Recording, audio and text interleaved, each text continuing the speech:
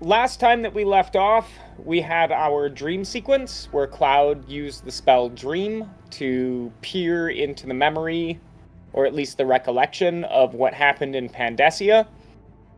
And during that dream, when the absent mind was, I guess, on scene, so to speak, the memory did not play out the way it should have, or the way that it actually happened.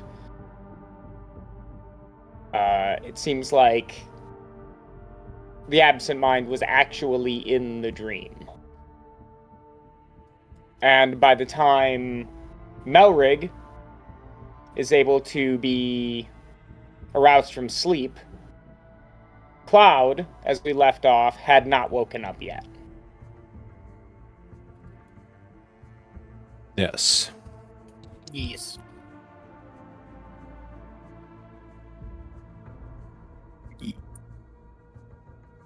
And Cloud will not wake up right away.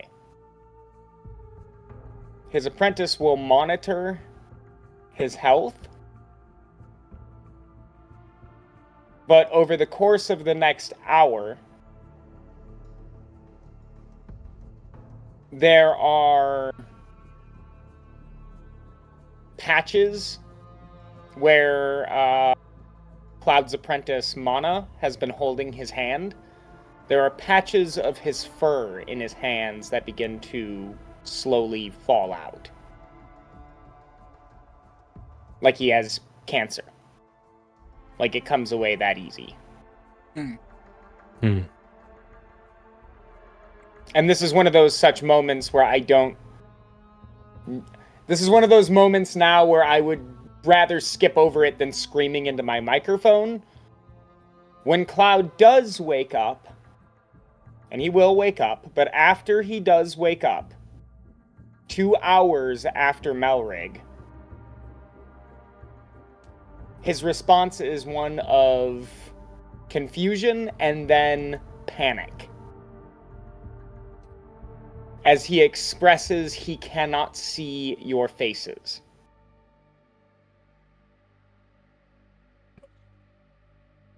It's a form of manic panic, where Mahmud comes in and ushers you all to leave.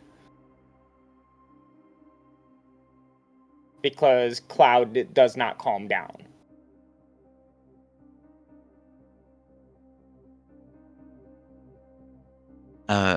Does it seem like he's, like, does he have... Can I do an insight check to see if he has, like, the status condition of blind?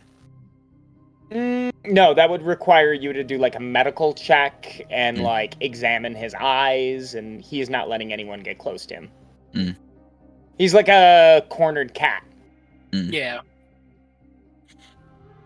So he can't see anything, or just our faces? He exclaims, "I cannot see your faces." Okay. Over and over and over and over again. Can I try and, like, calm him down so I can use lesser restoration on him? You can attempt to calm him down. I'll go ahead and roll a persuasion check.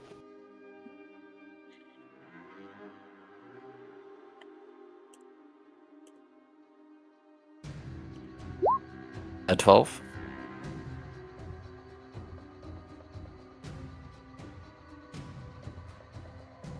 Okay. Samara comes in gentle and slow. And you're able to earn Cloud's trust, laying him back down, or convincing him to lay back down so you can examine his eyes. And from here, if we want to jump into a kind of role play, we can. I just did not want to shout into the microphone. I thought about this all day if I wanted to role play his panic. I decided against it because if I shout or do certain voices into the mic, it doesn't pick it up. Yeah. So Smart. Just put the scene in your head that this was not okay. Yeah. And Samara has convinced him to lay down. From here, we can do roleplay if you want. I'm gonna like very very calmly turn back to like Melrig. And then are there like other attendants in the room? No. No. Just us. Yeah. Melrig, do you have any medical expertise? You know, a little bit. Some. Uh, would you mind taking a look at him real quick to see if we can't find out what's going on with him? Sure. I can take a quick gander, see what's going on. Thank you. And I'll back away slowly from Cloud. Okay. All right, Melrig. You begin to look over Cloud. What are you looking for? Oh, I thought I had it. I guess I took off my detect magic, but Yeah, it would have Yes, been like 2 hours later, so it wouldn't have lasted anyway. yeah. I guess just like looking in his. I mean, his eyes are his issue, I guess. Yeah, so if you want to look into his eyes, give me a medicine check.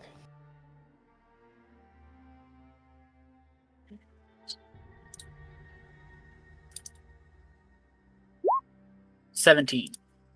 There is a slight graying or a slight silver color to the center of his eye. What is that called? Is that the iris? Yeah. Yeah. Hmm. And Cloud will explain to you that it's just your face. Your face is blurry. A mixture of colors like a poor painting.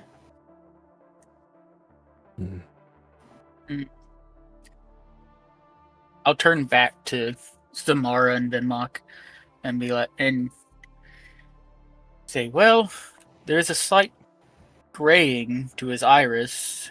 I don't really know what else it could be, but remember whenever we were in Pandasia and we looked in that reflection I remember. in the water? Our images in that were distorted or altered. Maybe the void before, because I mean he could have done anything to Cloud in that hour or two that he was stuck in there. Maybe he did something. Maybe just before.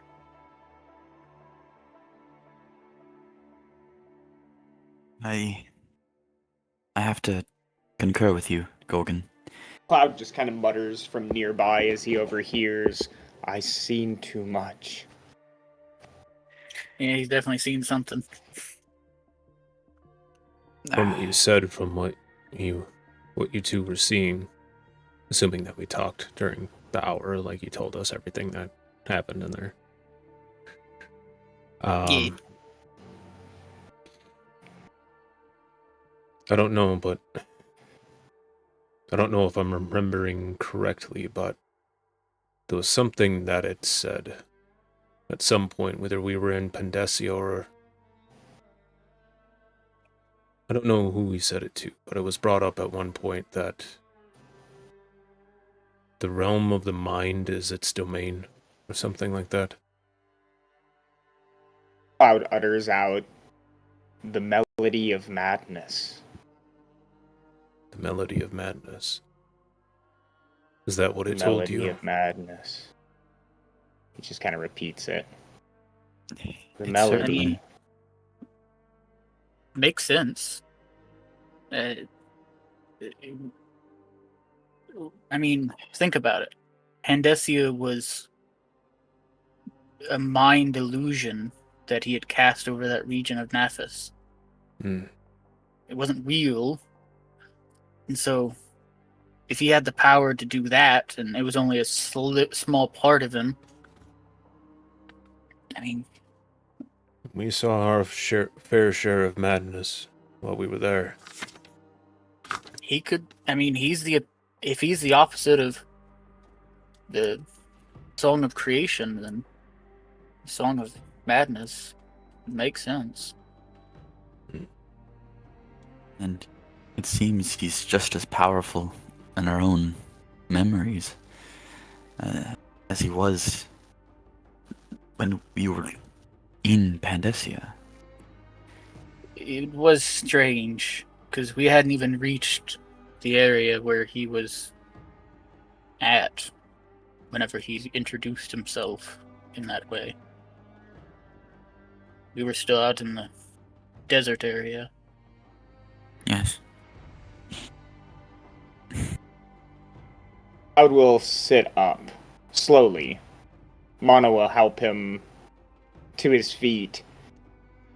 And as he stands, he says, No, you don't get it. He stares at you guys before you can see his eyes center in on your chest instead of your face. And he says, For I have looked into the void, and it looked back. I did not simply succumb. I've seen too much. He looks to Vimok and he says, Help me to my desk. Grab my arm. I'll help him over. He hobbles up over to his desk where he has like a large chalkboard with a bunch of stuff that's been scrawled on it, and without hesitation, once he gets there, he just grabs like a rag and just begins to wipe away the middle of it.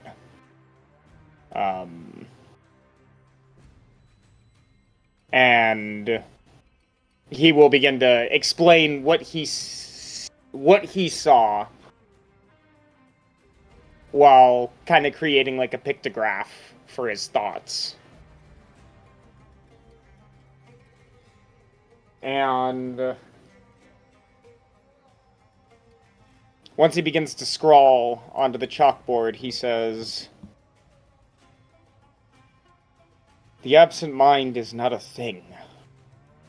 It's not a creature, it's not a monster, it's not a god. And that's just what it is. Nothing. The meaning of nothing. In you, in me, he throws one piece of chalk and it shatters against the wall. In that, it is nothing. When the gods rang this world into being, their song spread.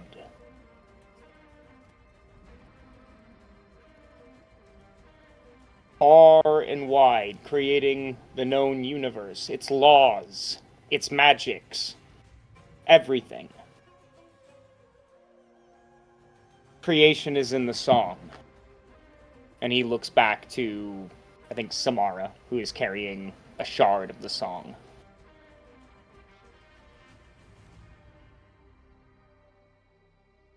This melody did not go forever, however.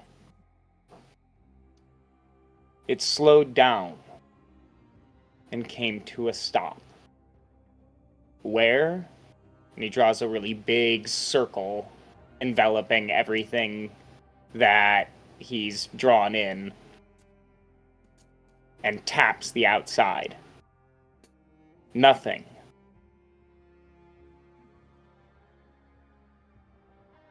And when the song stopped, nothing, and he points an arrow inward, came back in. The tides of the ocean.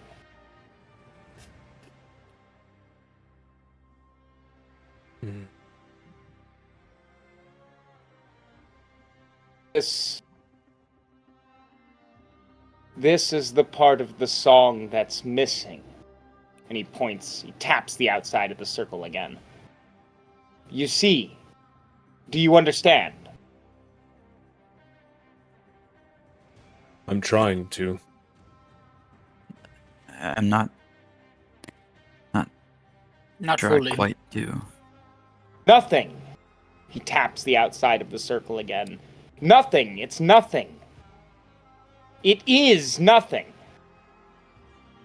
Don't you see?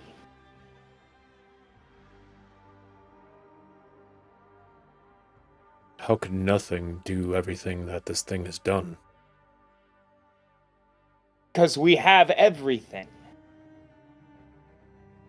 We are everything. This is everything. He begins to kind of be a little manic about this. Like he's trying to prove a point and doesn't know how.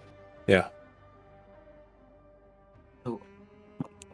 The void is absence. It's nothing. It is void. It is void. Its existence is nothing of absence. And yet, this is where it gets tough. He looks up towards the ceiling and he says, Tower, bring up experiment 7.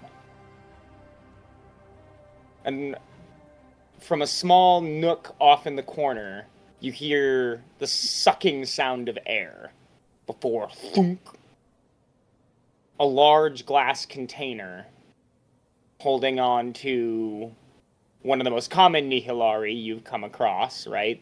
One of the ones from outside of Fort Gatton. Kind of slithers and slinks around like a serpent or a worm on the inside.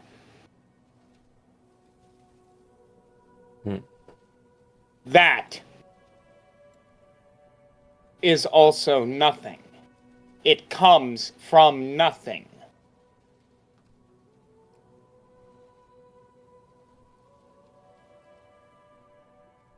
Doesn't it...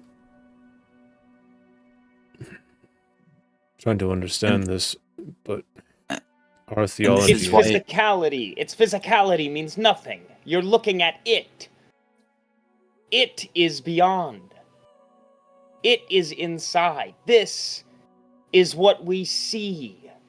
This is what we feel because it is here. There are laws here. But it is nothing. If it wasn't here, it wouldn't have this shape or form. It would be nothing. It wouldn't exist. Yes! Now you get it! And this is why it is here. This is why it despises us, because we are everything. Yes! And it despises the fact that things exist. You get it! He slumps down in his chair.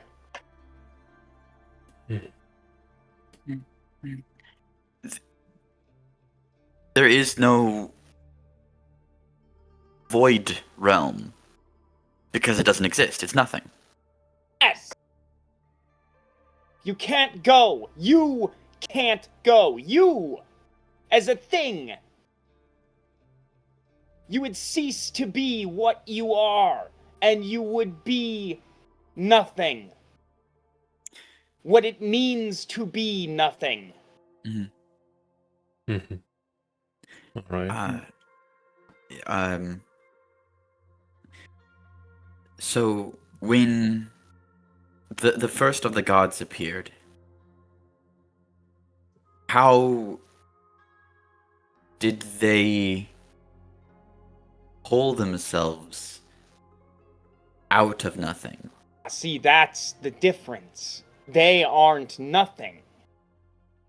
They are something. And so,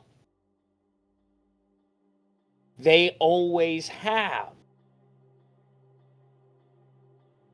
On a cosmological scale, this table, he grabs a hold of it and just whips it to the side as he stands up. A small table, it shatters against a stone shelf, is nothing. It means nothing, but yet it is here. It has a shape. It came from something, probably a tree that was chopped, then made and produced. It has a something. It has laws that it has been applied to and that have been applied to it.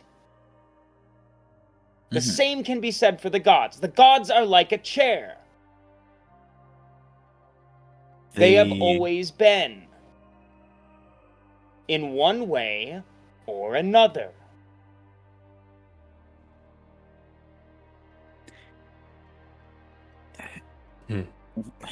Take their absence. How many people can say they hear from the gods? They listen to them. They hear their words. Very few. Very few. And yet, in the old stories, they walk the face of this world. They change. They have to. They're different. Because there's something. Because they exist. What doesn't change is nothing.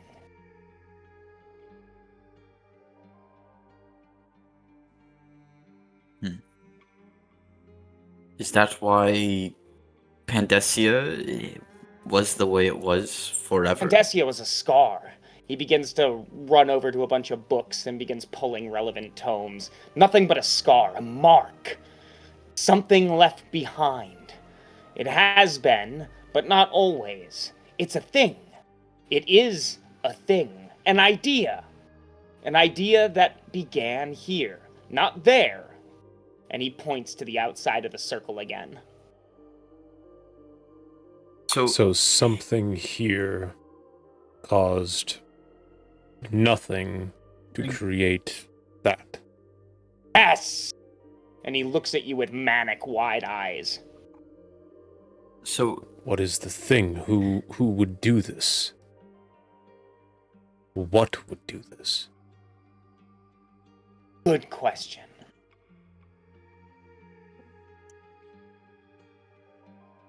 you're saying there's instigator outside of the void?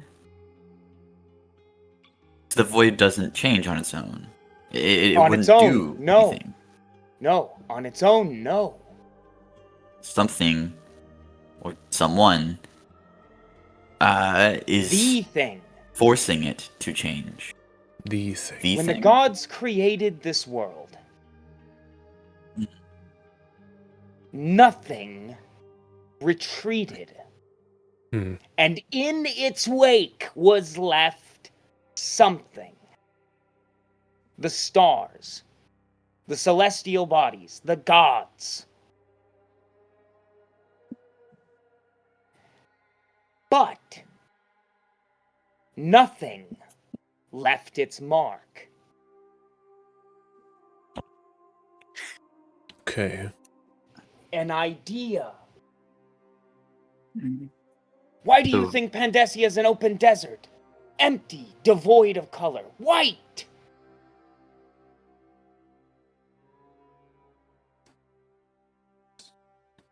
A resemblance now. of nothing. Because it's a nothing. It didn't It's have just like this, and he points at the Nihilari that's swirling around in the tank. It's just like that. It's the same thing.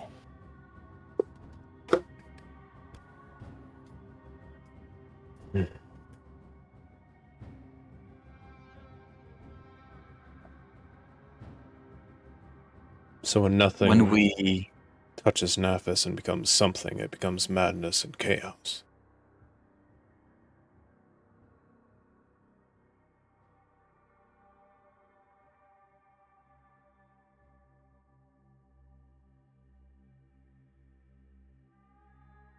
That's how I'm understanding it.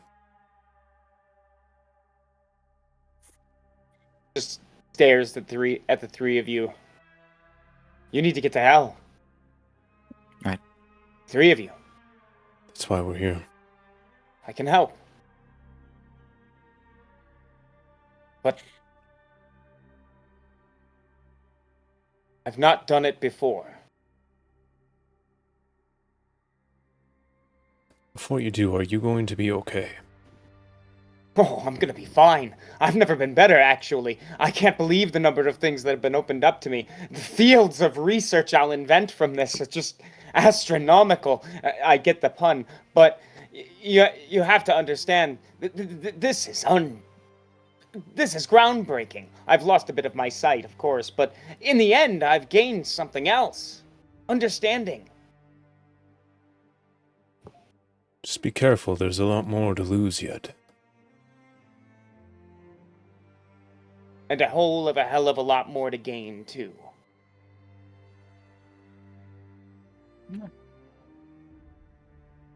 If I've learned anything in my long life already, it's that I can fix anything with just a little bit of magic.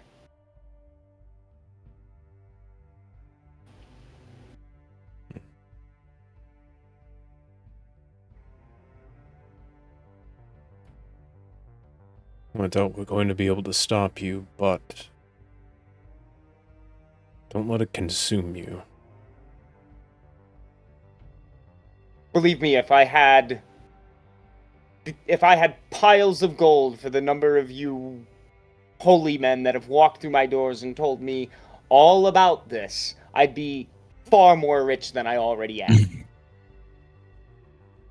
In fact, I have zero idea why you all keep coming around here, but every single time you do, I curse the time that you do because things like this happen. However, this time may be different. Gods obviously have use for you. No. You have use for me. That's why you're here. The only reason why we are here is because of them. Else I'd be far north, we never would have met each other. Never would have No. met these two. Wrong again. You came here because you heard of me. Everyone has. You could have gone to anyone else, tried any other way, and yet you braved the deserts, crossed the sand wall, and came here. Because of me. Because of the prophecy. We needed to get to hell. We were told that you were the leading expert. Oh, and you're gonna go. And I'm gonna get you there. But it's gonna be because of me.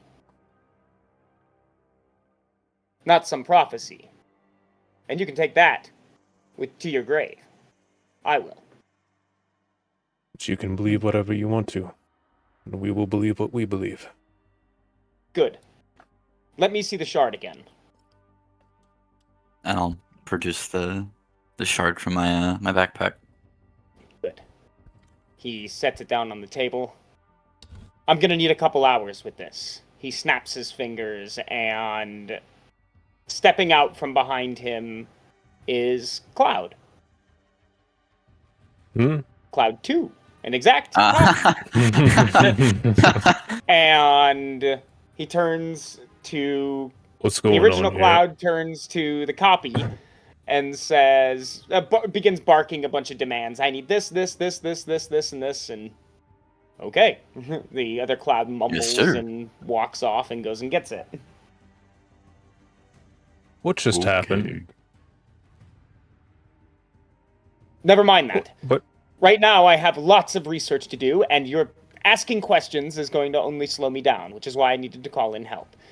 You need to leave this with me for a little while. Find yourself, I don't know, something to eat. Thank you. We appreciate the amazing skill that you have, the amazing knowledge you've brought to us today, and for your help in taking us to the next step.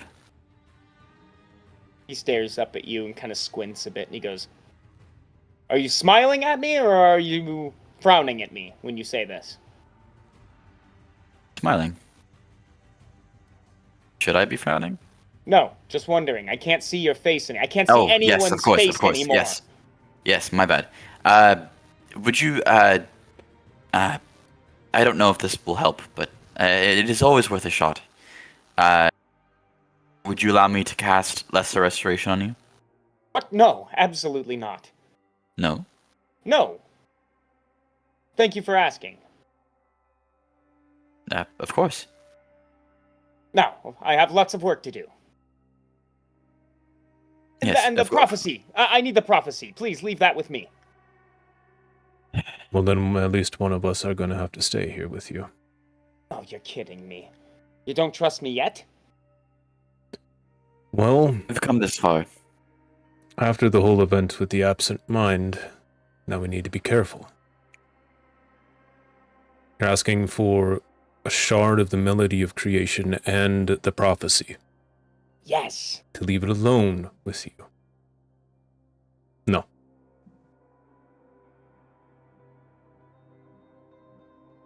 If one of you must stay, then one of you can stay. But there's a chair over there in the corner. Sit down, be quiet, don't ask me any questions, and we'll get along just fine.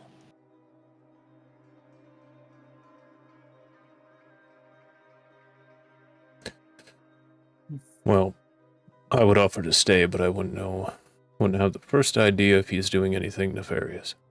And this was your idea. Yes. Mara would be the best one to stay, since she has the connection with the shard. Oh, yeah. But actually, you! And he points to Samara and he says, that reminds me. You. You're the one with the divine blood, right? Yes. I'll need you here anyways. Sit there. Don't move. Be quiet. The other two can go. And the other cloud steps forward and he goes, you're being asked to leave now. Please leave. Well, all right, that works for me. Yeah.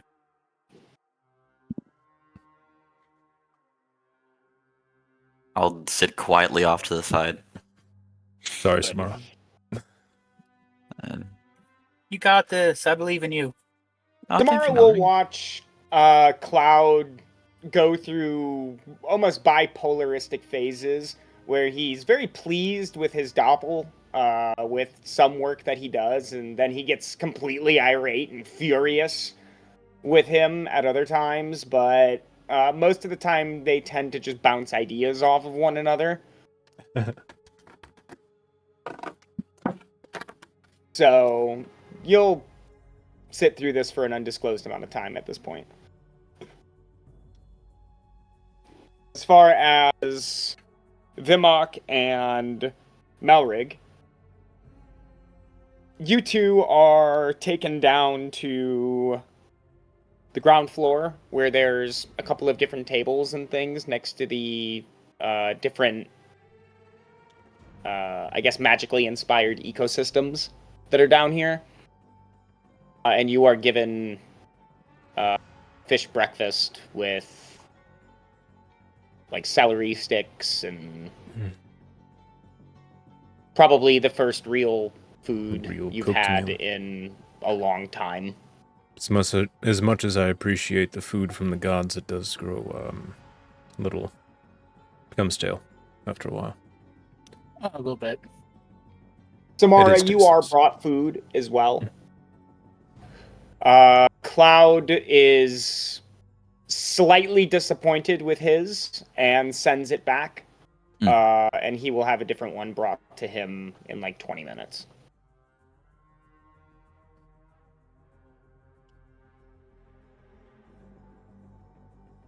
But at this point,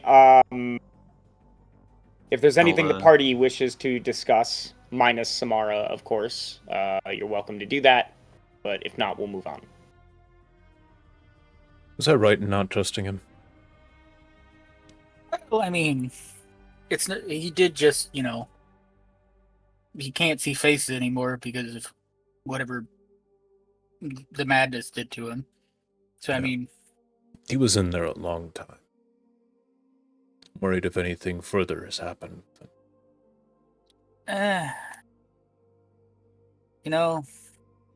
Possibly. But I feel we won't be able to test it when we're here. now, but I just would have rather not leave him alone with the prophecy and the shard. Hmm. I don't know if Well, the void has influence on him now, or you could. if he's just really excited. Probably a bit of both. I mean, it's not like he was a big fan of the gods before all of this anyway, so. No. Yeah, he might be a little bit influenced by it, but I don't know.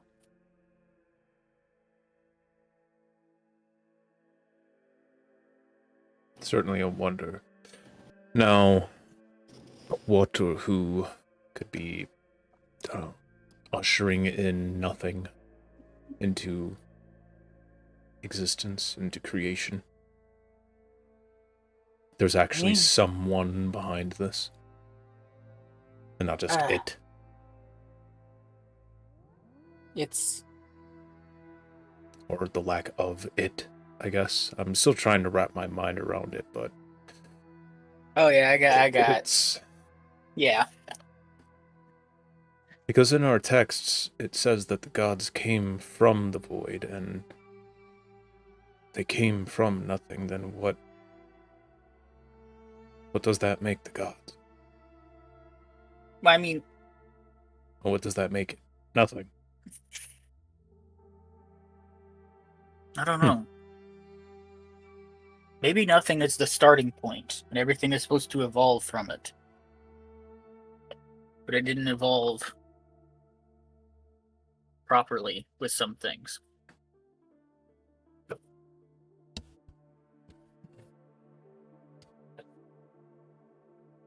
Maybe it's the cult. Remember that cult we took down that had the Minotaur? Maybe there's just a large cult. Just all across the world. Yeah. A mega cult. A mega cult. Yeah. That would be a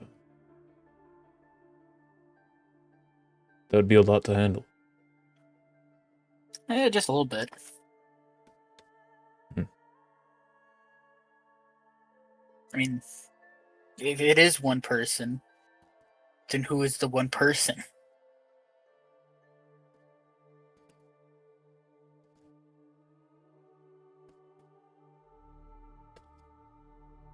Maybe it's... I don't know. Someone in the likeness of the same minds. Well, probably not the same mindset. But my mind would go to someone like Krivbekna. Well, yeah. But I don't he think it would doesn't be get him doing this. No. Well, I mean, he wouldn't really get anything out of it. No. He achieved what he set out to do. Yeah, and if he tried it again, this wouldn't be the style that he'd choose for it. Roll a religion check. Someone. One of you two. You could do it with advantage, too, since you're both thinking on this topic.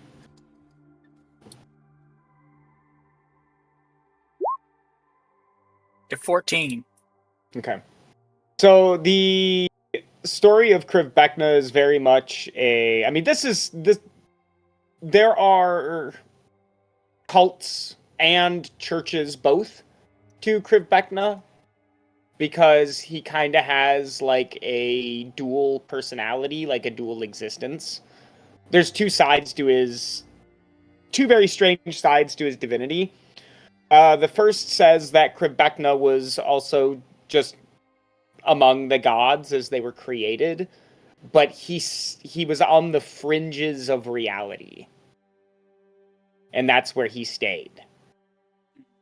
It wasn't until he gave up being what we would call a god and died, where he was then born as a mortal in a very ancient elven empire. I don't have a name for this empire yet, but they spanned much of the known world. And he was born in the high capital to a very prominent family. But from a very young age, he was able to raise the dead. This is the introduction of necromancy into Nafis. Like, with Krivbekna and his necromancy came necromancy as a practice. He made it. And it was almost, a lot of it was almost innate.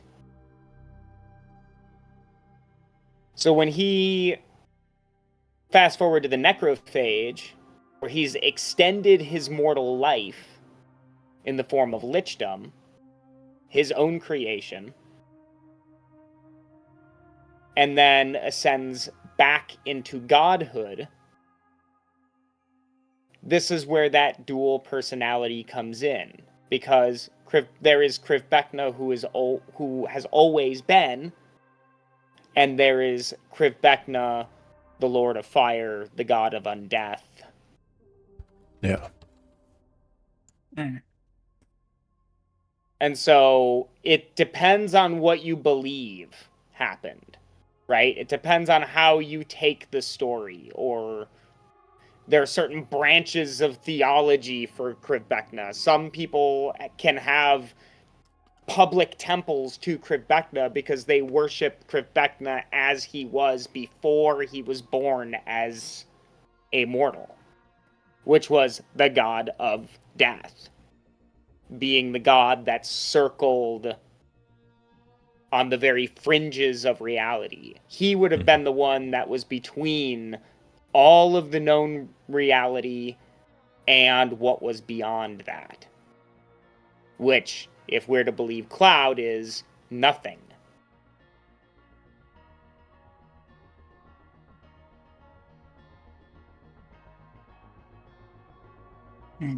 So based on that,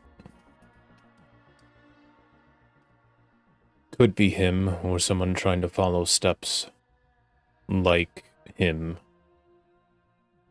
in some sort of pursuit. I mean, it could be a wayward follower. Or a group of his followers. Maybe there is a worldwide cult after all. Yeah, I mean, further and further people got from the gods, the more culty they get. I'm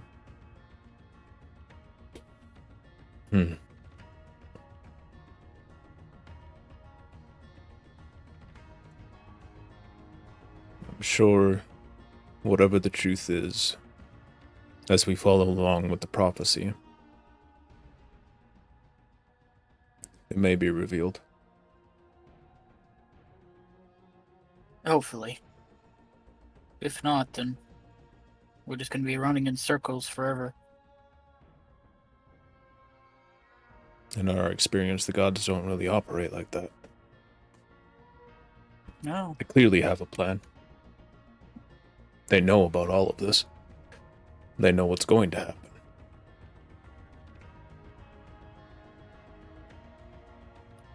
Yes, but proof is in the pudding. And if he's able just to pop in and out of nowhere, then that's going to make everything a little bit more difficult.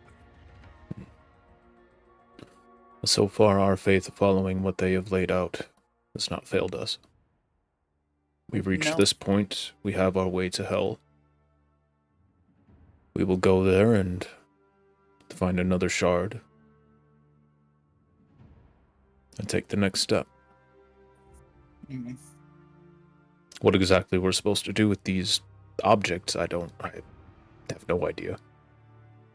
But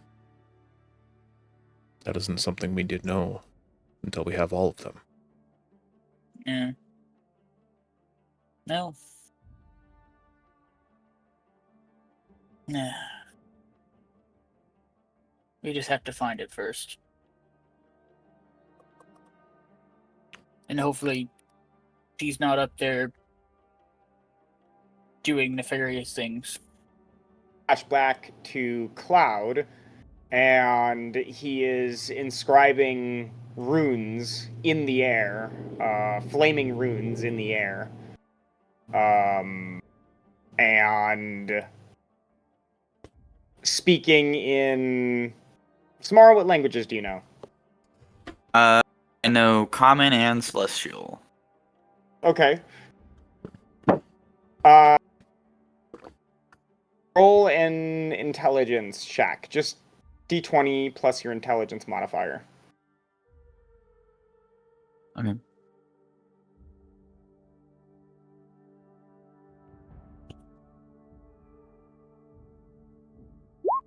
An 8.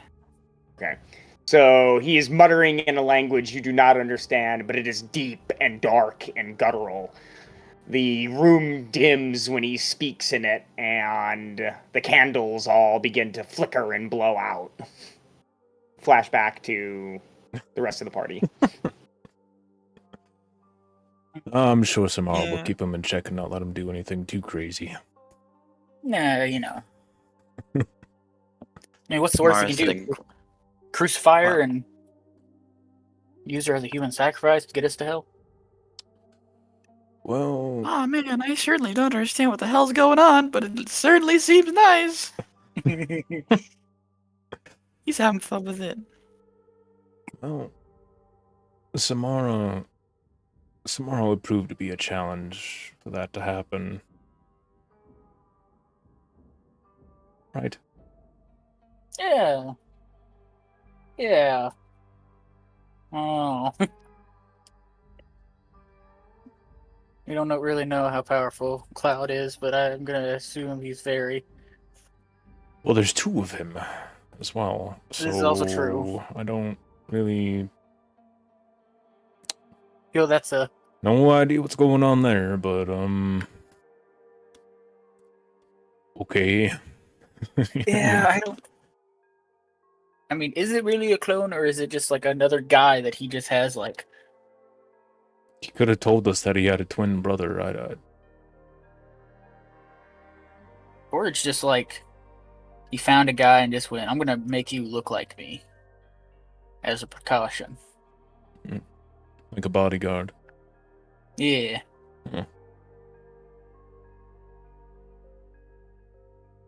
Maybe. And it's not too crazy of a thing. I mean, I don't know how they do it, but up in the north we've got sages that I'd visit from time to time, and they would do mind things and go into and look and see people's fate and do all sorts of healing and moving the earth and all kinds of things.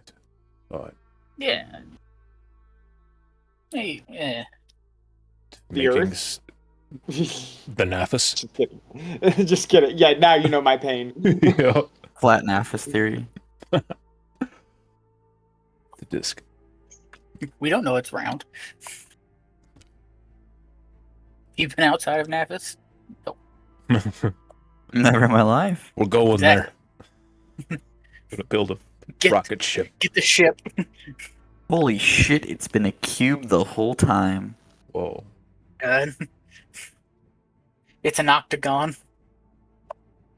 The D20. Well, Dodecahedron. Octagon would be a D8.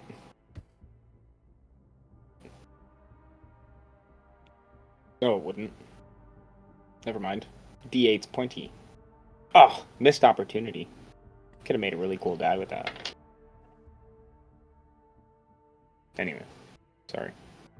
well, whatever he's got going on, seems confident that he could get us to hell. And I mean, he has confidence. I'll give it to him.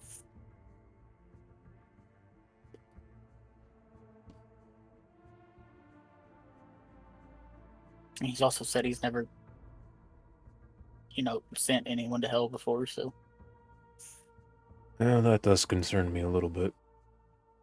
Like, where are we going to pop in?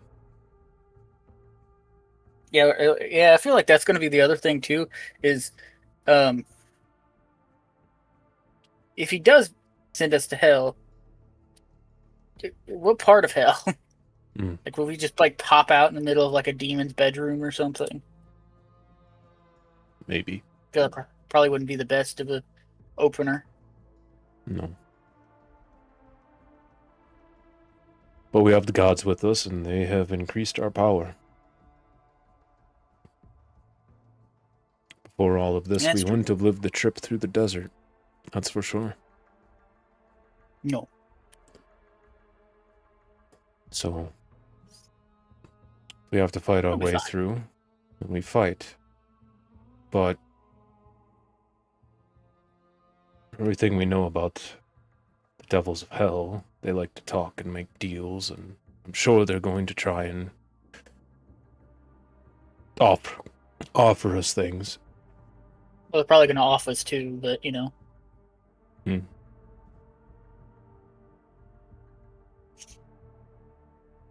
But, I don't know. Hopefully he gets done soon, and we can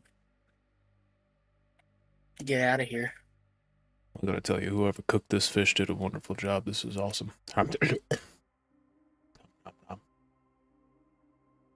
it's probably his third clone. Third clone. Oh my. So, we'll fast forward. Samara, you're going to witness a lot of strange things in here. And I suppose it is probably up to you whether or not you decide that you should intervene. It's your entire job for being here. And so, yes, we do have strange flaming runes being carved into the air with wands. And Cloud is uttering in a language you cannot begin to fathom.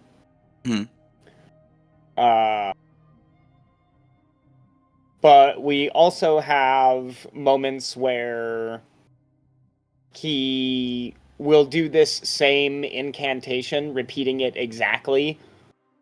But I will say at one point he goes to do this while holding the shard of the melody of creation. First, do you stop him from doing this? Do you object? Sure. I'll step in and inquire what he needs to use the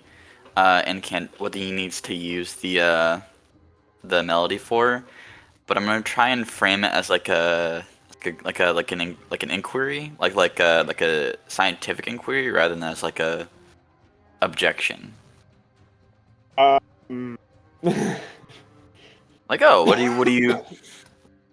are you using the? What is this being used for? Make a persuasion check.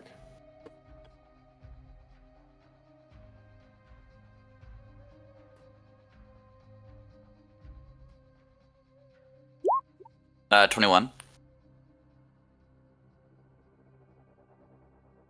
He turns to you with, surprisingly enough, a smile on his face. I'm happy you asked.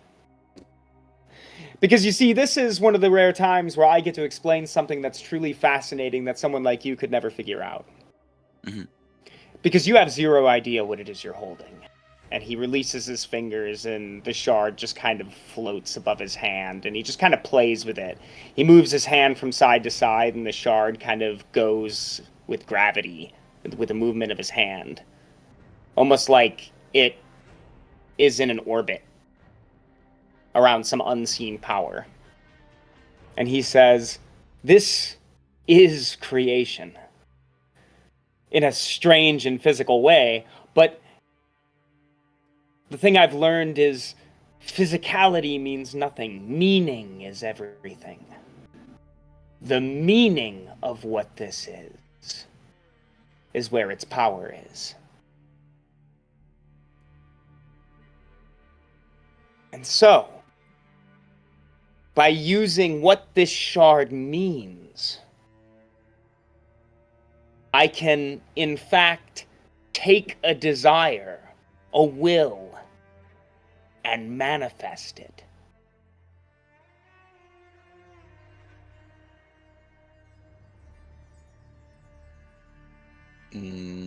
What do you intend to manifest? Why did you come here? To seek a way into hell.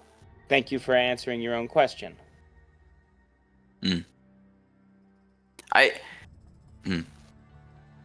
So you're saying the form that the melody takes in the material world. He Is drops the gravity and just kind of like juggles it in the air between his hands. Yeah, this means nothing. It could look like anything it wanted to, or is it just or that the form it is? Yeah, this is just the form it took. He juggles it a little bit, lets it fall onto the table. It just thuds.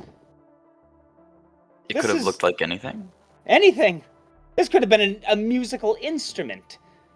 This could have been a lyre. That's fascinating. It took this form, though, however.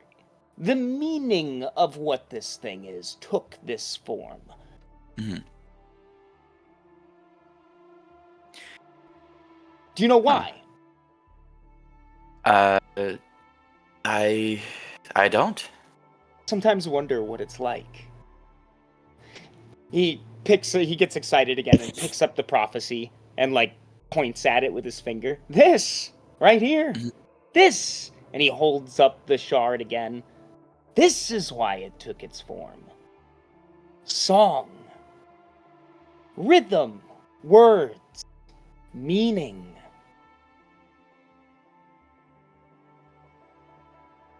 Don't you see now?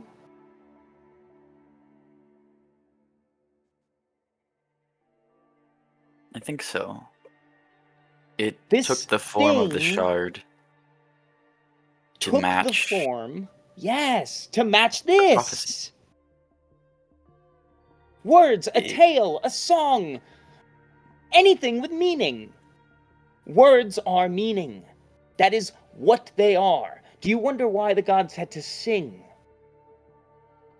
They had to create meaning in the world.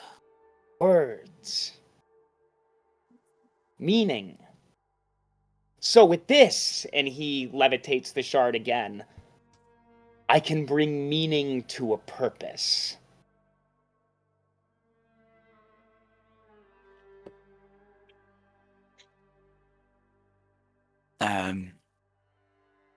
I've been I was wondering what language you were using to you were using earlier. Oh, that's Infernal. I had my guesses. Kind of a sister language to Celestial. I don't know that one, though. I've been fortunate enough to be granted that knowledge. And I've been fortunate enough to have you brought straight to my front door. And he kind of smiles at you. May I proceed? Oh yes, of course. Sorry, I just wanted to. I just had some questions, you know? Of course, yeah. An eager mind is one to ask lots and lots of questions. And from here on, do sit quietly. Of course. Please. You are lucky you got a 21. I'll let him continue to continue his incantations. Cloud will begin to mutter back into his wow, natural 20. Begins to chant back into his incantations, and a sudden tear in reality begins to open. Papers, books, anything loose begins to fly off of its shelves and scatter about in the room. The shard begins to turn from a blue to a hot red.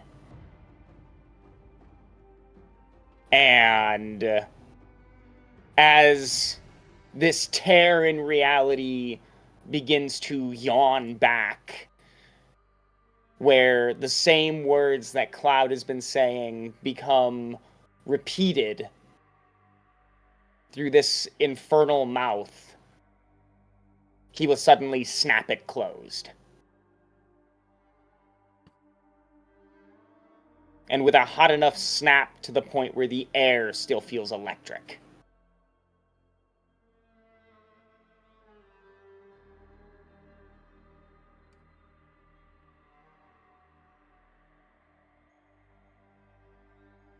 As Mana runs about the room, relighting candles and setting things up, the room is dimly lit. And Cloud says, "Go get your companions." Of course.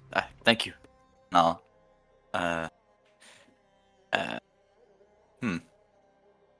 Actually, I'm gonna scry on Melrig. Not here! Go now! Now! What do you think? You're gonna stop here in my shop right when I tell go get them? I'll go grab Melrig and Vimok. Okay. Figured I could do like a message or something.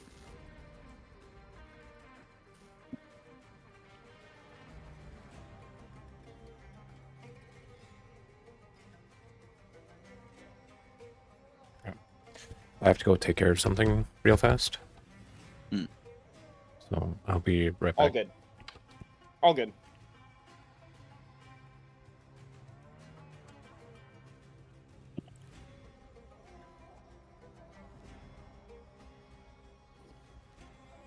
Are we all understanding what Cloud is saying here?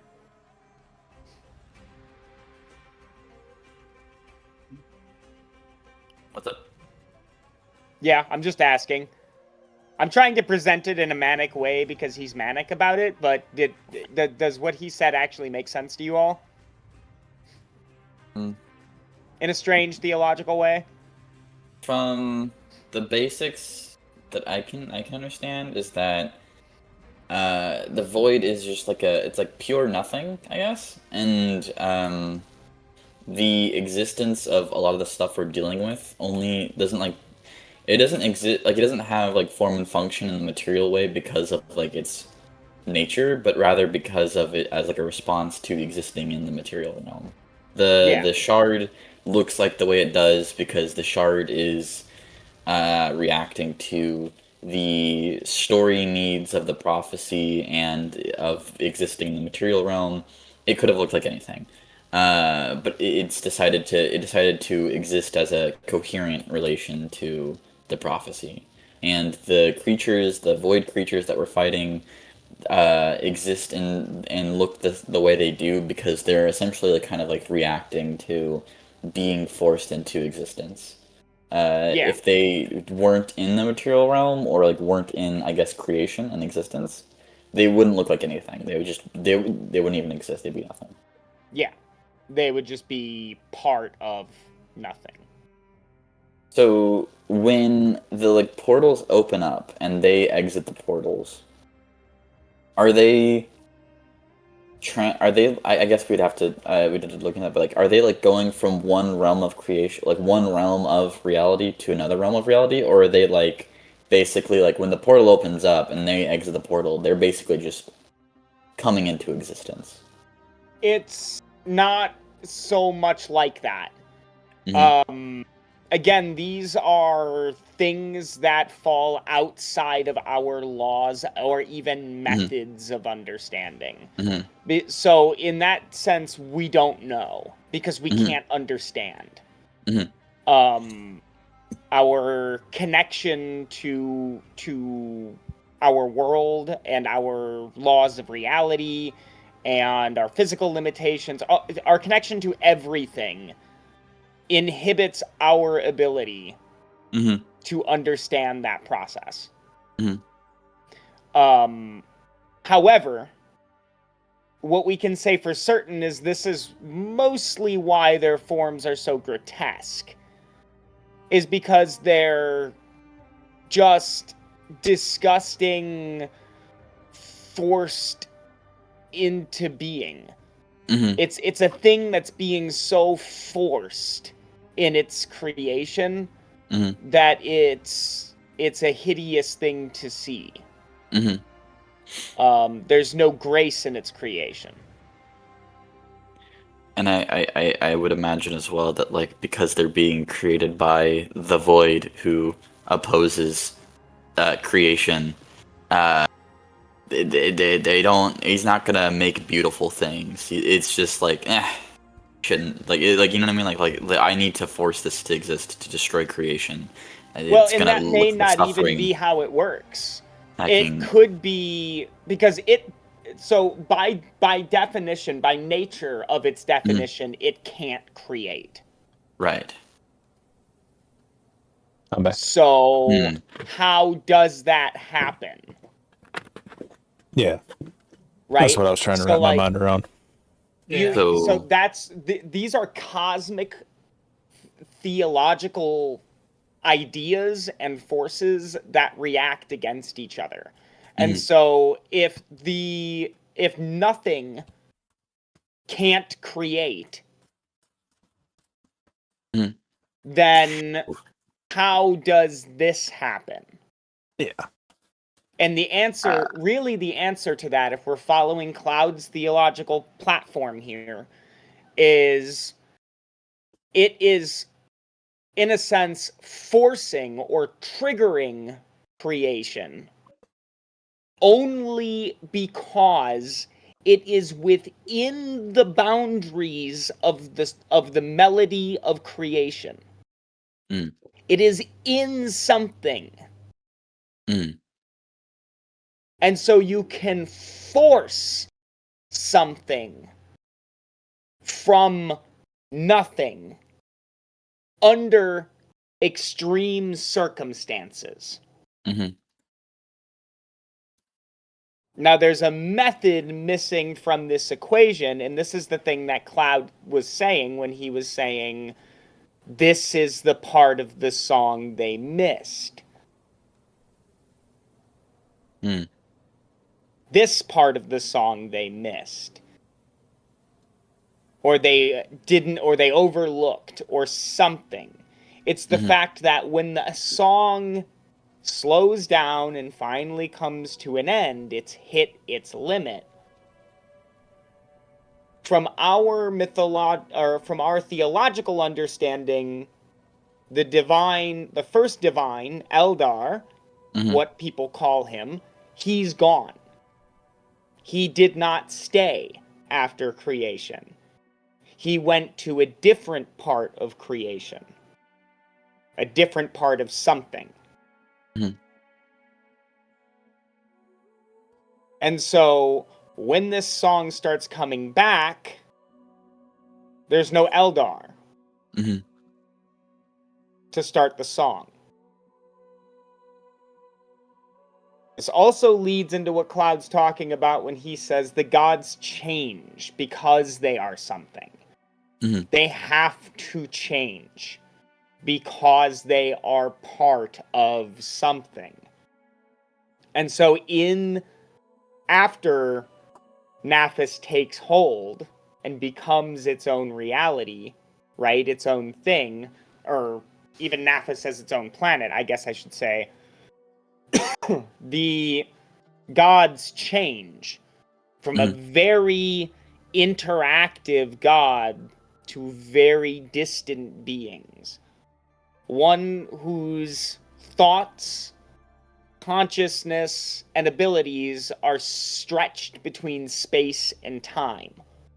They exist at every point in every moment. And this is also why you get the split personalities or the split theologies of Krivbekna, right? It's because of that law. So when Krivbekna became immortal and changed his form into immortal, or rejected, I guess, he restarted. He was he trying to like focus himself into like a single point? Like he was trying to become more interactive by being less omnipresent? Perhaps. And then when he reascended to godhood, he's still much more interactive. Is that Perhaps. because it? And will over time will he just come like? Well, it's like the like a. It's like how like But entropy, or like but under he the same law, the nature of. but under the same law, he becomes part of, or at least is whole again with his omnipotence, Mhm. right? Like that. This is the nature of gods. This is why I don't like when like some DM when they construct their world, they'll have stat blocks for their gods. It's like, no. Gods are beyond what you can put a stat block into, right? That's why they don't often, you don't just see this like, you know, your game world might have your gods portrayed in a very different way, in a very, human or humanoid looking way. And that's because that's the way they see them. That's the way they've manifested themselves into something. But I mean, their actual form is very much like the void. It's nothing. It's scattered across space and time.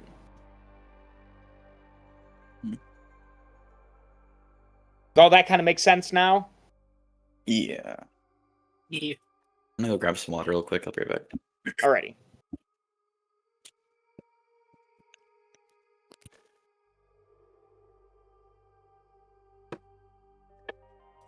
It's a big concept. I don't expect everybody to go whole hog and fully understand it, because I don't fully understand it myself sometimes. But that's the way it works. And sometimes a lot of these things should be vague, right? Yeah. That's the way it works. That's the way it works. Yeah.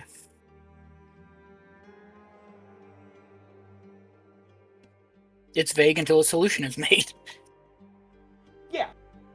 Well, and I mean, this campaign is the one where we get to explore the nature of the gods between people, right? That's the whole reason for the campaign. It's a heroes and gods campaign. So, I mean, we're still just on the precipice of things. I mean, we've definitely ramped up, but now with this next chapter, we hit the big leagues. Yeah. At least when it comes to combat now.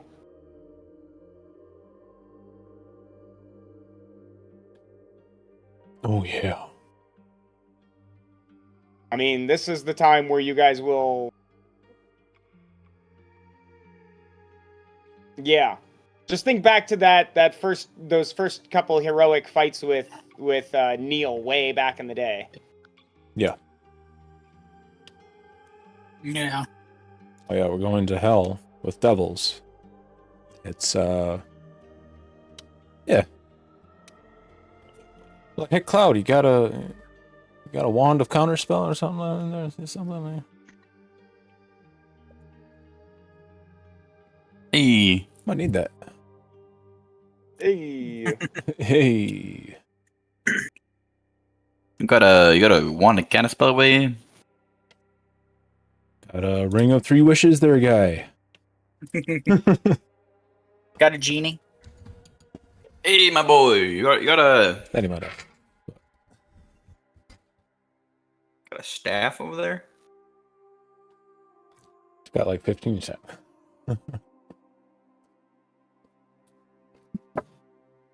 So, we all good? We want to jump back in? Yeah. Yeah, right. Yeah. So, the party will come together in Cloud's office, which looks disastrous, by the way. As you guys walk in, there's things knocked over and papers scattered all over the place, and it's just an absolute mess. Good to see that things didn't get too crazy in here.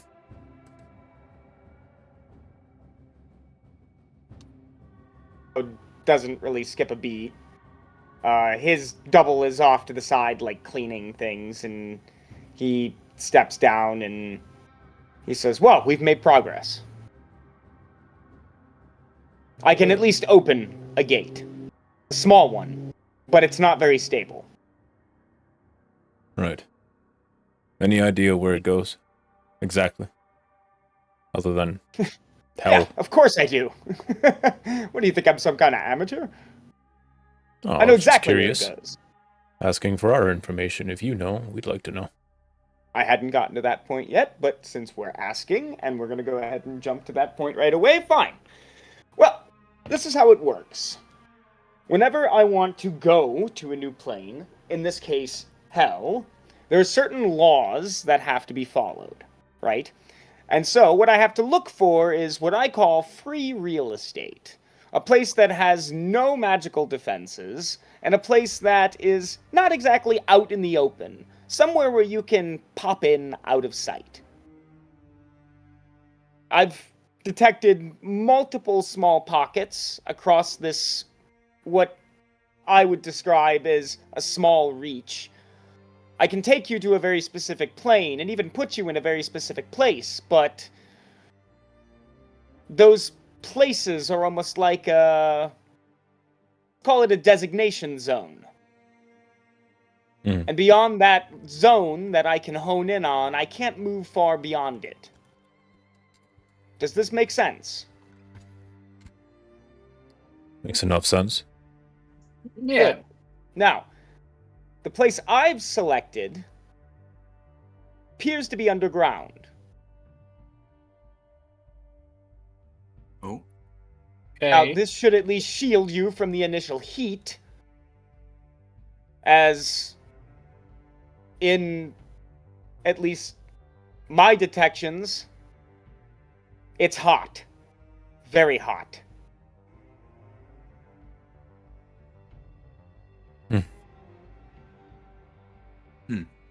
I'm talking, we'll be lucky if your hair doesn't set on fire immediately the moment you step in.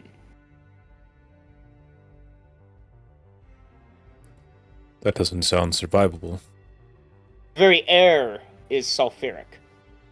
Hmm.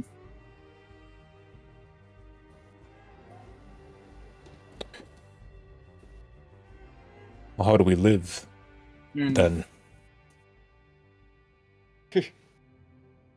And this is why I said you came to me. And I'm going to prove this point over and over again. I can make you all a ring. You have to wear it at all times. It cannot come off your finger. It is the only way to guarantee your survival. But I can force, through magic, your bodies to adapt very quickly. Okay. You might have a couple moments of excruciating pain upon arrival, but it'll pass.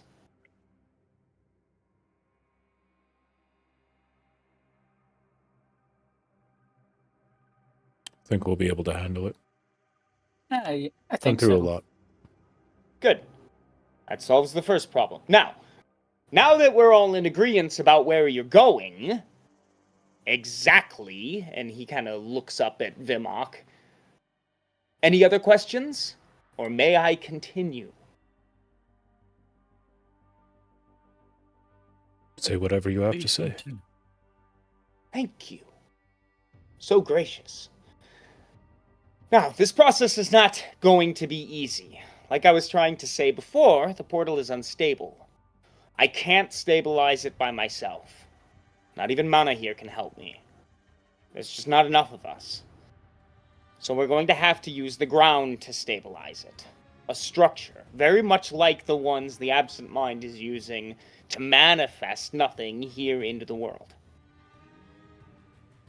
We're going to use that same kind of process and manifest you into the hells.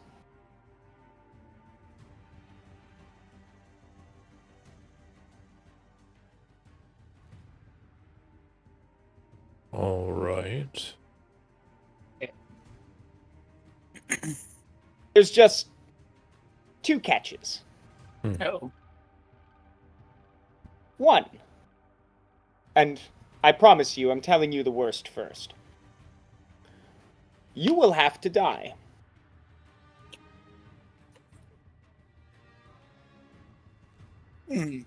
What? Very Okay. quickly, very quickly, and as soon as it happens, you will be taken in, and then you're fine.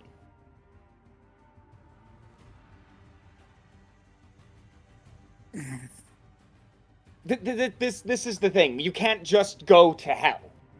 Okay? There's a toll to pay. There's a divine barrier around this place. Look, I can get through it, but I have to follow its laws.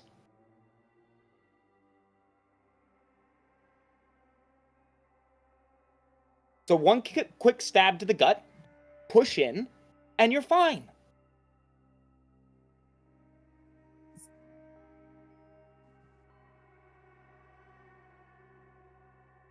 I can see we're not buying this.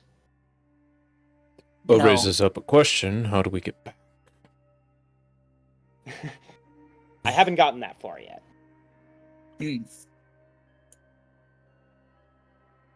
You asked me to get you there. That's what I'm focusing on now. How to get back? That's a question for after I figure out how to get there.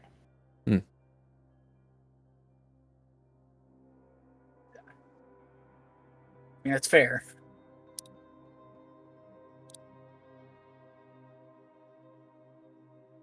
I know that the gods would be able to bring us back.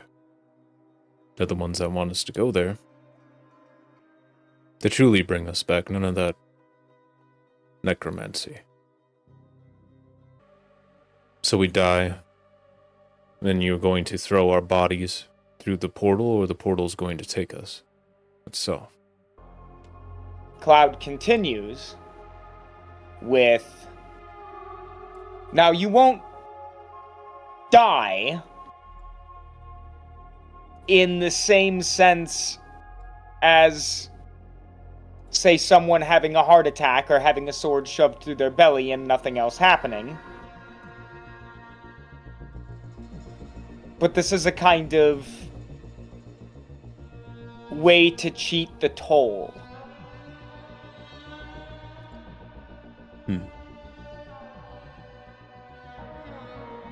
What I need to do is, as you pass through the barrier, I need to trap a piece of your soul.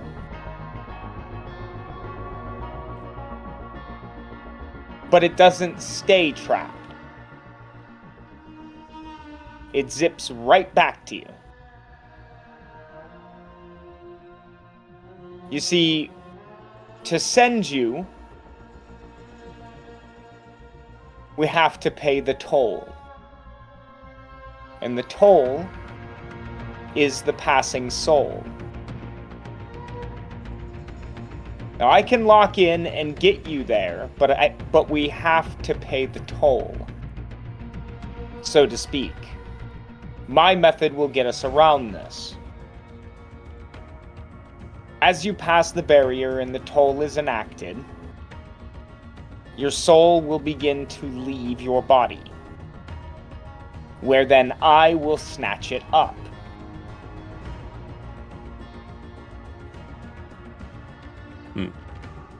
But as soon as you pass into a new realm, the material I have to withhold your soul requires your body to be on the same plane. So immediately, within seconds, the spell will fail. And your soul will fleet back to you.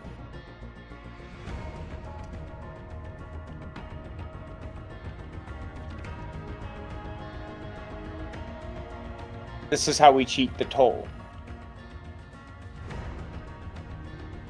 So it won't be you killing us, it's the going through the portal that will kill us. Oh no, I need to separate the, or at least thin the barrier between your life and the next. So I am going to stab you in the belly. That is the most direct way to thin the barrier. Is to put you on death's door. so to speak. But as you pass through the barrier, and body and soul are cleaved together, you're in a new world of existence. Your injuries here don't matter. Now, I have no idea if they'll return to you the moment you step foot back on this plane. I don't know if all of a sudden you're just going to get a hole in your stomach and drop to your knees, but that's a problem for another time.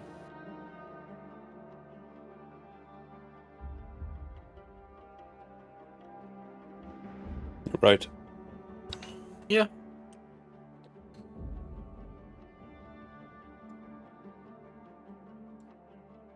Hmm.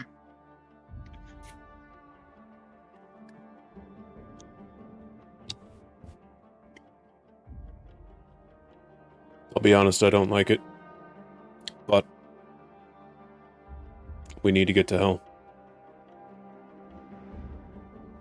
There isn't much time to waste. No. This is the quicker option.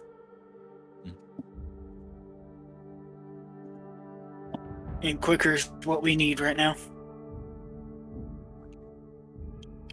Well, we had another way, but it took us a month to get down here. It would be nearly 3 months by the time we would get to hell with the other route. I don't know if we have that time anymore.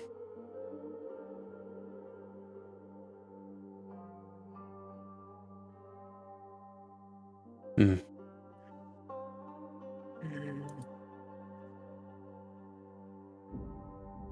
Well, we've been close to death before.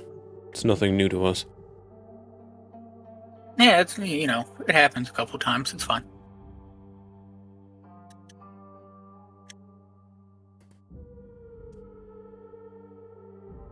Is there anything, Cloud, any further information that you know about hell that we should know? How to survive, what to do there? Anything we should prepare for in advance?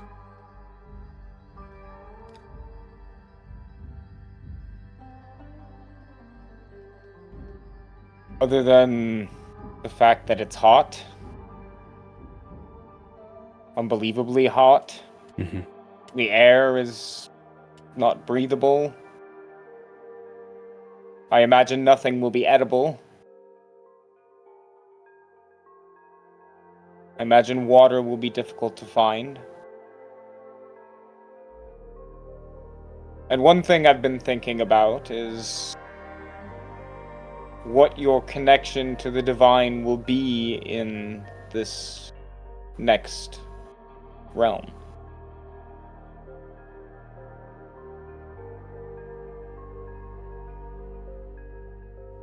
Remembering correctly, Neil Gatton said that there is a severance, or someone along the way had told us that there would be a limitation. It would be more difficult to commune or tap into the divine. Then I would recommend checking through your supplies and ensuring you have everything you need. If not, I may have some extra here in the tower.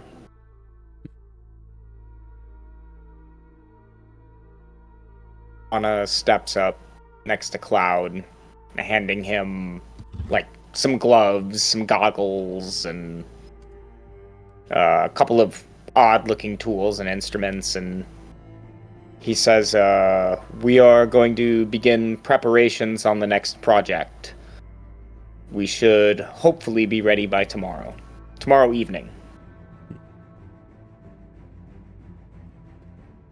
So, take the evening to get some rest, take tomorrow to prepare your supplies, and get a nap in as well. It'll be the last time you sleep comfortably, I imagine. At least for a while.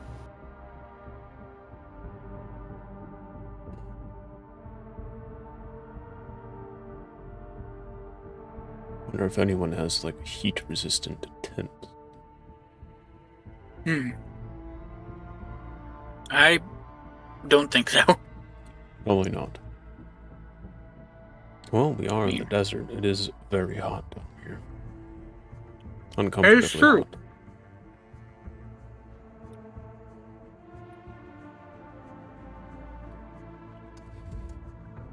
Maybe they have something for combating the heat.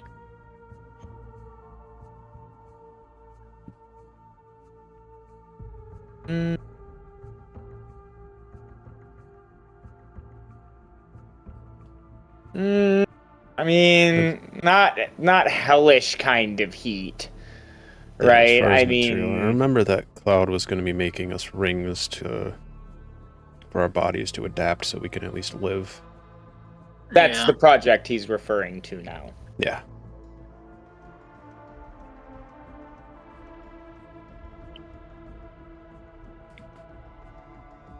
Well, there always is the option of roughing it. Won't be comfortable, but... I think we might have to.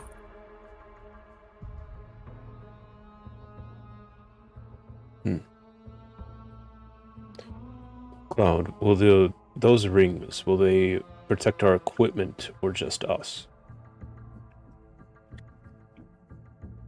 Oh. Shit, that's a good question.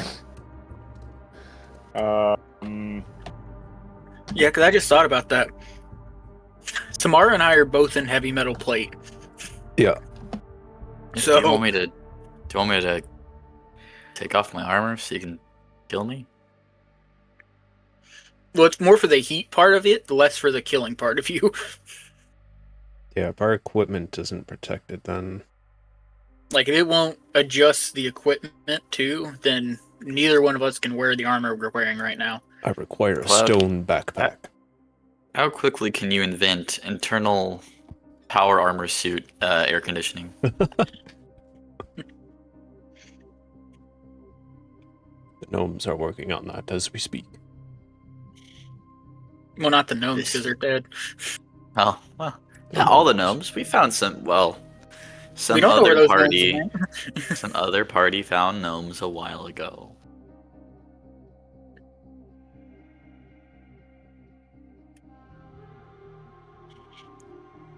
Besides, it's as if all gnomes would have been there. Unless all gnomes were there, in which case, rest in peace. Okay.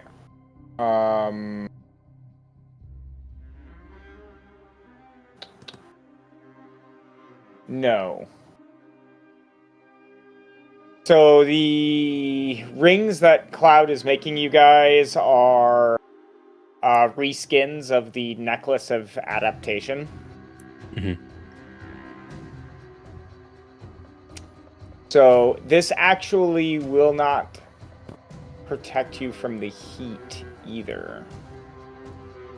I thought it allowed you to balance temperature too, but I guess it doesn't. What am I thinking of? I thought there was there one that was did something. this. Right? That's what I thought. I was gonna say A fire name resistance. is coming No, into my I do mind. The Band not. of Planar Survival. I don't know if that's an actual thing or if... I don't know. But no, I am not giving fire resistance.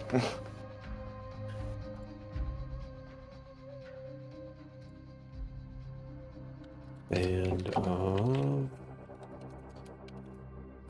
planar...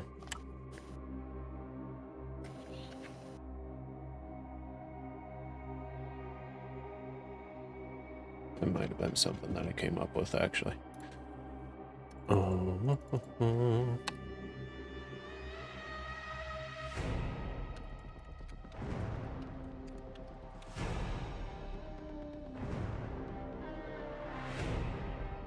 Is it a potion? I wouldn't want to do that. Is it the Cloak of Elements? Cloak of the Elements? What does that one say? A third party. Oh, it's third party. Never mind. Wait, hold on. Let me look this up. Let me see if it's on D&D Beyond. Because it says this item grants resistance to extremely hot or cold climates, negating the need for saving throws against their effects.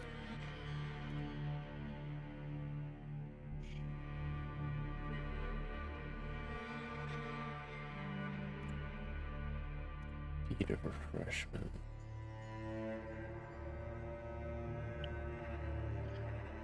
Cold drink. No, that would really be it. No, I guess there's...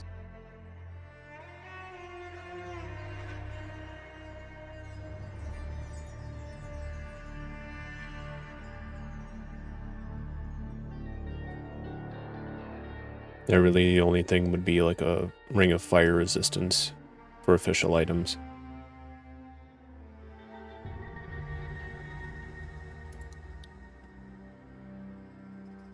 Hang on a second.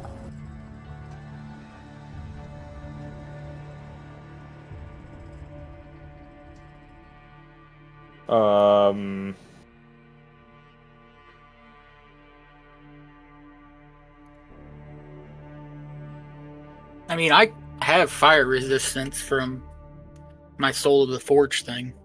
Mm-hmm. Yeah. But...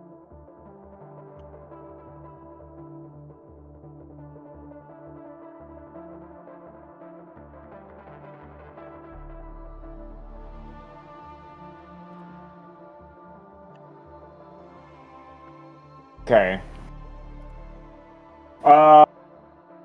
Yeah, crap. Well, Cloud can make it where you guys won't suffocate from the heat and the sulfuric air, but he can't protect you from the other effects from the heat itself. Mm-hmm. I mean, as Melrig has pointed out, he's going to be fine, but...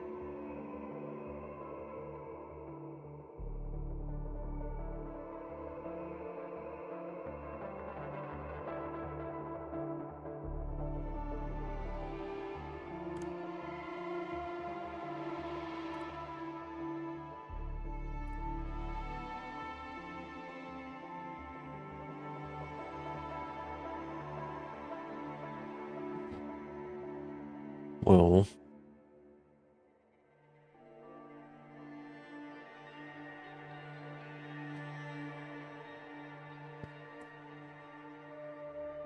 Melrig or Samara, do you have any spells that could protect us from fire? From heat?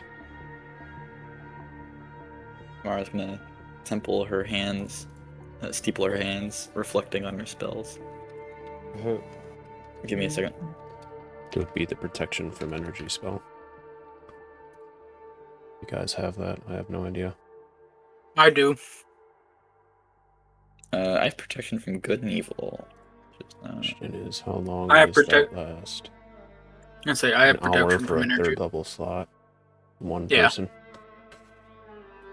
I got Thank 3 goodness. slots, so I could only cast it 3 times. That's if you get all the slots in hell.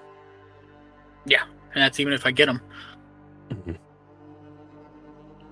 gonna see if I can't equip protection from. Was it protection from energy? Yep.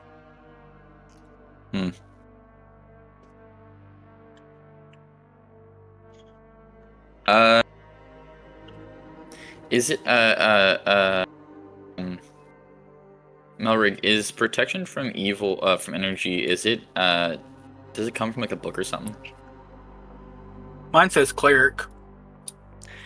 No, I mean like does it what source does it say it's from? Because I might not have access to the source. Oh, it's just from the mine just basic said- rules. It's a standard. Yeah, it's basic rules like it's legacy. Alright, I don't have it. Ah. Unfortunate. You can just keep dumping water on each other, you know? But that would probably be bad because it actually boil less. Yeah. Let's say that might actually make it worse. I could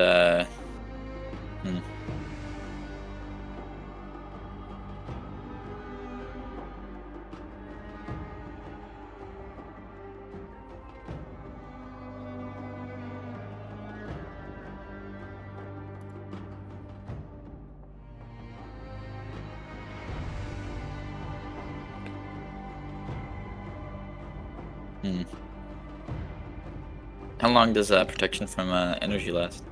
An hour. Oh, it's not. For one person, too, so we still need to find a way for both of us. True. Yeah, and I only have 3 third levels, and that's on the assumption that I get all of them whenever we go there.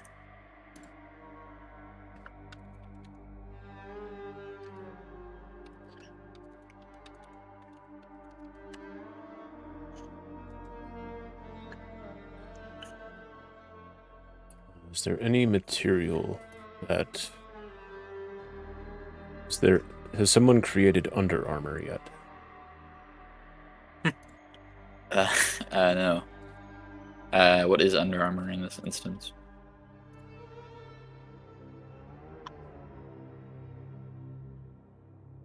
Oh wait. Mr. Cloud. You're a big fancy wizard in a big fancy wizard tower. Do you have any scrolls of protection from energy?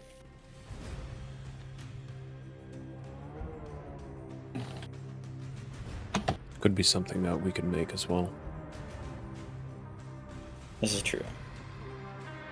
You would have to spend days, probably, transcribing scrolls. That's what we would have to do.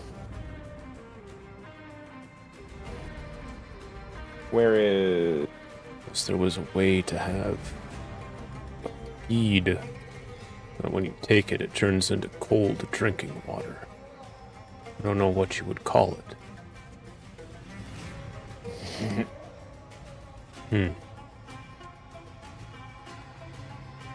Don't think that one exists. Don't you guys have a decanter? Or is that the last game? That was the last one. That was the the last last game. Rest in peace. I totally don't know anything about it, but the bead of refreshment would be maybe an option.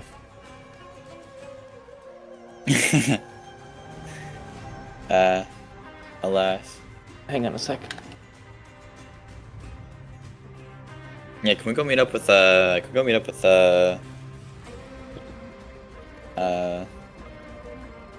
Andraste and see if she has we can borrow that beads.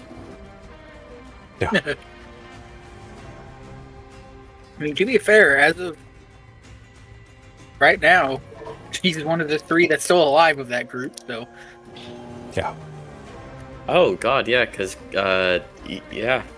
Leviticus No, Gorgon's alive, isn't he? Yes, Gorgon's alive. Gorgon is. Leviticus isn't. Right, but you said she was the last one alive of the 3. I said the last of the 3. Oh, right. He's one of the last 3. Scroll. Cloud does not know the spell protection from energy. Dang. Well, Shit.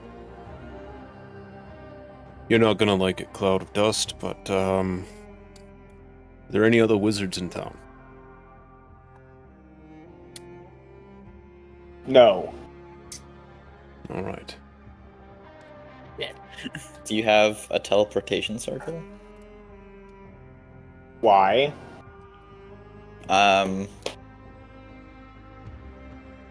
Maybe if we could borrow it for a second, we could teleport back to St. Gatton somehow, and maybe their clerics might have access to the spell of protection from good and evil, and we can ask them politely for scrolls of protection from energy. Wait. Can you make potions, Cloud? I'm not much of an alchemist. Do you know any alchemists? I used to know a damn good one. I'm sorry, buddy. I'm sorry. Do you have any potions of fire resistance? I might. checks. He does not. Oh, Mhm. fuck. Okay. Oh, hang on. Give me just 2 seconds. Hang on. Said Just we 2 raid the Pharaoh's vault. Look, I'm Wait, why would we maybe go ask the Pharaoh? Because he's gone.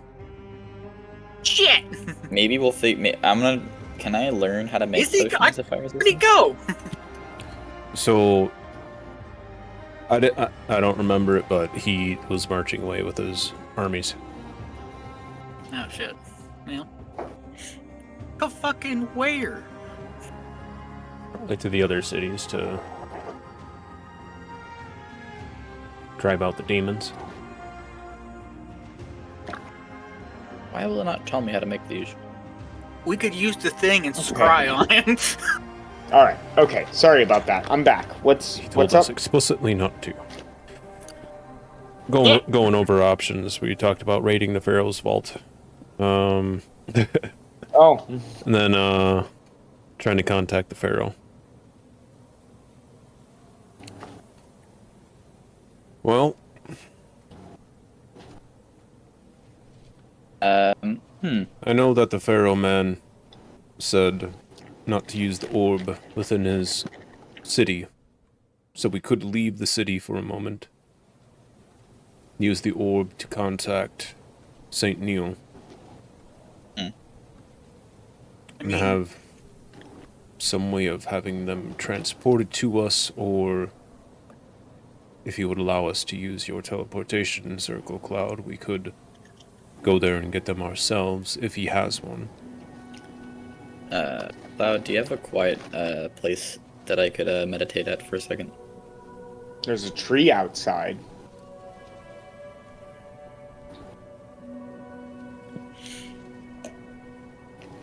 A big oak tree in the middle of the desert. How did that come to be? Long story. Fair.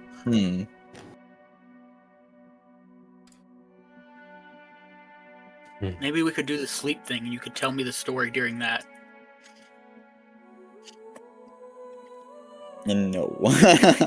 No. Hey, look. No. I was learning a new method for spellcraft when there was a knock on my door and a paladin showed up. Then I started having problems with some witch. Then it turned out to be the witch, and I killed her. The witch. And in her cave, she had a seed that this dumb paladin just kind of threw on the ground. Turned out to be a magic seed. And now there's an oak tree.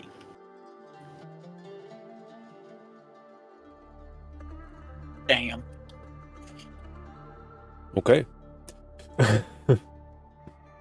Fair enough.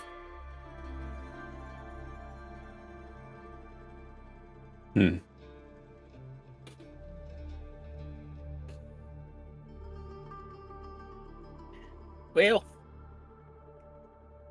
we are at an impasse. Well, Melrig, if we can't get scrolls from the Order of Dawn, sounds like you're gonna have to start writing. Shit. Well, yeah, probably. You know, I figured I could pray and ask the gods for a recipe on fire potions of fire resistance. Well, they I would mean, know that's it. good and all, but I you'd think have I to have did. you'd have to have the alchemy skills to do it. That is true. Yeah, I don't think you have proficiency with an alchemy set, do you? No. I'll say none of us do, so Yeah, you don't know the first thing in how to brew a potion then. Damn it. You wouldn't know what temperatures to keep certain liquids at for certain amounts of time, and when to raise it, when to lower it, when to remove it. so you get a recipe doesn't mean jack.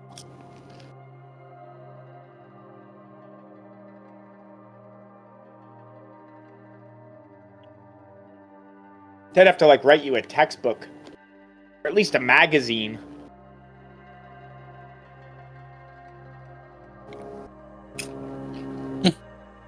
Send it to you in the mail.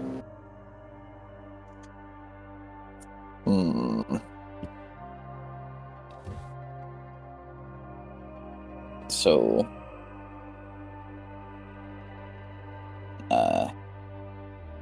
shit.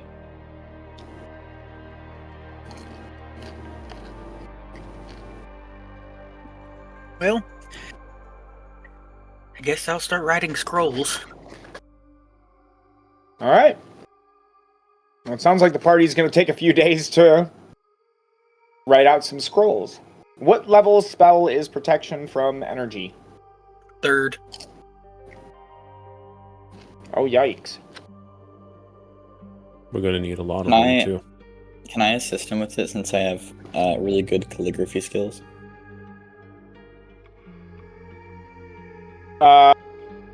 What's your arcana? It's a +2. What's your religion? +5. Okay. And for you, Malrig, what's your arcana at? +0.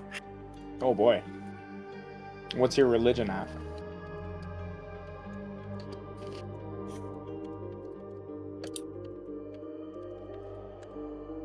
A +0. Oh my I have- gosh. I don't have the intelligence. I have an 11. You have an 11? I don't think you can write scrolls.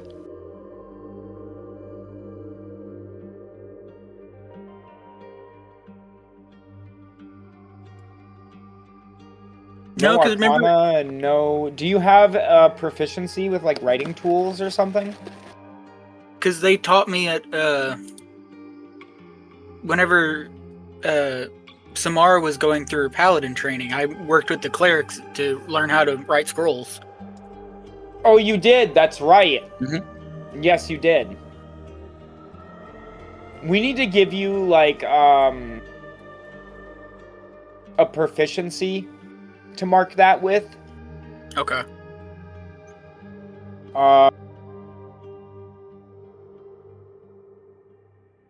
Probably like calligrapher's tools.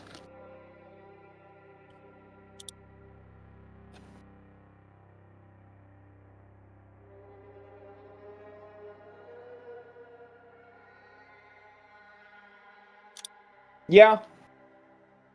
I'd say you can help him. You can reduce the time by a day. So for every scroll, it takes 2 days to make.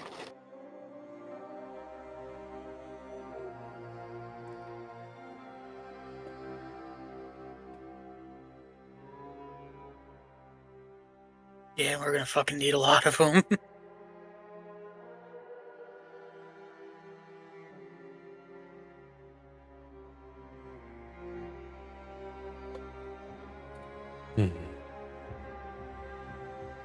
Because they're only an hour at a time.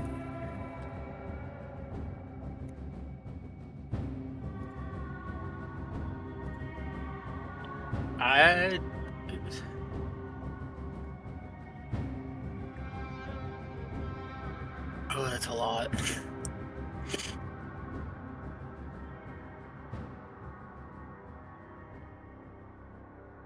We could also contact the Order, see if we can have them work in tandem with what we can do.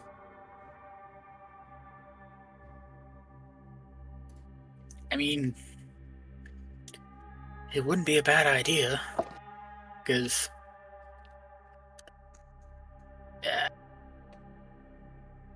it would go a lot quicker. Well, not necessarily quicker, but it would produce more.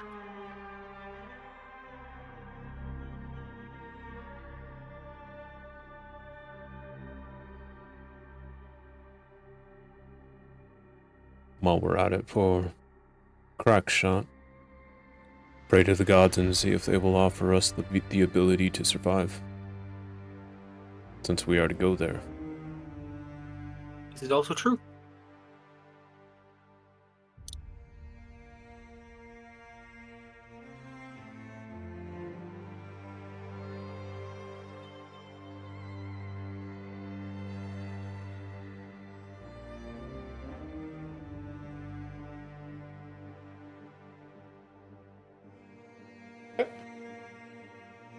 So, how many days does the party spend writing scrolls?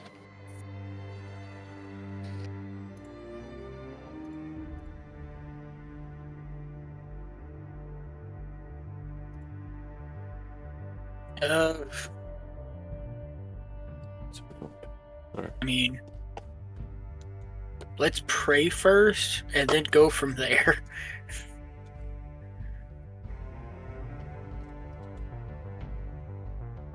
Are there any Okay. temples here? Yeah. Oh, in Kal Elna? Yeah. But not to your gods.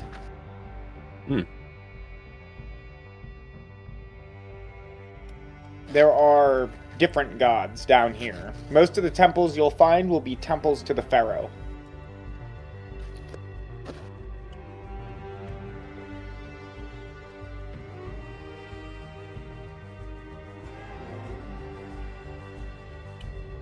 In a way, I kind of view us three as a walking temple in itself. So, Anywhere we set up and consecrate. We can go to the oak tree. I think the tree's nice. it's planted by a paladin. It's not a bad idea. Exactly.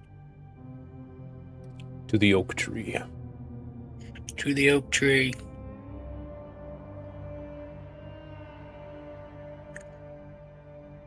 Okay. So you all gather around the oak tree and begin to pray.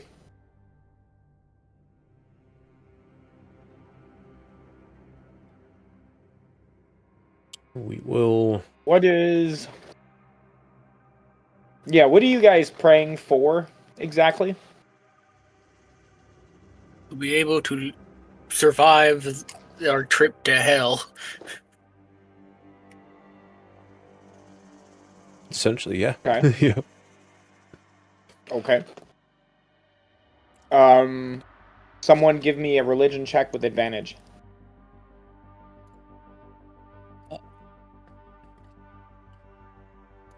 I got a mighty +1. Yeah, that's a smart thing. I'll try my best to convince the gods. I got 13. Damn. I rolled really low. Yeah. We could always come back tomorrow. And try again. This is true. Just keep on asking them until like, okay, fine. Air around the tree upon your skin begins to feel cold.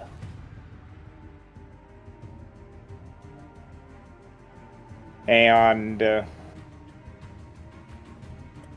as you briefly open your eyes during prayer, you can see the fog of your breath.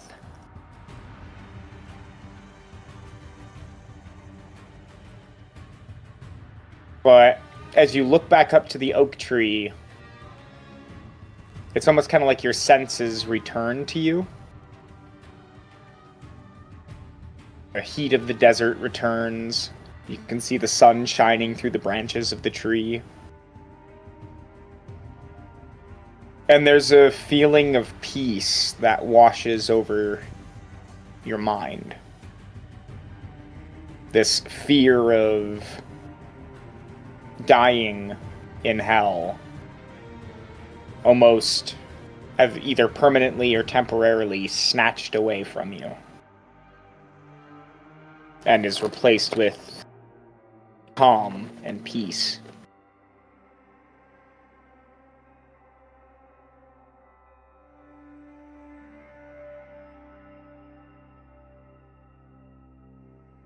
Do we feel that too?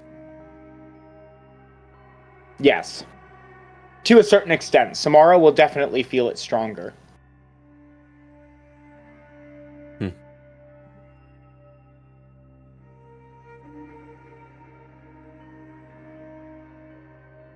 I feel as though if we just go, they will protect us from the element. Yeah, I mean, They've decreed They've that we would offered- go to hell. so you should be able to have the protections if we have to go.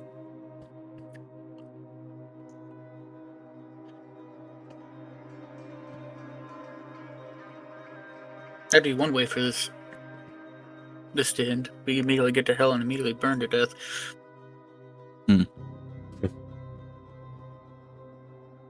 Step of faith is required. Less preparation and more action.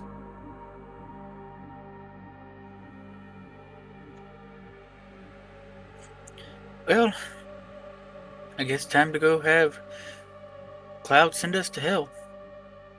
Well, tomorrow, I guess. Okay. Let's do this. Party. Look Mhm. over your spell lists. Look over your equipment. Well, realistically, I think I'll leave behind most of my stuff. It's all flammable. You think the gods would protect our stuff too?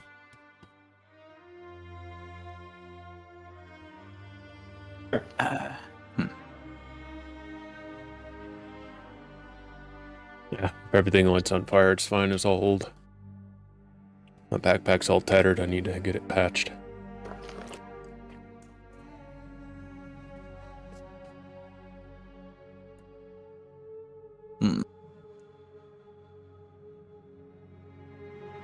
Yeah, it should be good. do you think I should still have Fine Steed going into hell? I don't even know. What would it be? Be a horse. It's a horse that I guess would die, but it'd be a horse. It's there for like 2 seconds before it just immediately catches on fire. You have sent me to the realm of unending torment. Why? Why? It would probably say No. that before it died. No, did I it. will cast duration. Yeah, because it can communicate with me telepathically too. Mm-hmm. So it'll just be literally like, why? Why have you sent me to the realm of unending torment? Please. You know, those steeds that you summon do look quite magical.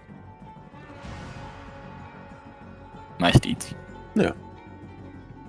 Yeah. No, the Yeah, other right. steeds. It's the steed has the steed has the statistics of a chosen form, though it is a celestial fae or fiend. Or feet. So I'm technically like summoning like a demonic. I can technically summon like a demonic or heavenly steed. They just look and act like a regular horse. Or moose. Or moose. But technically they're like angelic.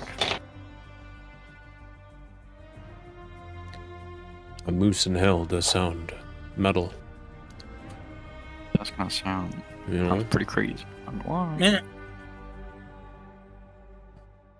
It's a skeleton. Metal. It comes from hell. Hang on a second. Let's I'm gonna grab While you guys look this over, I'm gonna grab my drink out of the fridge. Protection from evil and good's gonna be helpful though. No, yes. Yeah. I mean, Very much. kind of like the whole part of that. Is there any other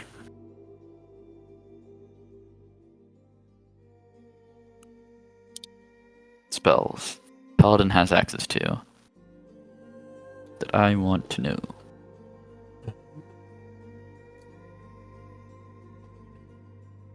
Do you get create food and water? Yes, but I am not powerful enough for that yet. Oh, yeah. Okay. Next, whenever I get cycle. access to third level spells, I will have access to it. Okay. But as of right now, no. No. No. No. No. Do either of you have locate object? I can get locate object. I don't know if Don't it'll wanna pick work that on the shard of creation, but To drop. As of right now, I'd have to either drop Find Steed or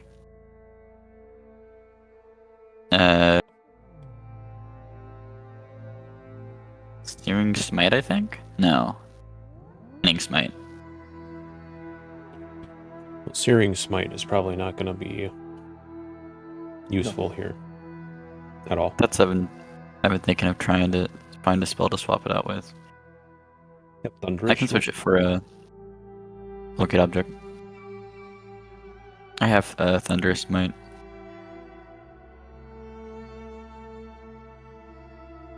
That'd be a nice replacement as far as Smite goes. Maybe Wrathful Smite? Or Wrathful Smite.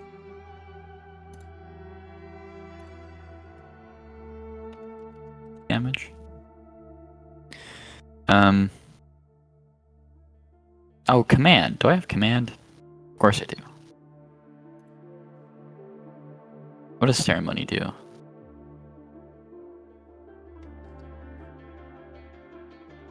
Wedding. Funeral. Dedication.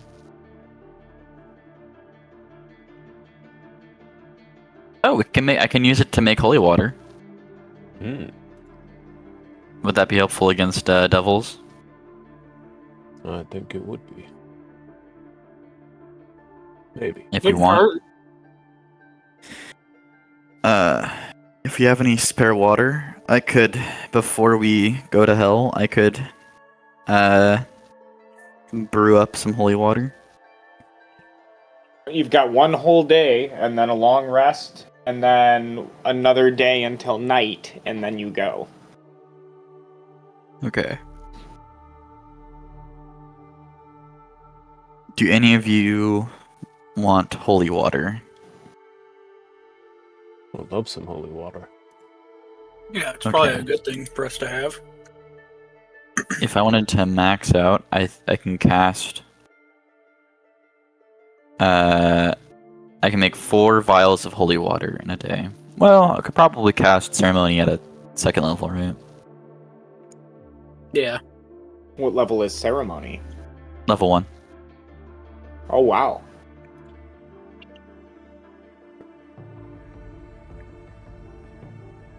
At that point, you can just use all your spell slots. Yeah. I mean, think I Cloud's have- got vials.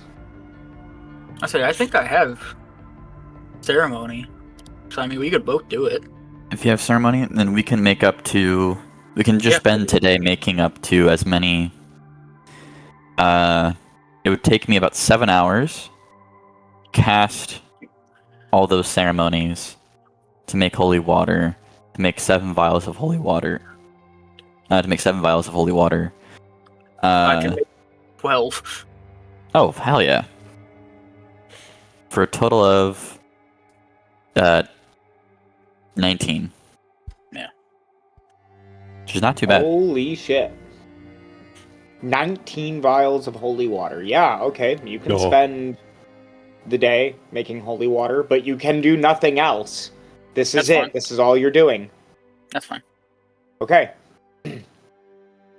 Locked in. You guys have 19 vials of holy water. And you said we had, what, the next day too?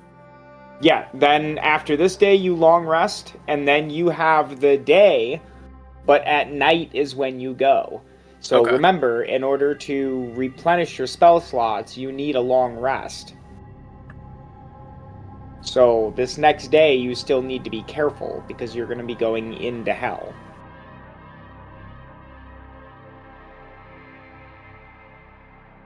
even if you do spend the day lounging around and resting and stuff, Yeah. you would still need like to rest after that last spell is cast. I think 19 should be fine.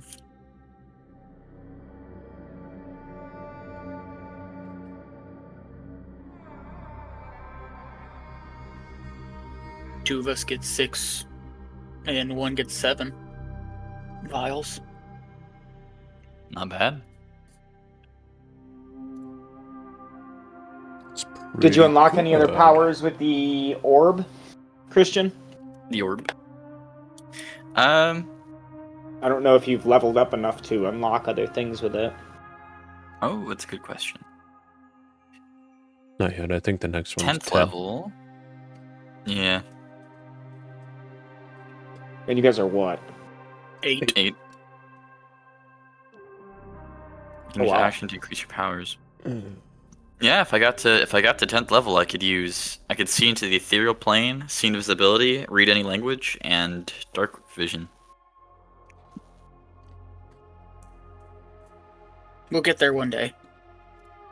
We will. One day. One Uh, day. One day, maybe. Maybe. Alright, But I do get my sweet. portent rolls, and I should write those down. you should. Yeah. Venmark, you take 7, because you and me will probably be up close. And you can, like, smash someone in the face with one of them. Yeah, I'd reckon I could throw this about 20 feet. Yeah.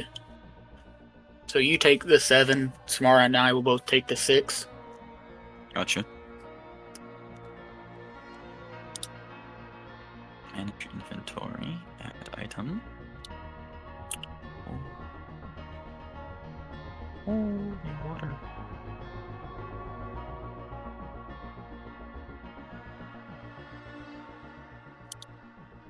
These vials are Oh, my like lord. thin clay, by the way. They're not glass.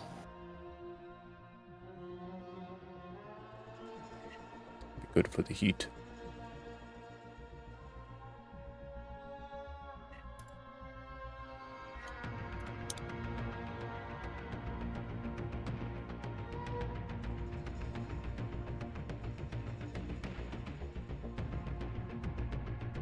I'm gonna roll my portent rolls for.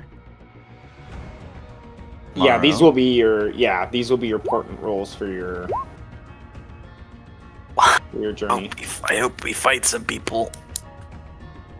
You know, I totally forgot. I was looking over my equipment. I forgot I had that one guard named Harold's tags from Zarilla Shea. Yep. I gotta check on him one day. You have his tags. I want Yeah, you to let that sink in. I could Yeah. look into him right now. Yeah. You should probably check in on him, see how he's doing. Check in on him. You can check in on him right now. Yeah. Yeah, I just have to. I'm gonna go back to the tree. I'm gonna scry on this guy, if you'll let me. Yeah, that's fine. I need to know if he's still alive. Should check in with our boat crew too, see if they're even still around. You know, that's also a good thing to probably do. Do you have their dog tags? No, but we know what boat they're on, though. That's true. I know what they look like. Yeah. I figured I'd be at this point familiar with them. Can I try and scry on the guard for whom I have dog tags of? Okay. It has You like cannot. a negative. I cannot? The spell fails. Is it because he's dead or is it because the spell failed? Or I guess would I know the difference? You wouldn't know the difference. Damn, Well, I mean, I guess the spell should have gone through. It's not like you failed it. Right? It's not like you yourself are like, oh, I fucked that up so bad, it just didn't go through. Right? It should have worked. He did. Malbrig. Damn it. Can I try and scry on our old boat crew? Yeah. Who on Was the the boat crew? oh the captain? Give me a name. A name. Oh, Yeah, If you guys have a name of the crew, yeah, I'm just having to go all the way back up.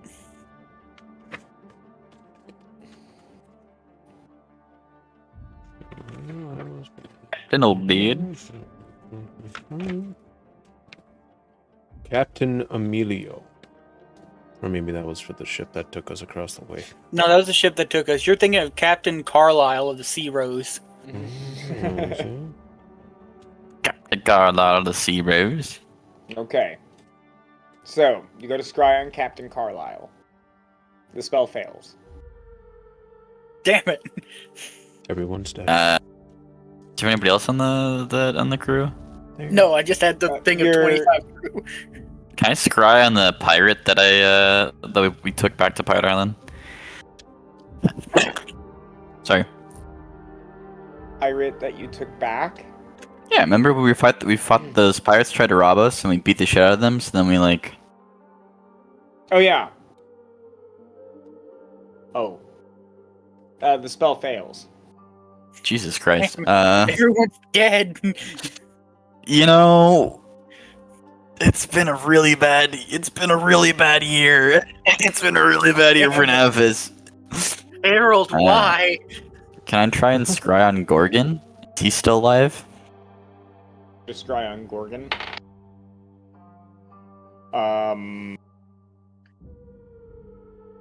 He resists the spell. Remember, he hated you, man. Still alive. He gets a natural Wait. 20. Like, he Oh. completely just, like, blocks you out. He says, fuck you. Like, the spell fails, but in this way, like, you know that, like, it's because you couldn't get through to that person. Like, Mhm. the spell starts to take effect, and then it stops. So, like, That's that's a good. that's a whole different kind of reaction based, prior to the last 3. That's good news. Oh, can I I'll this will be like the last of my scrying, unless somebody else has any other suggestions. No. I just looked up Google instead of Google Docs. I was gonna scry on a. Actually, I have 2.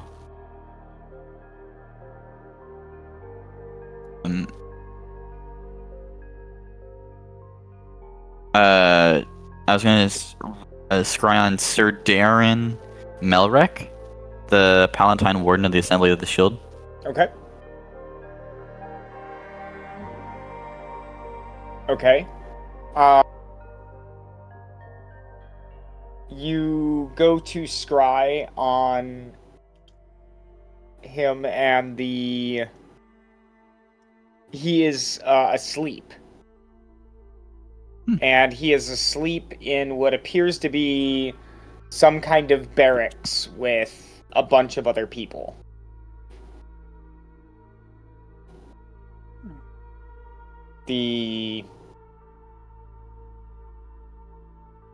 From the sounds that you're getting, it sounds like it's raining on the outside.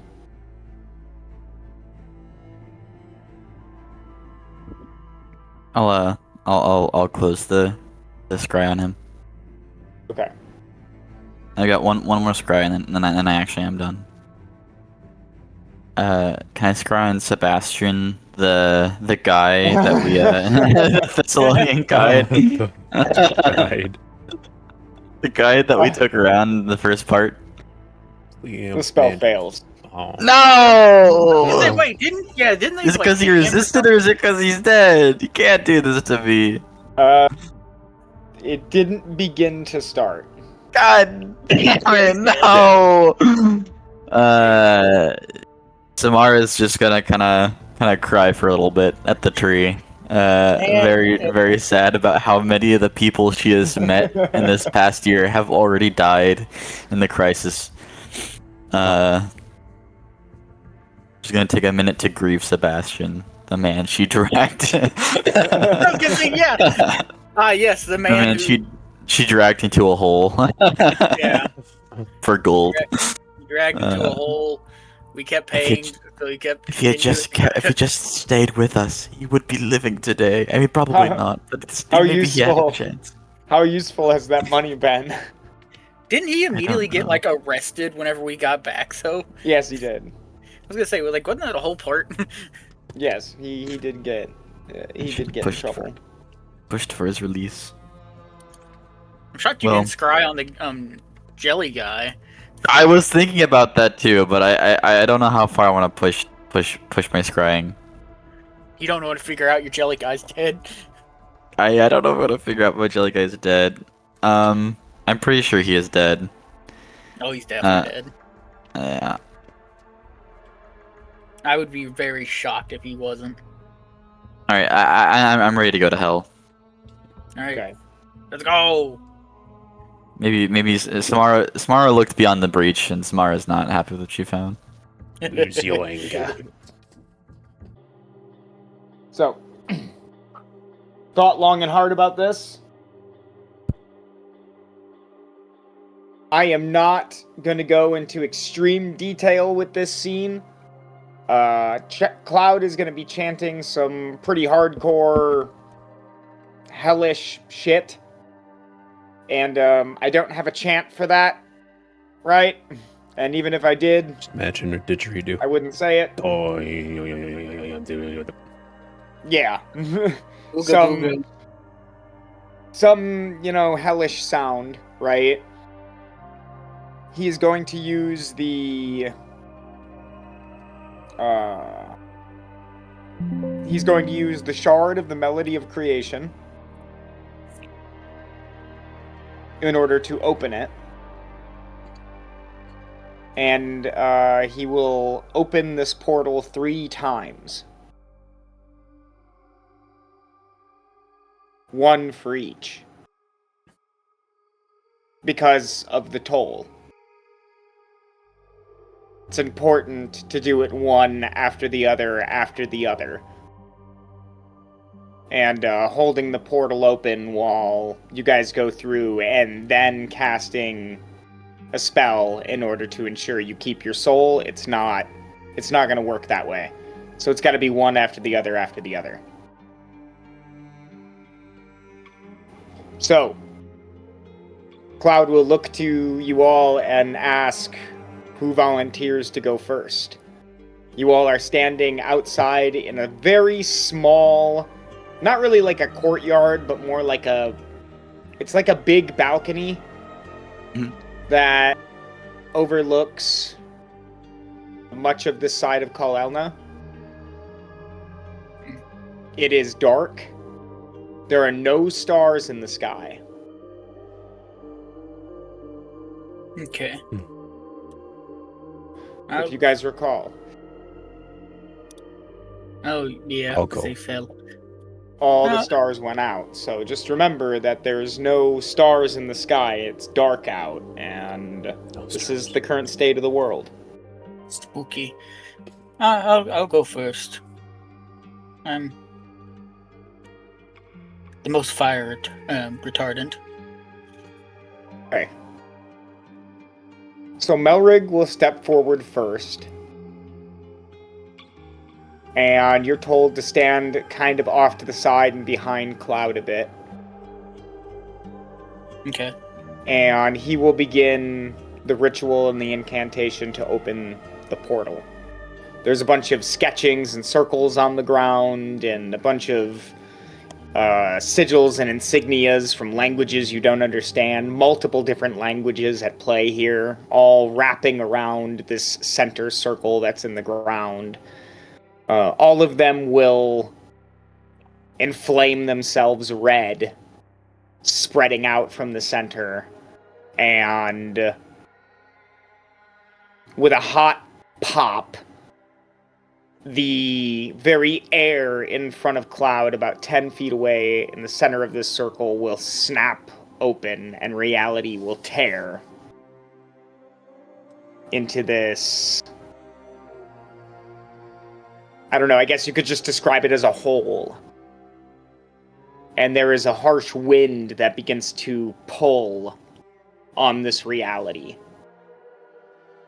as this hungry mouth searches for a reason as to why it's been opened.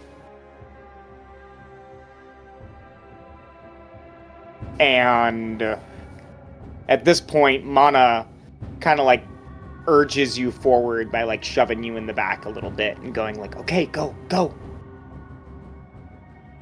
Well, here goes nothing.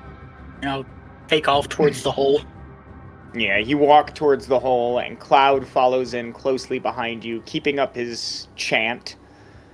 And as you near the portal, your hair being blown back, you have to hold your helmet on your head. You turn back to Cloud, and in that moment, a dagger is drawn and shoved into the side piece of your armor, deep into your gut. And you can feel your body just release a gasp, and you are shoved forward into the mouth. As soon as Melrig disappears, it snaps closed, and Cloud holds up the shard of the melody of creation and begins to utter in a new language. This one some of you should understand, or no, only one of you will understand.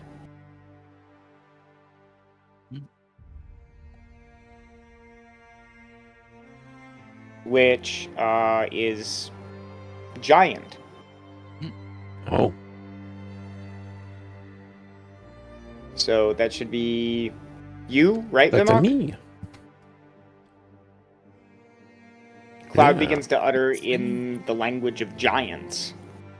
Giant man. And there is not so much a tear in reality, but a pinhole that suddenly slips open. And a blue wisp pulls its way out like a worm and darts straight towards the shard. And the shard will glow blue.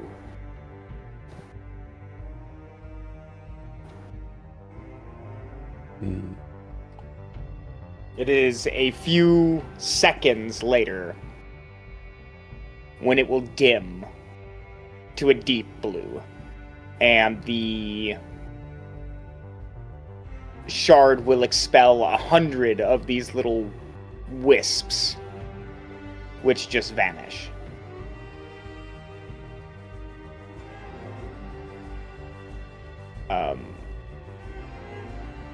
The top of Cloud's head and all of his fur is wet with sweat as he urges the next one of you forward. I'll go. Okay. Vimok, you have quite literally experience without having to describe it again. Yeah. Oh, Yeah, you take the knife to the gut and through the hole you go. And all the same, a small little pinhole opens and this little blue wisp finds its way through. And last is Samara. There is a difference with Samara, and that is as soon as the hole closes and you're thrown in, shoved into your chest and into your hands is the shard of creation. And you plunge deep. Samara, as you fall, it seems like you fall endlessly. First it's an hour. Then it's 3 hours. Then it's 10. Until it feels like days. Where even the sensation of falling has just numbed your body. Until finally there is a slam in your senses.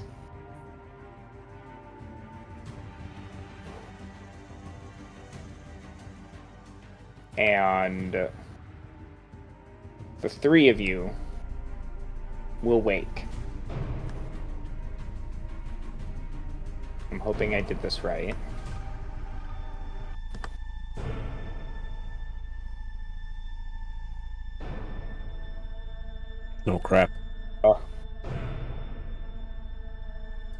There we go.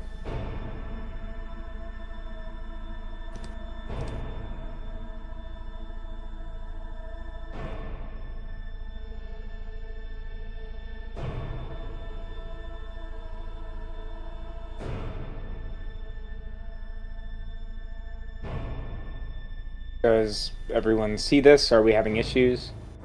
Nope. See it. Okay. See it. Okay. So, we're going to roll for movement initiative.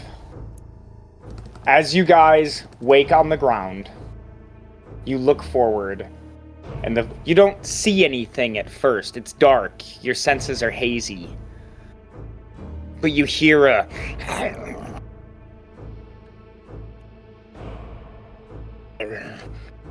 And as you look up, you can see that there are these creatures.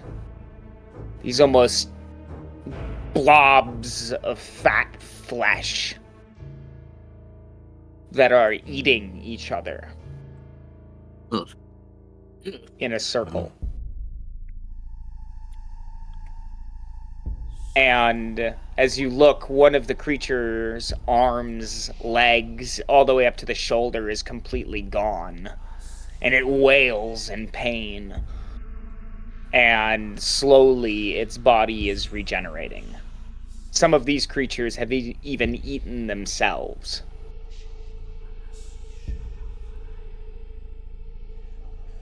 Disgusting. As you all stand, their attention turns to you. And these hideous creatures rear back.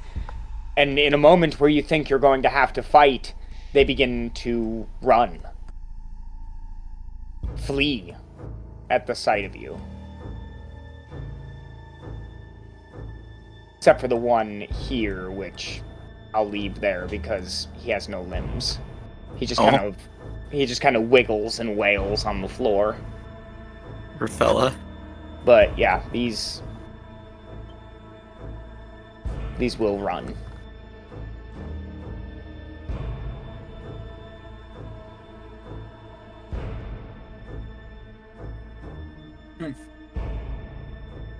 Well, that was disgusting.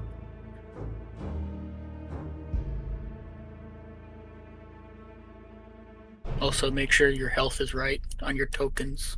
Yeah, please check your tokens. Make sure everything's correct. Yeah. My health is a sturdy 30. Oh, and you guys would have gotten your rings, by the way. Let's cover that right away. So you guys will get the ring of adapt. It's technically the necklace of adaptation. So just grab the necklace of adaptation, but it's technically a ring. It's been reskinned to a ring. This does require attunement.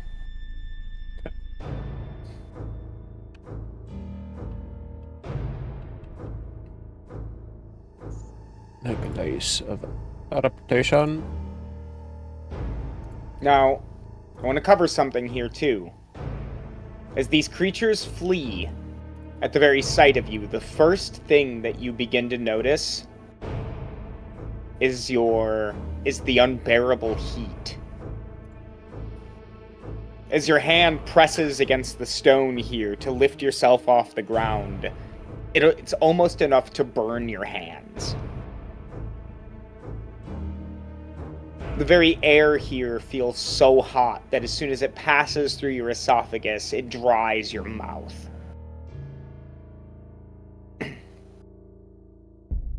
As you all look to one another, Melrig does not see Vimok, Vimok does not see Samara, Samara does not see Melrig. You see these hollowed forms of what they would have been. Think like Dark Souls, like if your characters turned into a hollow. That's what you see. Until the ceiling of this room suddenly splits in a magical way. There's a rift that suddenly opens. And 3 of these little blue wisps slither their way through and dart straight towards each and every one of you. And as they press their way into your body, the dizziness lifts. The air suddenly doesn't feel so hot. And you no longer view your companions in this hollowed way. In fact, something strange happens. Your forms give off a slight glow. A divine glow. Yes.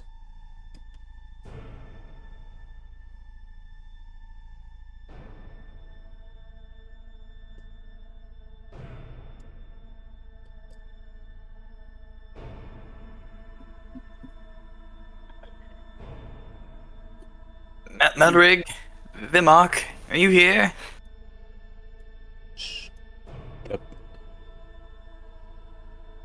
Yep. Yeah. Somewhat. Are they here? Oh, yeah. Okay. We are in the same chamber. I can hear you. Hey. Well, Oh, there you are. this, Is that you over there? Huh. I was worried for a moment. You two looked like undead or something.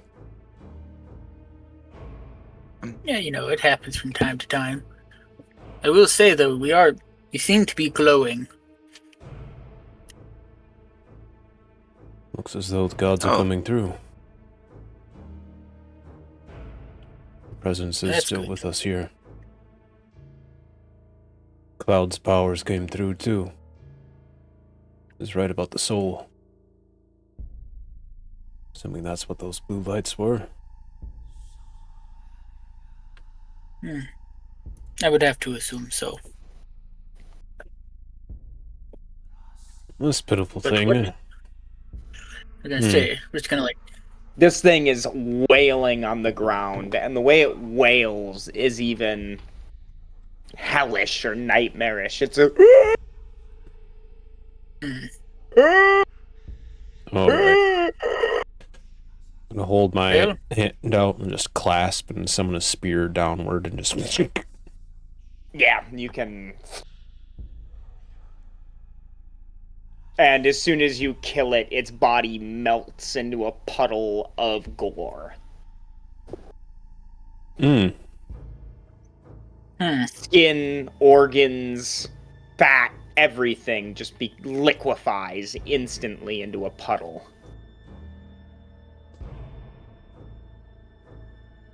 And it begins to kind of boil and bubble on the hot stone.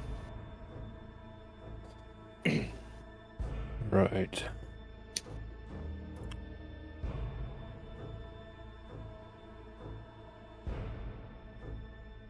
What do you think that thing was? well, yeah, and I don't know. Maybe it's another version of the things that attacked Fort Gatton. Maybe. A lost soul being tormented for all eternity. those creatures came from the void. These are fiends, or devilish kinds from hell. Though Maybe no this less is where I got grotesque. the idea from. That is fair. It does not seem as though the void is apt to create on its own.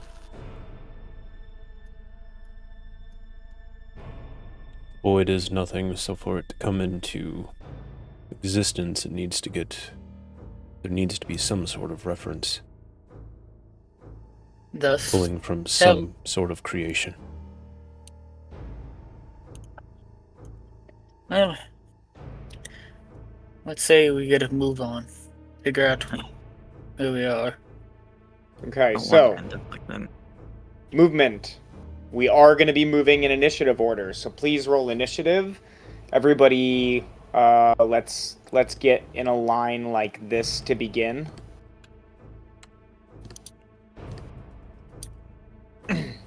Ooh, high numbers. Oh, Yippee! yeah. Now, these are Yippee! just your movement initiatives for this round, or for this rendition of moving. So, Samara, you will be going first. Samara's gonna take the lead. I can move 30 feet, so 5, 10, 15, 20, 25, 30. Samara's gonna pull out her lyre, and she's just gonna start playing some tunes she knew from the monastery. Okay. Oh, When the fuck did you get a lyre? gonna bring some cheeriness to hell. I've on. always had a lyre. I just have never used it. I was gonna say, like, you've never used I- this before. Part of my religious background is that I come from a monastery dedicated to the god of song. I just hasn't really been relevant. But we'll bring it out in hell, so... Exactly. Lore-wise, there's probably, like, when it comes to written lore, there will probably be several times where Samara pulls her lyre, but that's because a lot of the magic does come in the form of, like, song in this playthrough. It's just I haven't been able to do a very good job of emphasizing that without actually singing, and I don't want to sing to you all. That's fair. No offense.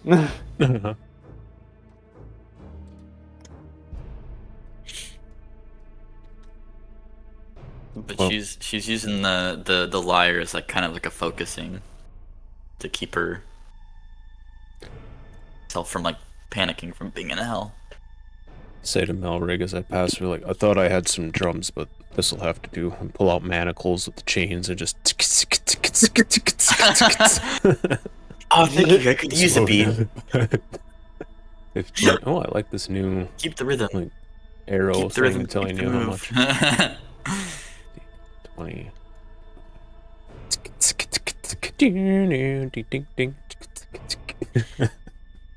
Have you ever heard of there's these group of bobsledders?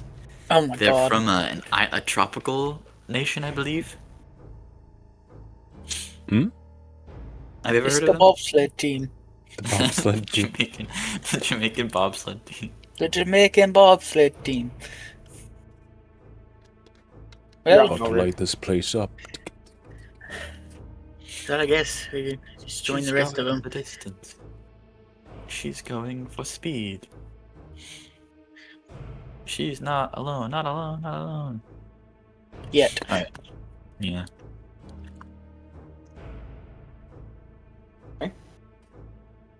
Making so much noise down here. Just a little bit. Well, I know we're here. I demand a welcoming party of the finest variety. Everybody must do their part to prevent the end of creation, even these foolish fiends. Okay, 5. 10, 15, 20, 25, 30. Shit. Fuck. yeah. Well, as soon as you get that close, we have a held action here. You're playing your lyre, and suddenly this creature swoops out with a large halberd, shoving it forward down the hallway.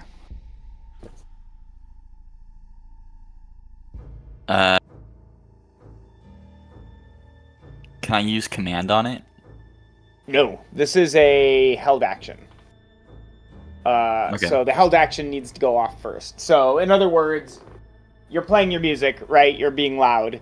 When music gets closer, attack, right? Is basically this thing's held action. And as this armored monster lunges forward through the dark hallway, it scores a 23 to hit. Ooh. A 23 will hit, yeah. Okay. I need to grab my Even if I'd monster cast Shield manual of here Faith for on me. this part. On myself. Oops. Oops. Hang on a sec. That's the wrong one. Ooh. Hang on.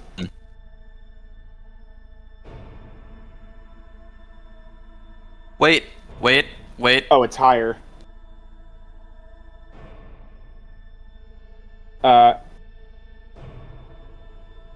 24. It's a 24 to hit, not a 23. I'm gonna use, I use one of my rolls Yes, you can. You can To use a change- portent for this. to change their yes. portent roll from a 24 to like a 13 to a 12. Yes. Which means with their additions, right? So if they roll a 12 instead of an 18, like they did, then they get an 18 to hit. Flat. That'll miss. Okay. And now from here we roll initiative. Like Power of actual music. initiative. Can I shout a command at it? No. That was just for movement. Mhm. So now we have to roll like combat initiative. Gotcha. But that was the penalty for being loud. Aw, no. Yeah, well, I'm wearing large armor. We're having fun with it. We're having fun with it. in hell.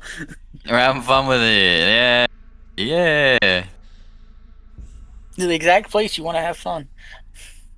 I mean, can't all be, hell. Doom and gloom. All right, Sabaton, Army of the Dead. No, the Attack of the Dead Men. Come here. Come here. oh Down wow. Oh my gosh. I'm gonna go last. I can already feel it. You know you're not. Oh, okay.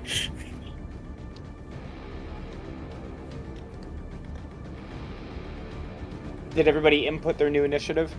Yes. Yep. No. Oh, you didn't? There we Okay, here we go. go. Okay, good.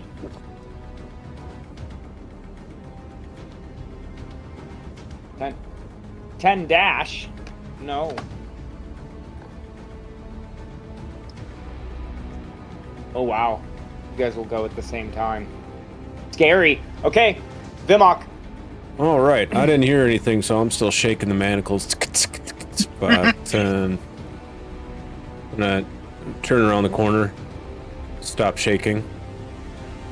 Samurai duck. Summon a spear. Shah. Try and hit the. Can I hit the floor? Yeah, you can duck. Hit the duck. To see how far this is. Line, snap center. Oh yeah. All right. Double spear. Where's the die roller? Put that away. We got plus 10 to these. Spear 1, spear 2. A 17 to hit. 17 is a hit. Nice. Need to remember what this thing does. D6 plus 7. First hit is a 9 damage. 9 what damage? That is 9 piercing, but it is magical. Okay. The second hit will be 13 piercing on the second one. So these two spears, one in each shoulder, knocks it back to the left, then to the right, and it... And he has 2 spearheads lodged in him. Yeah. 5, 10, I have 40 feet of movement. 15, 20, 25. Yeah, we'll go up there. Alrighty. Samara and the armored monster in front of her go at the same time. So he will be looking to move forward. Now, what would you like to do? He still gets an attack, but we're going to do this kind of like in turn, like turn-based, a little bit more in depth, right? So he goes to move forward. Mm-hmm. Then how do you respond? I'm going to cast command on him. Okay. And would he's a fiend, but fiend in this world are based off of angels, right?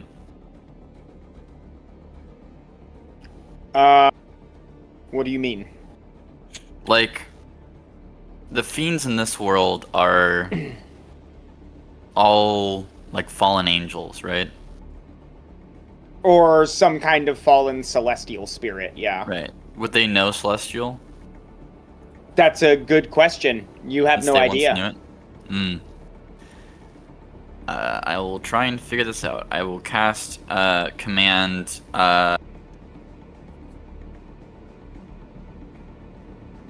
drop.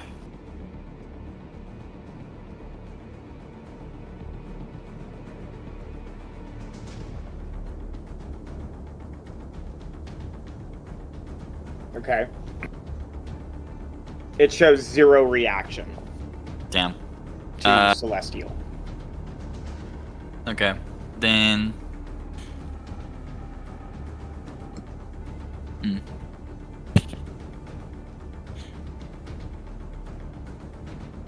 Okay. Okay. Then the monster will look to stab you with its halberd, which is made of this, like, jagged metal that it just kind of scrapes through the narrow hallways.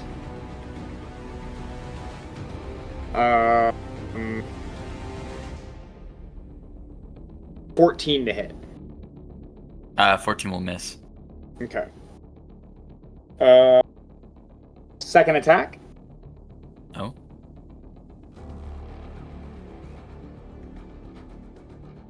A 19 to hit. 19 will also miss. Woo! Oh. AC. Okay. Do you make any movements or anything else with your turn, Samara? Samara's going to.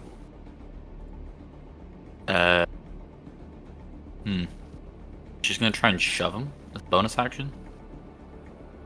Okay. Roll opposing strength check.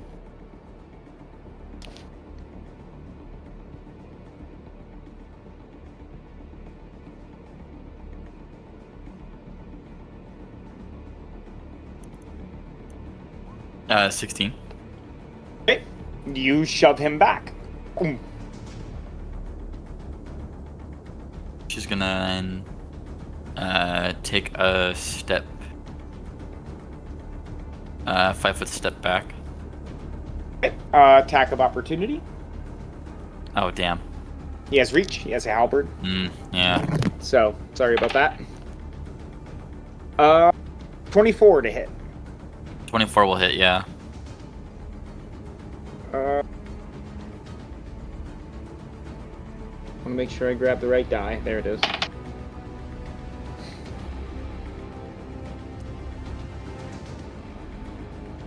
You take 11 points of slashing damage. Eek.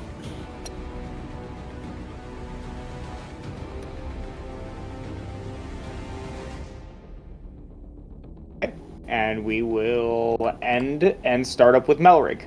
At the end of their turn, I will summon a pi symbol. Okay.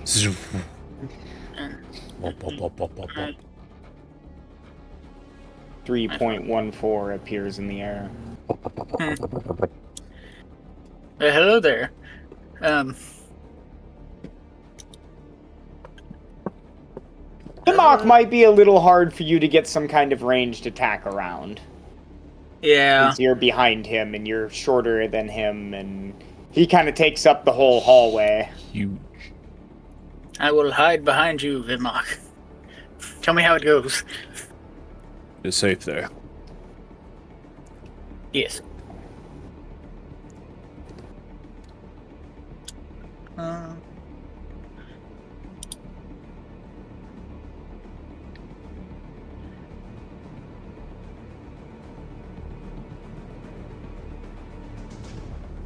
Yeah, that's all I'll do for right now.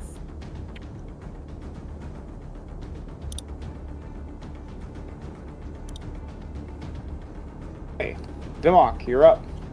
Vimok will pull down in his gauntlet, the gem imbued gauntlet, and pulse. Ooh, okay. Ooh, natural 2. Ooh, that is a fail. Done.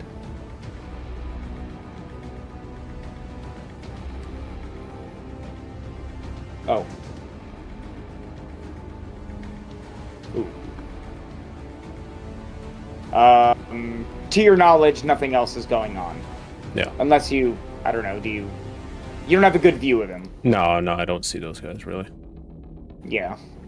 I wouldn't. I do see them, but realistically, no. Say Samara, if you would. I'll try and drop. Roll the hit. First one, 25 and a 15. Hit and miss. Yeah. So the one that hits, he takes 10 piercing. He now has 3 lodged. Okay. Technically, he's stunned, so I'd get advantage. Oh, you would? Both. Yeah. So go ahead and... Might as well just roll for the one you missed. Oh, yeah. 16, then. Hit. Nice. And he'll have 4 lodged in, as well as taking another 11 piercing.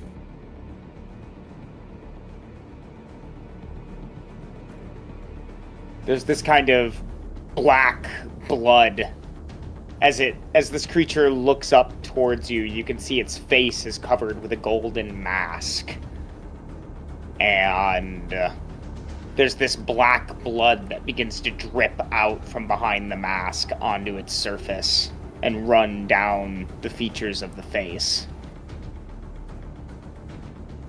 I'll yell out something like, "The fury of the gods have come to this place. You would be wise to run."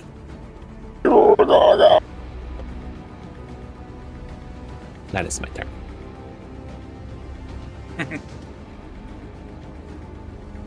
Okay. Done. Samara.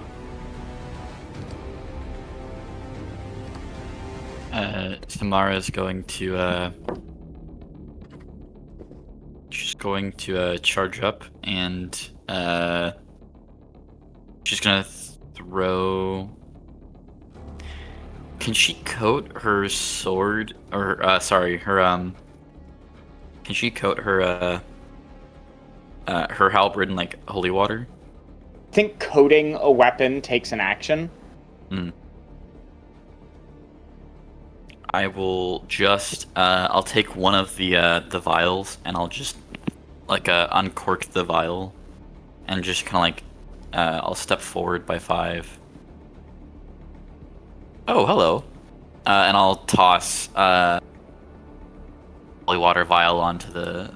I'll like toss the water onto him from the vial. Splash it, I guess. I'll splash it onto him. Yeah. Make a ranged weapon attack. Okay. Holy water. Let me look up exactly how it works.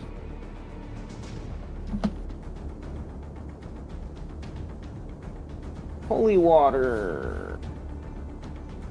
As an action, you can splash the contents of the... Oh, as an action, you can just splash the contents of the flask onto a creature within 5 feet of you, or throw it up to 20 feet, shattering it on impact. In either case, make a ranged attack against the target creature. Okay, so I did that right. Treating the holy water as an improvised weapon. If the target is a fiend or undead, it takes 2d6 radiant damage. A cleric or paladin may create holy water. Yeah, okay. Takes an hour. Whatever. Sure. Okay.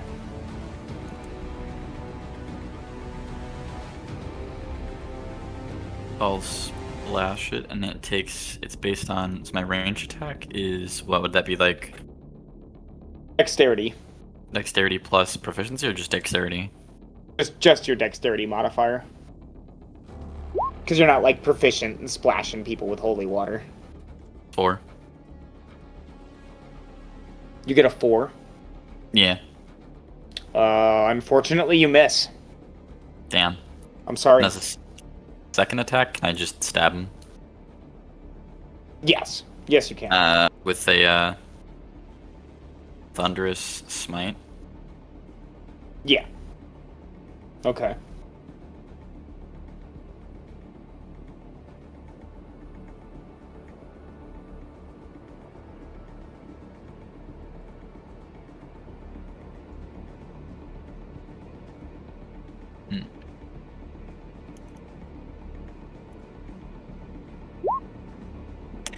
An 11. I'm sorry, it's a miss. Computer's not kind today. Oh. No. Dice ain't nice. Alright, I guess I'll just take it. I'll end my turn. I'll move back. Wait, no, I moved into range. Moving back will just provoke opportunity. I'll just sit here then. Okay. Melrig. Well, I'm still behind Vinmock here. Yeah. Pull press against the wall. Shoot something. Well, I would also need Samara to press against the wall. How far are we?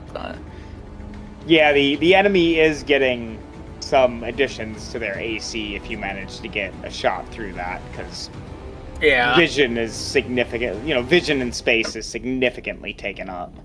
Yeah. These little hallways are not ideal. I should have taken the back. Yeah, we stuck the shortest one in the back. This is gonna go well. Well, Vinmock, you got this. Yes. Samara, you guys got this. I'll just be back here. Okay. There looks like there's a split in the hallway. Maybe if we could push past these two guys. This guy, we could make room. Fuck. I will slam down my spear with the bonus action and detonate all 4 on this guy. So that means he takes 4d4 force damage. Takes 10 force damage. And he needs to make a Constitution saving throw. No, he doesn't. Because as each spear explodes and detonates, chunks of his flesh fly outward and his body drops to the ground, quickly liquefying. Nice. Well then. Alright. Run forward. So there's more up there.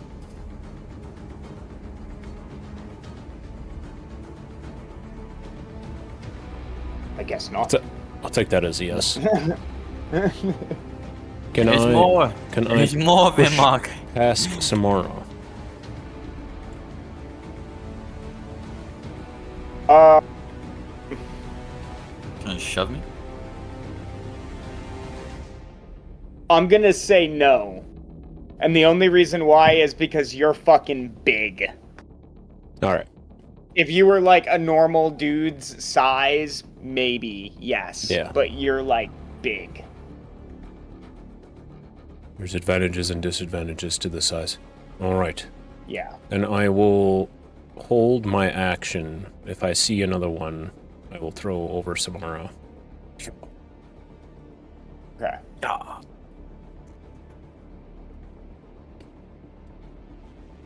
Tomorrow. Tomorrow's gonna move 5. Melrig, if I step into that box, how am I saying? Melrig, if I step in that box, am I gonna explode? I ain't mine, so Vimok, if I step into that box, am I gonna explode? You can, I won't be able to activate it until it is away from you. Alright, so, there's two fellers on my left, around this corner, and I can see there are fellers on the right. I'm gonna charge right, so that way you and Vimok can have space to either join me on the right, or to fight these fellers on the left. You went from being from Arkansas to Tennessee back to Arkansas. I have a horrible time at keeping accents held. Yeah, now we're slipping into a little bit of Louisiana.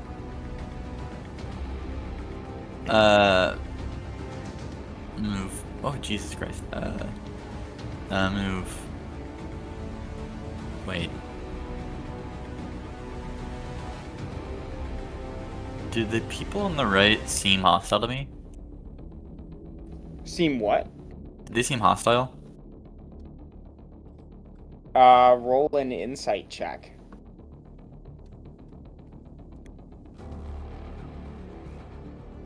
$12. They are wailing and pressing themselves against the hot stone despite it leaving scorch marks upon their skin. Their feet are sizzling on the stone as it burns.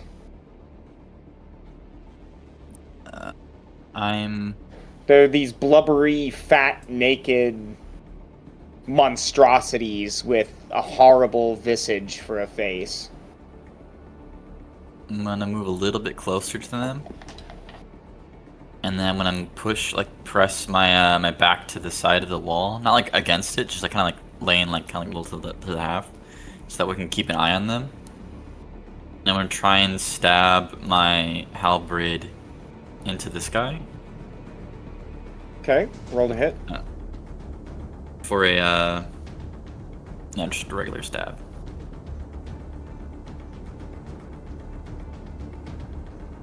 Nine. 9 is a miss. Alright, I'm gonna try and stab him again. For an 8. Natural 1. Yippee. He grabs a hold of your weapon and attempts to yank it free from your hand. Give me a strength athletics check.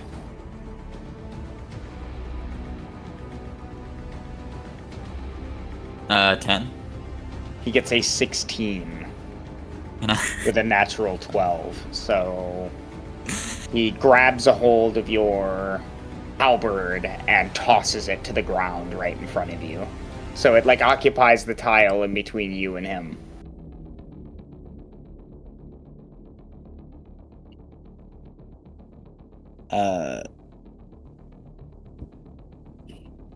Samara's gonna cast Shield of Faith on herself. Okay. To boost her AC up to 22. That's not the same symbol I used before. Where is it? Here it is.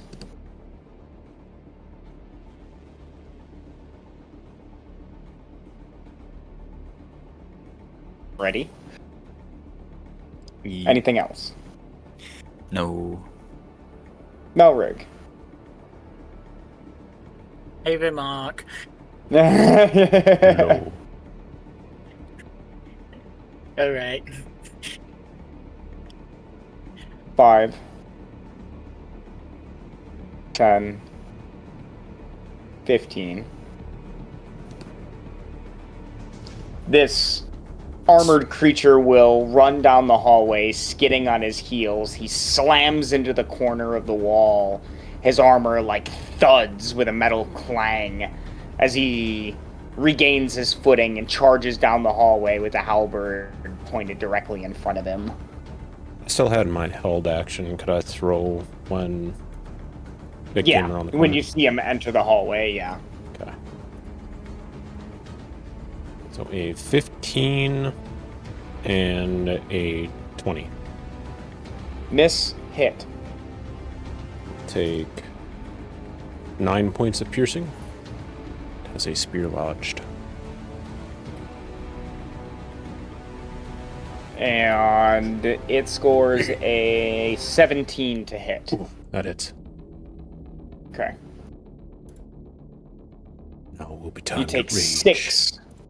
six points of slashing damage. Rage, my friend, rage.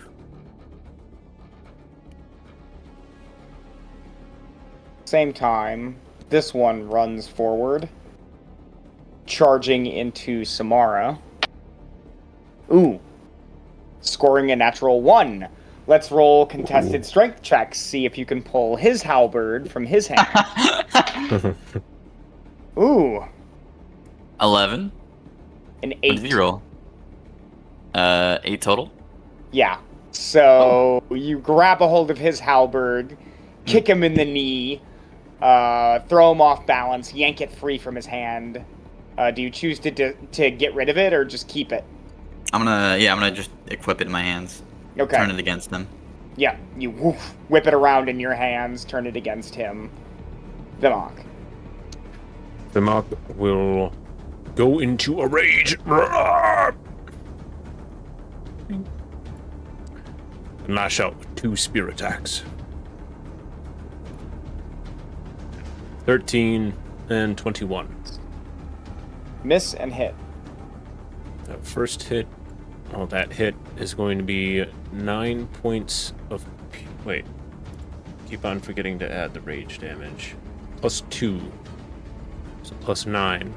That is 11 points of piercing damage. And... Okay. 7 points of radiant damage. Points of radiant damage.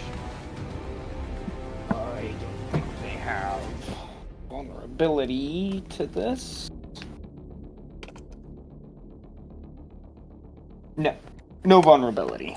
Dying.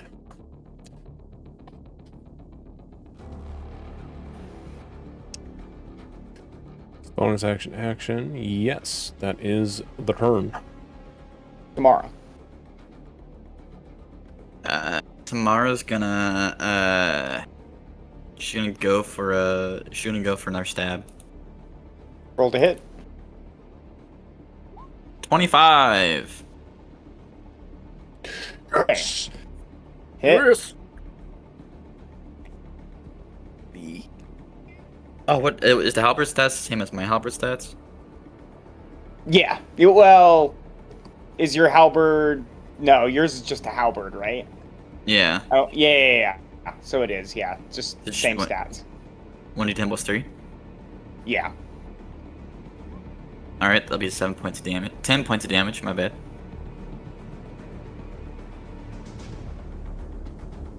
Okay. And then I'm gonna pull it right back, and then this time I'm gonna stab him with a thunderous smite. Okay, roll to hit.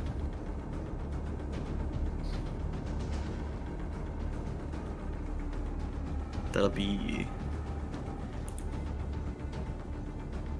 You're natural 20. Oh! Natural 20. Here it is. Stack the smite. Let's go. He did... Can he I also engage divine smite on it as well, or? You did Thunderous Smite, though, right? Yes. But it's a free thing with smites. Oh, You can okay. stack them. Yeah. Yeah. Then, yeah, sure. Oh. So that'll be okay. So that's 1d. That's 1d10 plus 3 times 2. So that'll be 22 points of damage.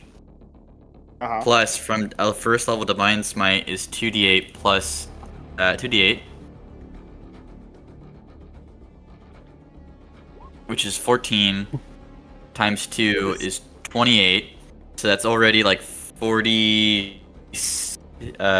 So 50 points of damage. Yes. Okay. Plus Thunderous Smite, which is another 2. It's a 2d6, which is 3, which is 6. So it should be up to 56 points of damage. And also, if he's still alive, he will have to roll a strength saving throw to be shoved back against the wall. Yeah, that's the least of his problems. He is immediately eviscerated, thrown against the wall. His armor clatters with a thud as his body instantly melts into a puddle of flesh. He is sent back wailing. Don't fucking touch my weapon.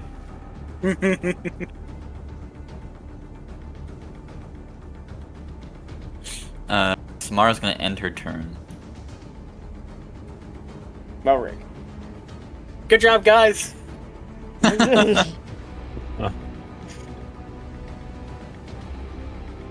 Okay. This last one here, we'll roll an attack on Vimok. Scoring a 12. I misses.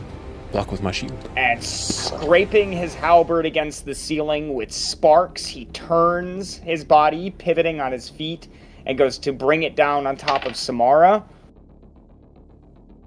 9 to hit. I'm assuming a 9 misses. Yes. Okay. He will end his turn. Vimok. Hello there, puppet. Attack. A 20 and 25. Hit. First hit, 14 piercing. And 5 radiant. The second hit, 12 piercing. Yes. Take its head clean off, it melts into a puddle.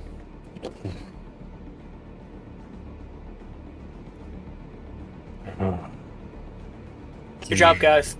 I believed in you. These are tight spaces. A little bit, yeah. All I could see was your back. I didn't think about that when we were coming through here. I'm not People gonna always lie. forget that one, you're this big, and 2, I'm this small. Here, It'd be like one of those images of like the shadow of Vimok just kind of like over, like just kind of like blocking out entirely Melrig. Listen, I am 4'10", but I am stocky. yeah. Like Vimok and I are like scraping against the wall, Nope. but I'm just like half Vimok's height. Mallory, I have all the respect in the world for you. You want to try and It's got a whole. have me step over you and you kind of go under? I The mean, easiest. she said that there's an opening up here. We can just do it that way. Okay. I mean, at this point, why not have like the Groot and Rocket type relationship where he carries you on your back? I mean, Okay. So we need to roll a new initiative, though, and you can reorganize your guys' selves from there. Mm-hmm. Oops, sorry. I just deleted Melrig. But Sorry. Yeah, please give me a new movement initiative, and then you guys can reorganize your marching order. Jesus Oh, Christ, natural yeah, 20. now God let's damn. give. Yeah, right. God damn, impressive. Are there Let's do it armor now. and Miller, weapons would left you behind? like to go first, Miller? Their armor is left behind, their masks are left behind, and their weapons are left behind. Okay. Gonna want to collect some of these. See if we can bring them yeah. back.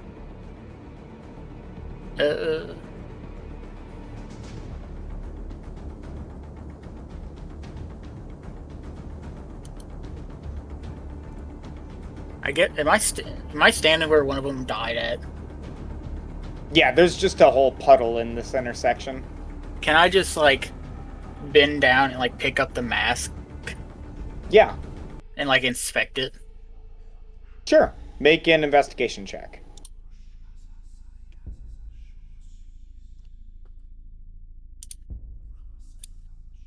Gentleman's 20. It's a very ornate looking mask. It has a small grin on its face, and the face carved into the mask looks very human. Almost like someone dead, or like the face of someone dead peacefully or peacefully asleep. Okay.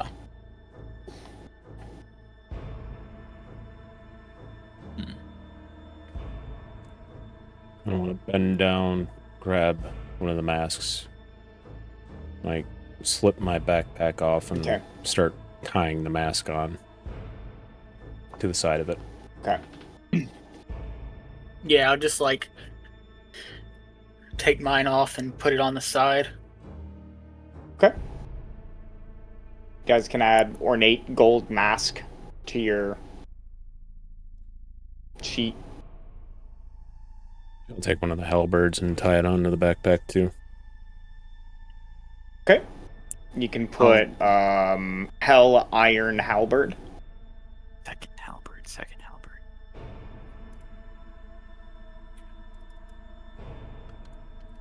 Is there anything else on them? Like if we search through the armors and stuff, or is it just the armors?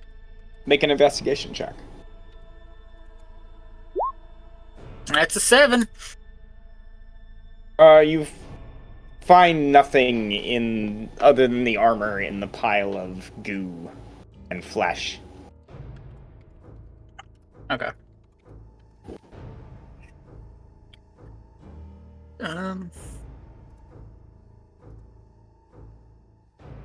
So, new initiative rolls for moving, please.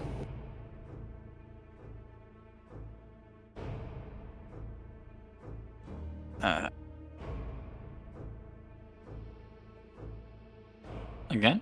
I just They're updated. already in. Yeah, I was Oh, like, yours is natural updated. one, maybe. Okay, good. No. Okay. So, I mean, I'm is at this the bottom. marching order we want to go forward with then? I'll put myself behind Vimok. Okay. I mean, I rolled a 7 and a natural 1. Tomorrow's a little sluggish after the fight. yeah. Okay. How long does your Shield of Faith last for? Oh, that's a good question. I think like 10 minutes. But also, that's a guess. I don't know. Yeah, 10 minutes. Okay. So, this is what, round 2 with it? Round 3? Yes. Okay. Alrighty. So, we'll jump up to Melrig. Okay. Well, I guess I'll pick up the other, because there's what, 4 of these creatures here? Might as well pick up the... There was 3. Okay. Well, I'll just pick up the other mask. Just tie it with the other one. Okay.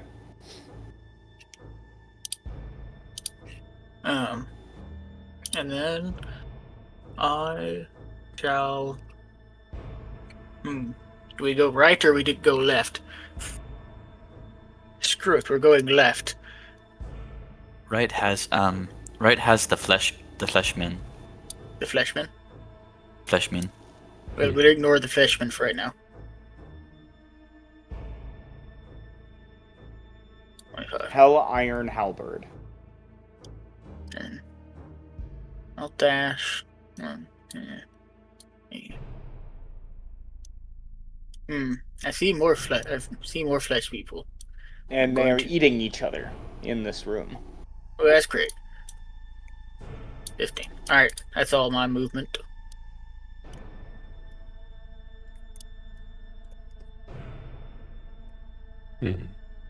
Disgusting. Disgusting.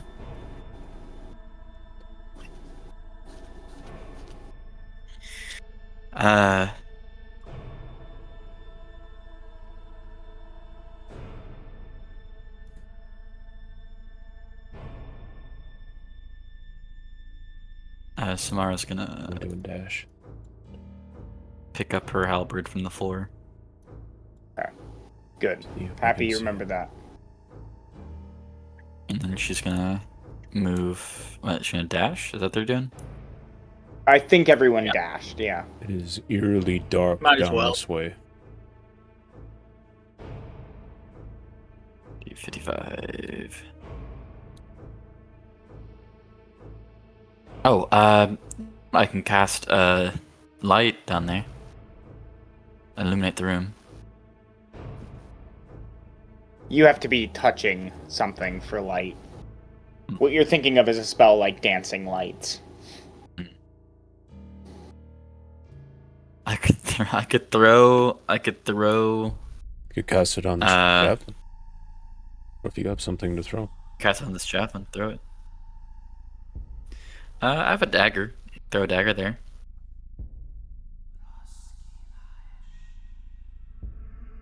Sure. I'm gonna. Yeah, it works. Although, can I do that since we just dashed?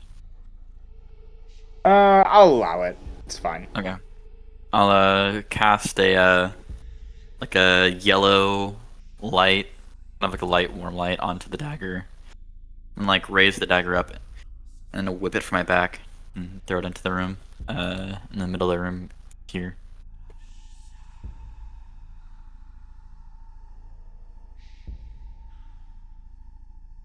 Oh. It looks like it's more of the flesh monsters. Well, also, Yeah, and they are devouring each other. And, yeah, screaming and wailing and sizzling on the ground, and their bodies are covered in sores and burns. You know what would be good right now in this moment? A mage hand.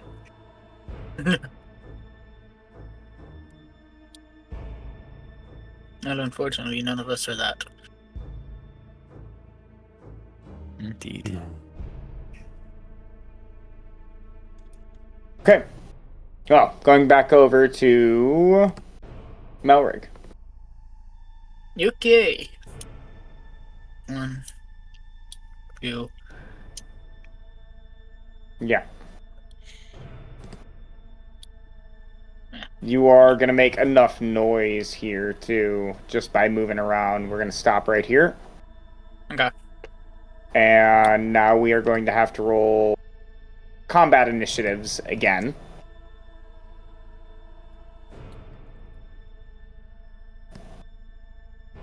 Oh, same initiative.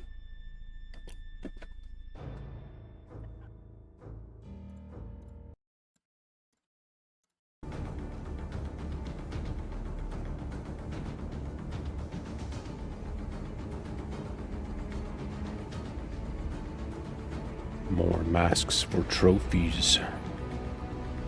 Yeah, why do you think I took the other ones? Yes. Samara, did you take that third one? No, I took it. I got it. Oh, nice.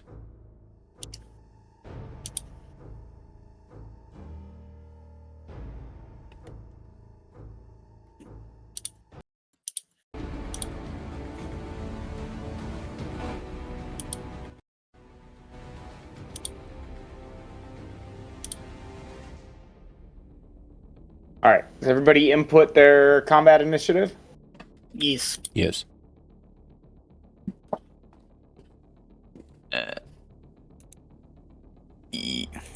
Wait.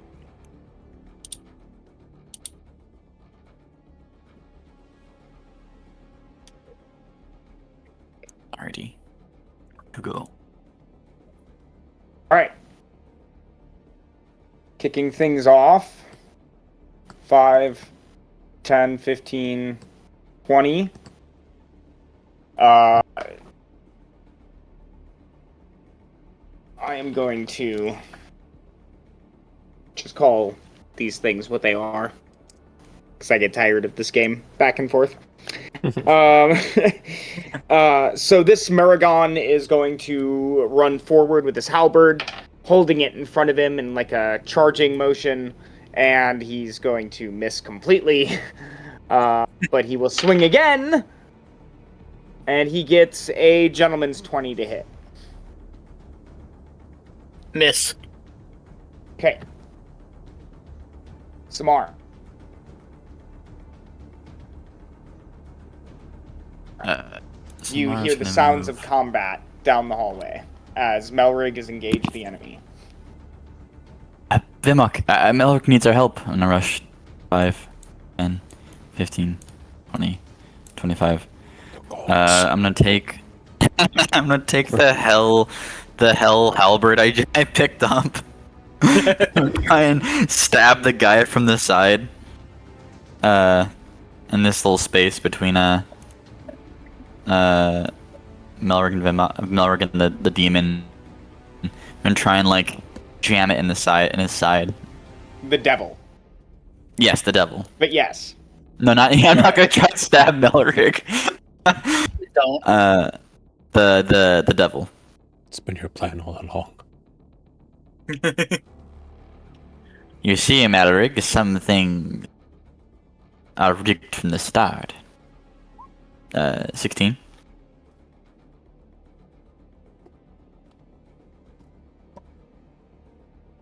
Hit. Okay. Be It's 3 hits 1d10 and plus one. 3. 12 points of damage.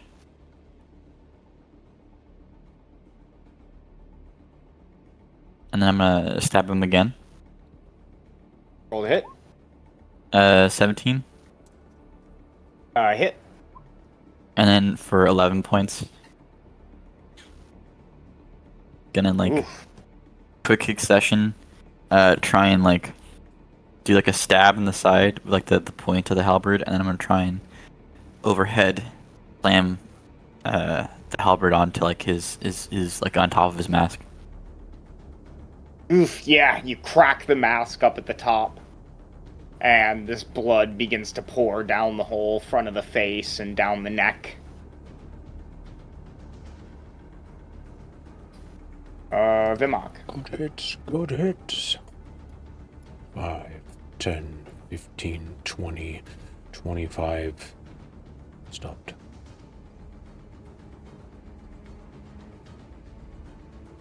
Hmm. 5, 10, 15. Over the other devil's shoulder, this Maragon will take his halberd.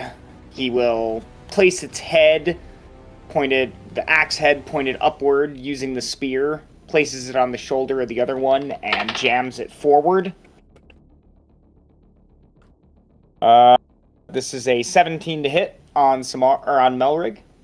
Miss. Second attack.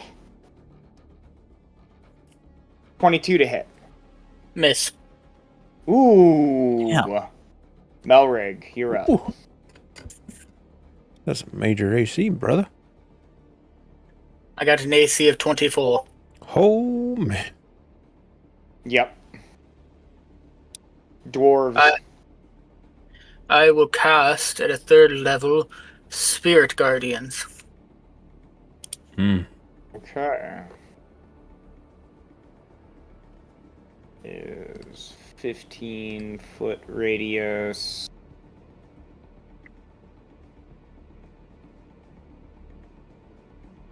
Let me get this. 15.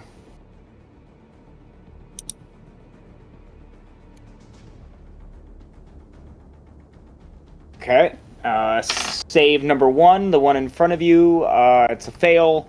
Save number 2, the one in the back. More miserable fail. So that'd be 15 points of radiant damage.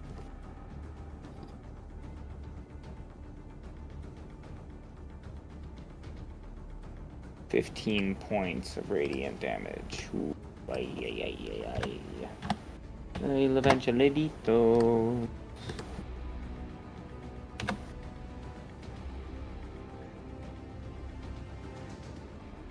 And then I pass. Alright. I need to make this roll real quick. Yeah, they do. Okay.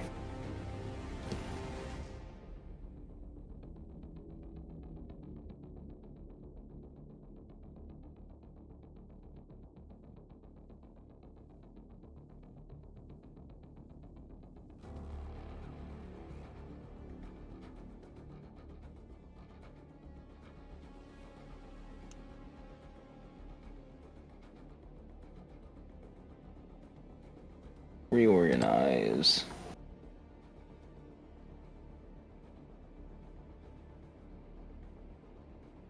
One.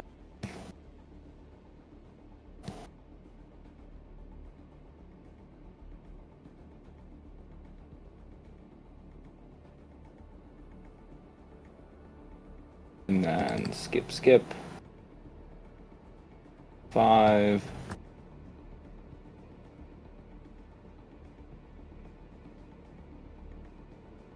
Well, 20 is not very responsive for me tonight. All right, Samara.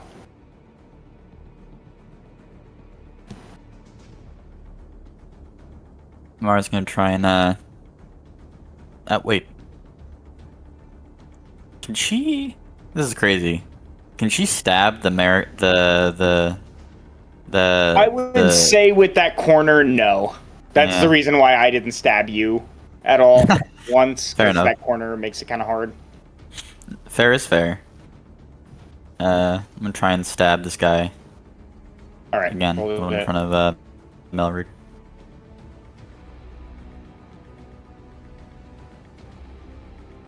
$17. Hit. 7 points of damage.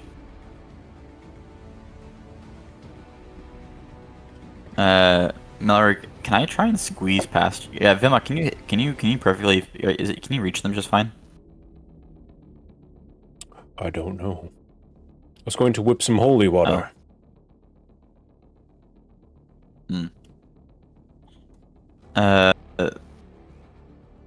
Melrig, do you have a reach weapon?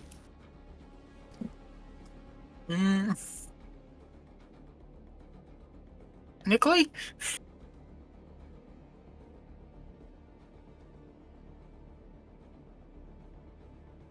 Can I try? I'm gonna kind of squeeze past Melrig. Get to over here. I'd say for you two, yeah, that's probably fine. Squeezing past each other. Melrig is tiny, and I am also tiny. Can I try and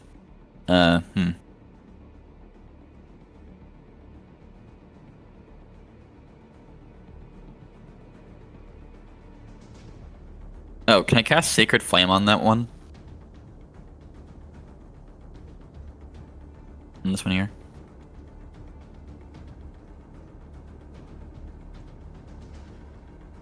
Did you make a melee weapon attack this turn? Yes, I did. I can't cast it. Yes, so you wouldn't be able to do it then. Darn. Can I try whipping the holy water at it?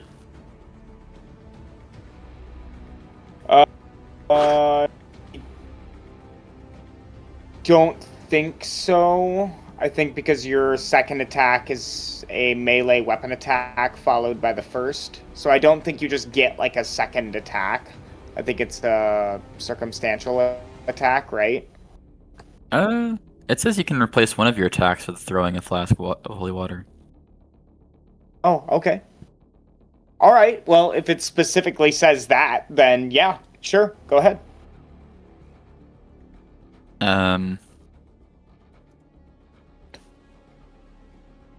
Throw.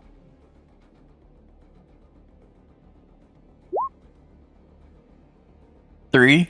Ooh, Does a 3 hit? Unfortunately, it shatters against the wall. Damn it. The whole wall almost seems to groan.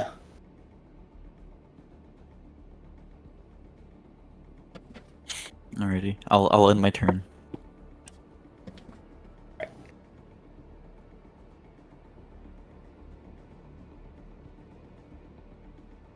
Five, 10, 15. This thing screeches as it backs out of the zone. But it was the start of his turn. I think he has to make a save. Yeah. He fails. 18 points of radiant damage. Holy cow.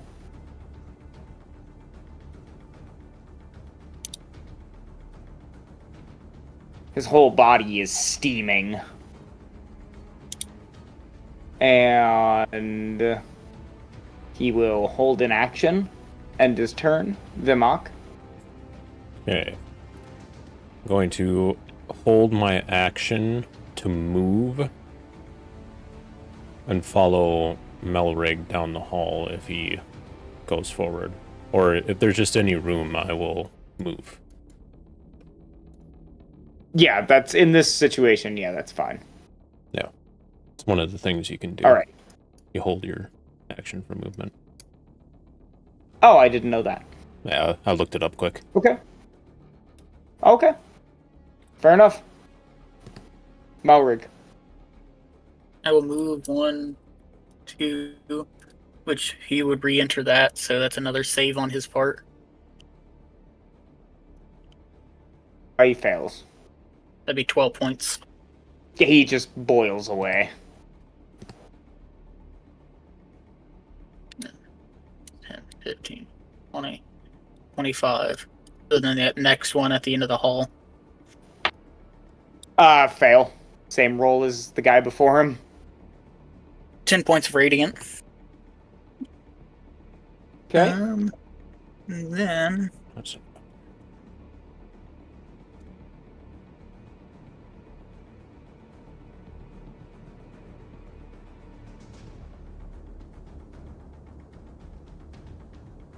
I will cast one of my cantrips. I will cast Sacred Flame, which is a dex save. On the one right in front of you. Yes. Natural 20. Then he takes 3 points of radiant damage.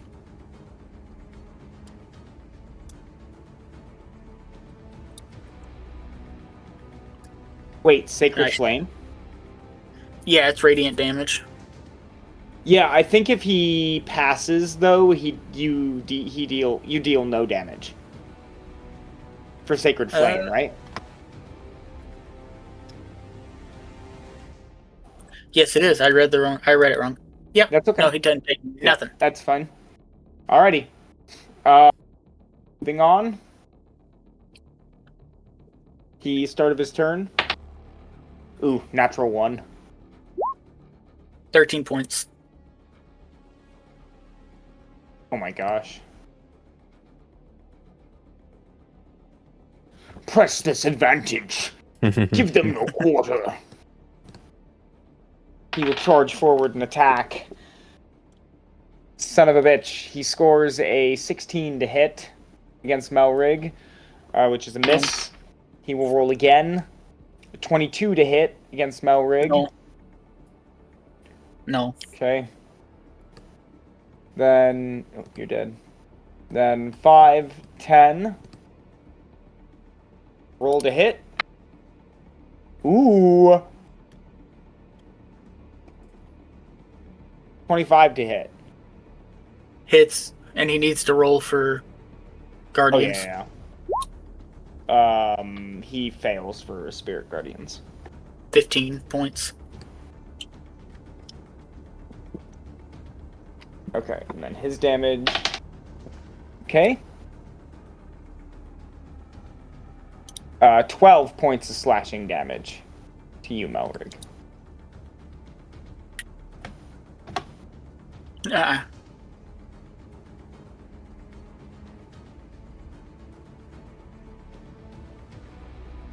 And...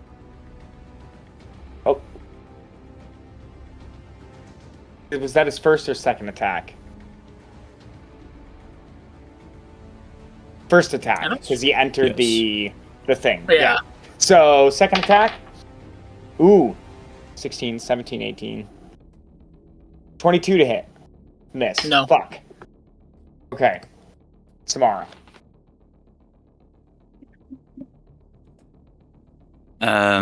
Samara's gonna move 5, 10, 15, 20, 25. And then she's going to stab this one here. Roll to hit. 19. Hit. And then she's gonna try and she's gonna do the same thing she did before, where she's gonna like try and overhead attack it for 9 points of damage. 9 points. Ooh, excuse me. Ooh, bless you. Snuck up on me. And then she does another 20 points. No, she does. She rolls a 20. Sorry, not a natural 20. Oh, just a yeah, 20. yeah, yeah. Okay, yep, hit. And she does another 9 points of damage. Ooh, this thing's taking a beating.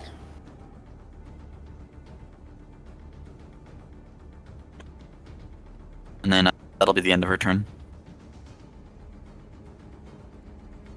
Alright, Vimok. I will throw myself into this corner here. Pull out the spear with my right hand and hoplite jab out. Shoo. Yeah. Yeah. Twice. A 15 to hit and a 26 to hit. Hit. Both hit? Oh, wait, no. Miss, hit. Sorry. Thought that first one would miss. That is going to be +7, 10 piercing. And he collapses to the ground. Yes.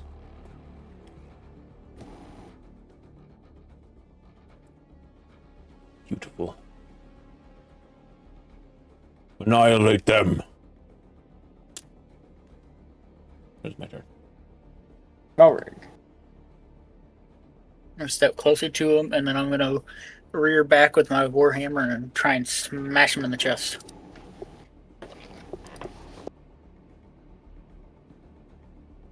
Okay. Now gonna do nothing. That was 11 points. No. Alrighty, I'm just gonna stand here and look pretty. Okay. Start of his turn.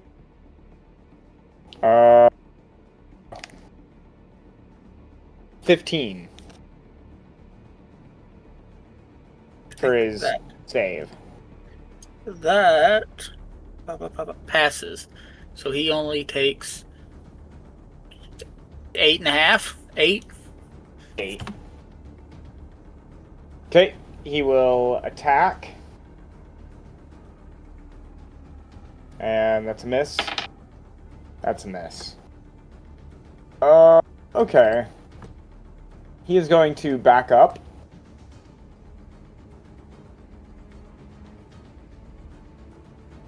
Do you attack him? Oh, yeah. Ooh, man.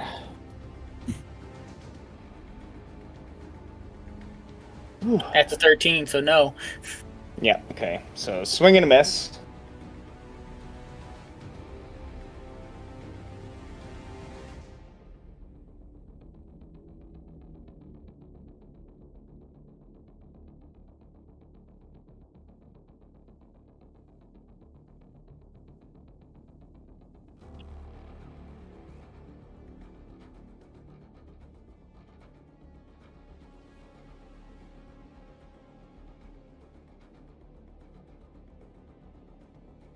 Oops.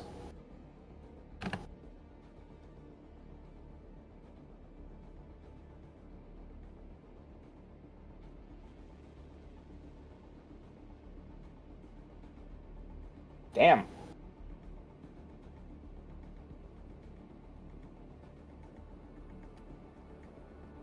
Damn.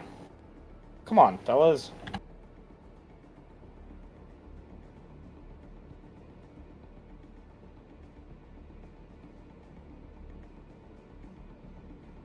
There you go.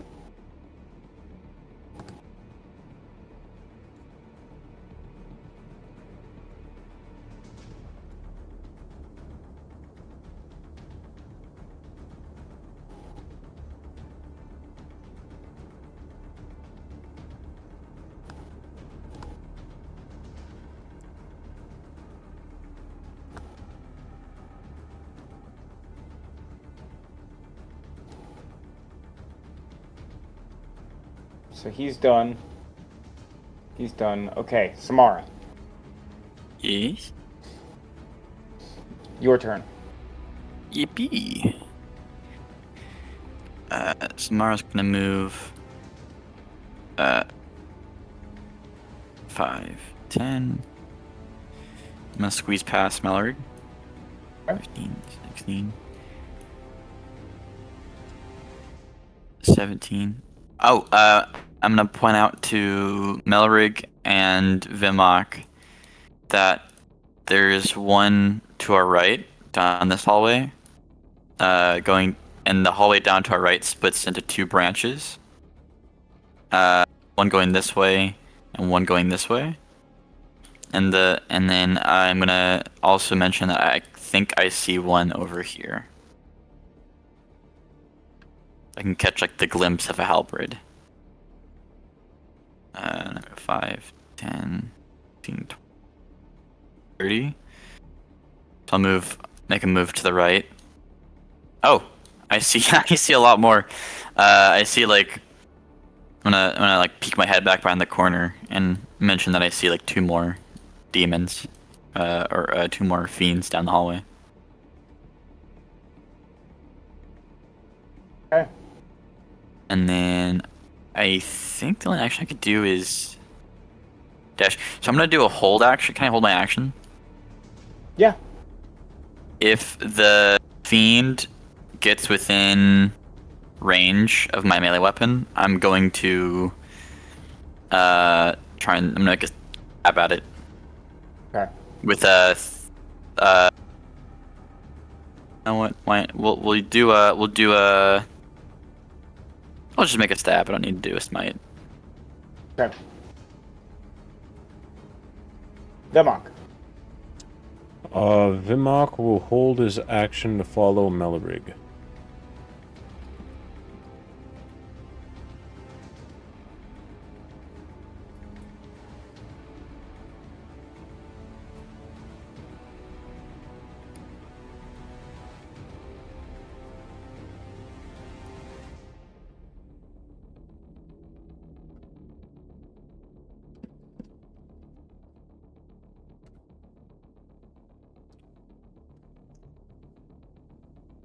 Elric. I'm going to move and oops, 1, 2. Okay, I see the 2 you're talking about. Well,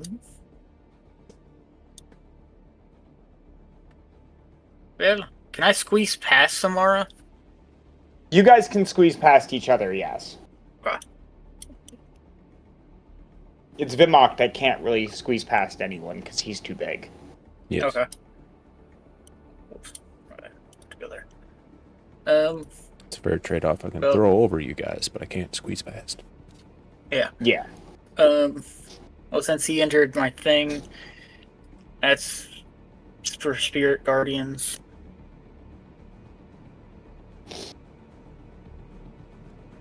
He gets a 20. Okay, so he passes, he takes 11 points of Radiant. And then Okay. I'm going to attempt to hit him. Roll to hit. That's a big old 10, so I ain't doing nothing. Yeah. Miss. I'm just gonna stand here and smile at him. Alrighty.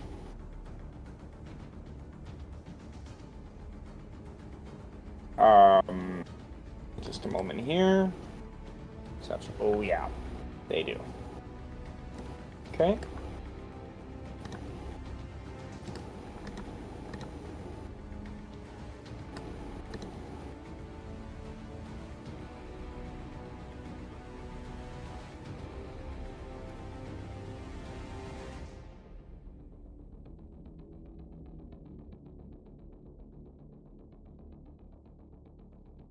Sorry, this is gonna take me just a second here.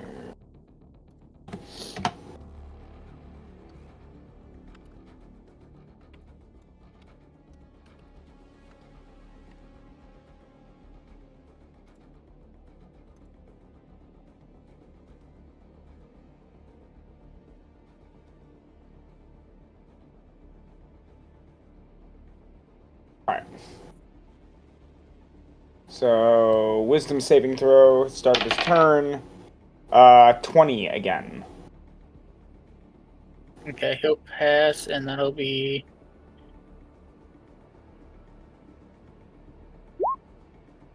4 points. Okay, then he will attempt to keep running. Oh, okay. I will attempt to hit him, which, going by past experiences, probably not going to work, but we're going to try it anyway. God, it's a 26! Look at me! Hit. So that'll be this. 8 points. And you clobber him in the back of the head with your weapon. He falls down dead. Haha! Remember to grab the golden mask. Mara.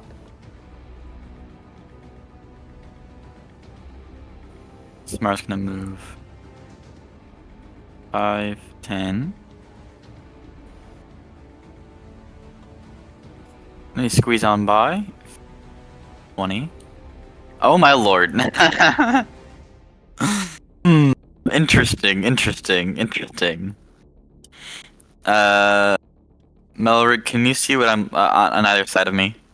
No. On either side of me is 2 more of the fiends. Hey, good There's job like on 4 of squeezing them past. there. Yeah.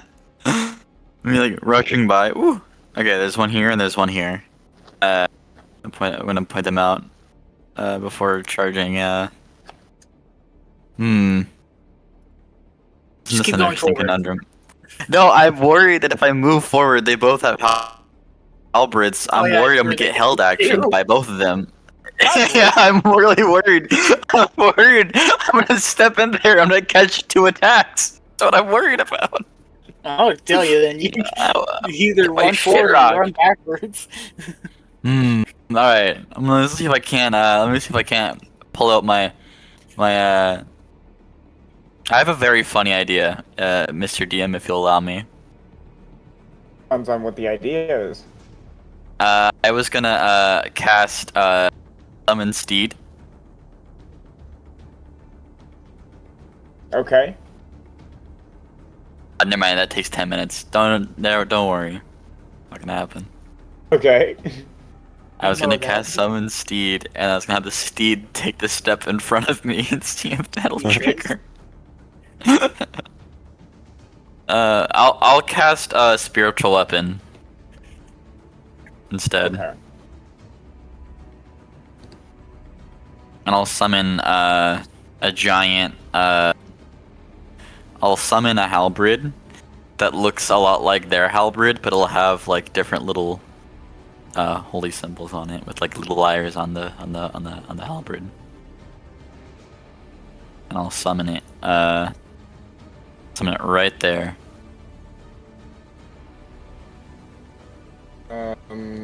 Give me a second here.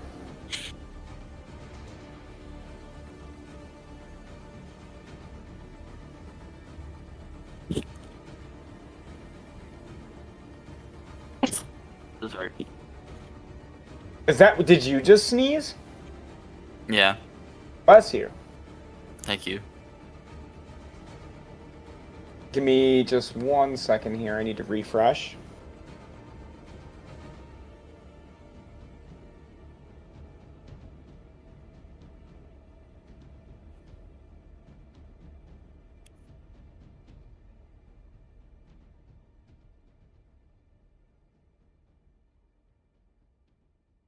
Okay, where was it again?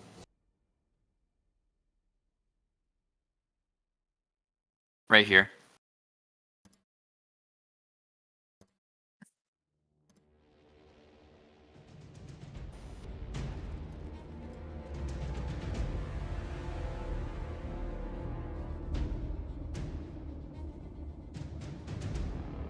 Controlled by... Okay.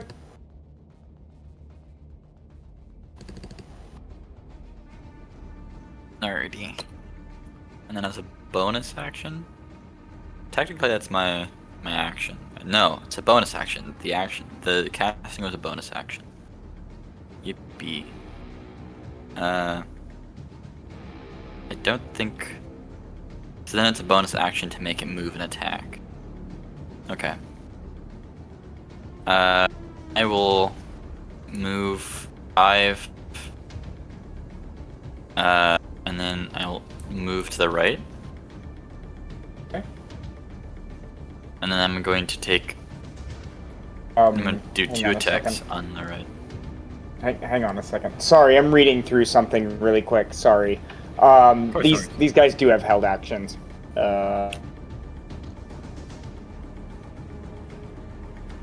This attack is 17. Yeah, oh no, that doesn't hit. Doesn't hit. Okay. Second attack. Ooh. Gentleman's 20. That also does not hit. It would have hit if I didn't have Shield of Faith. Oh. Okay. On. Both attacks miss. Ready. Just going to swing on this one to the right. All right. Roll to hit. A 19. Hit. 3d3. 10 points of damage. Okay. Just gonna Take a hefty Take chunk another- out of him. another stab for 22. Not 22 points of damage, but yeah. Yeah. Hit. And then for another 11 points, just gonna Ooh. try and swing again into Yeah. the same spot she had just swung into. Chunking him Like down. chopped into a tree, yeah. Very good. All right. Vimok. The mark. It was told that something was down this way. So I'm gonna go 5, 10, 15, 20, 25, 30, 35. Rage. Running in. 40.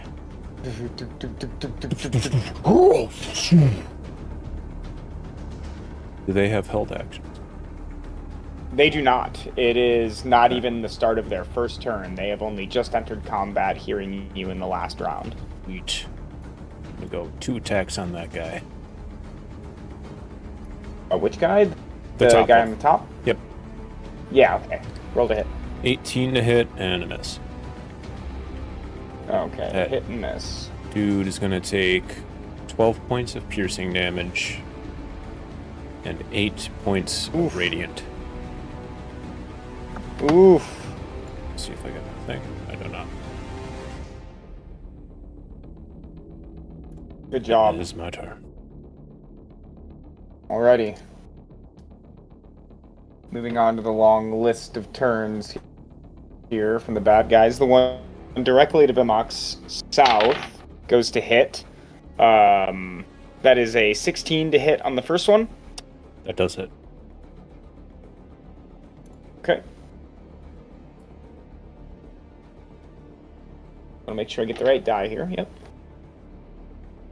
Okay, so you take 10 points of slashing damage. Second attack.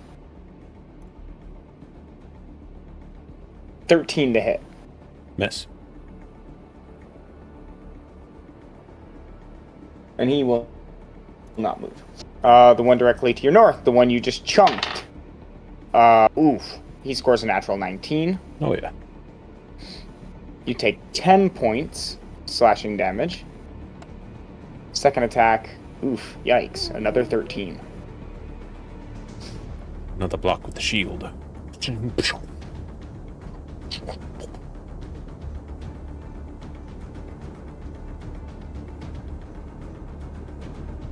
Then we move across the battlefield.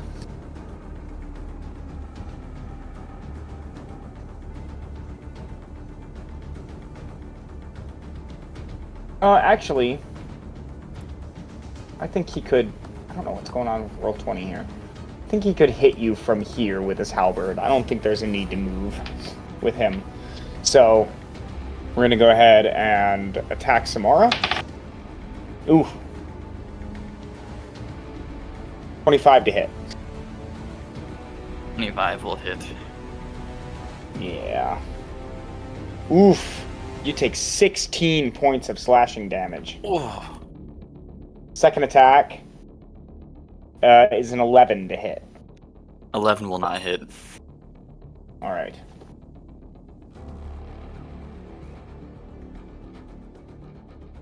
I'm gonna make a... No, okay. Days. Crisscross across the battlefield here. 5, 10, 15. Roll to hit on Vimok. Oof.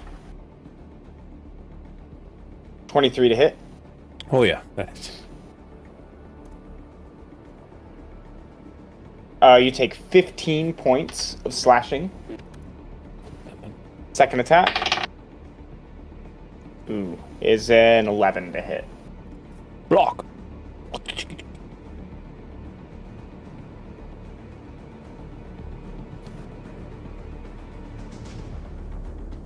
5.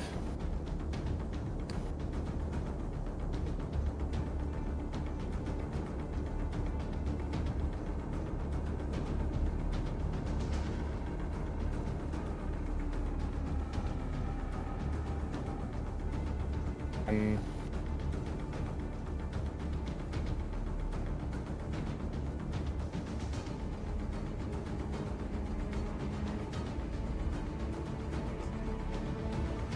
10, 15, 20, 25, 30.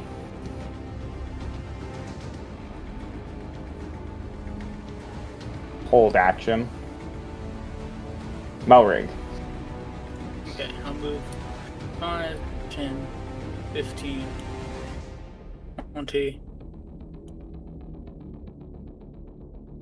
25. So Now I that think you all finished four- moving, we'll go ahead and do your things here. So we've got 3 that are being affected. So the first one, I thought it was all 4. this one has been in the range for a little bit. Oh, okay. Oh no, it hasn't. No, it hasn't. No, it hasn't. I was gonna Because say, it was none of them around the have wall. been. No, it hasn't. No, you're right. So it is all 4. So the first one, we'll start from the bottom and crisscross our way all the way up to the top. Okay. Just for simplicity's sake. Oh, and the lemurs here are actually going to burn up and die too. They don't even get... I'm not even going to give them a saving throw. They burn up and die the moment you enter the room.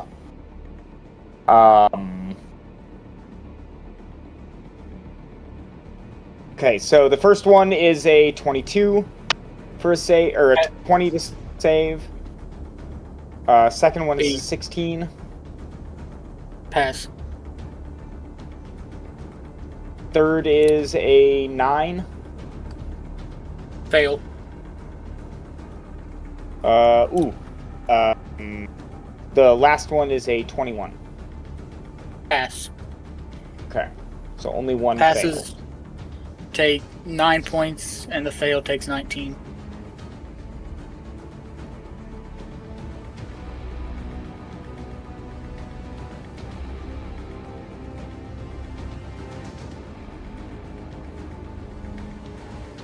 And then the fiend that is standing in front of Samara, I'm going to attempt to hit. That's 15.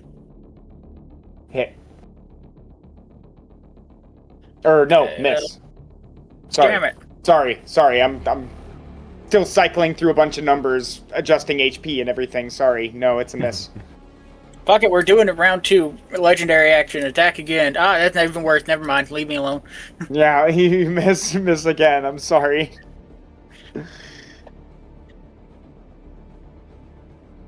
Okay, well, that's my turn. Alrighty.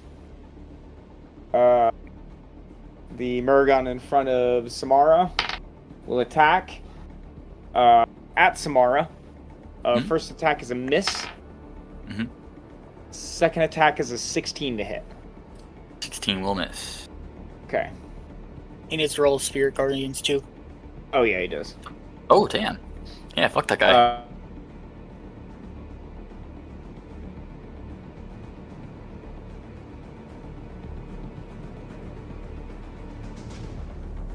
All right.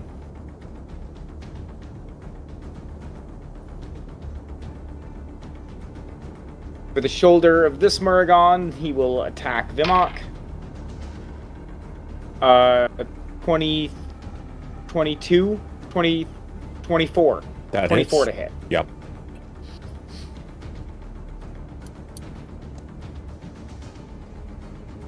You take 10 points slashing. Second attack is an 11 Well, or 12.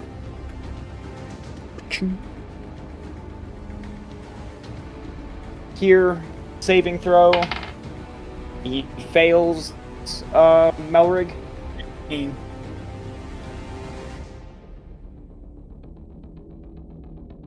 16. 15. Turn to attack Melrig. Natural 20. Oof. Damn it. This is good. I never get to hit you. Yeah. This is true.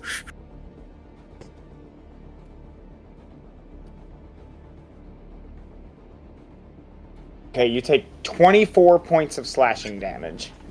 I'll be right back. And does Spirit Guardians have concentration?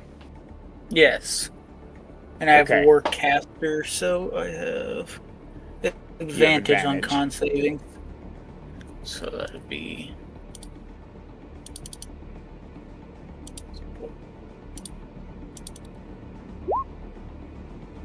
$22. Yeah. It's hyper pass. Okay. Second attack. It's a 18. Miss. Tomorrow. Samara's going to stab the one directly in front of her. The hit. 21 Hit. for 7 points of damage. And he collapses. Gear falling to the ground. Puddle left behind. Gonna swing through the middle section. She's gonna stab this one behind her. I'm gonna turn around. Okay. And then try and do an overhead swing on him. Roll the hit. 26. Hit. 8 points of damage. Whew. Chunk, chunk, chunk.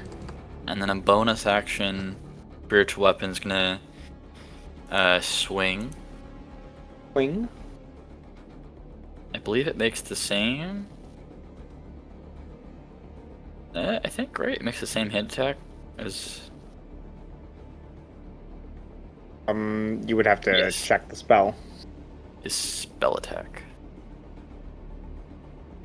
So a 24, Hit. and it's 1d8 plus 4 for 10 points of damage. Woof. Dead. Boom.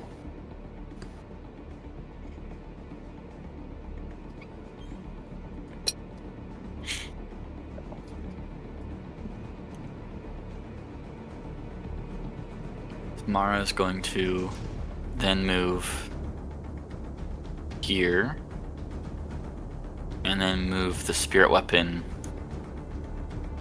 here. Oh wait, no. We'll move spirit weapon up 5, 10, 15. Next to this fiend over here. Okay. And that'll be the end of her turn. Okay. I'm gonna do She might something. still be gone. Oh no. I'm back. Do something a little different. I'm going to use the Ring of Invisibility to turn invisible. Ooh. Okay. I'm going to go this way. All right. Opportunity attacks with disadvantage. Yes. Yeah.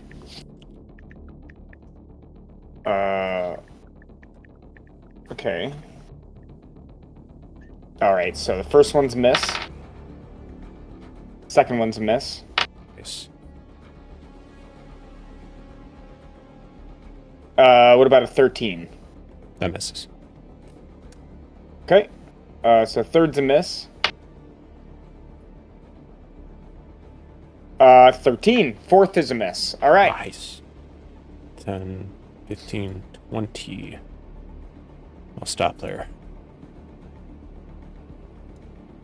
Still in Visibre.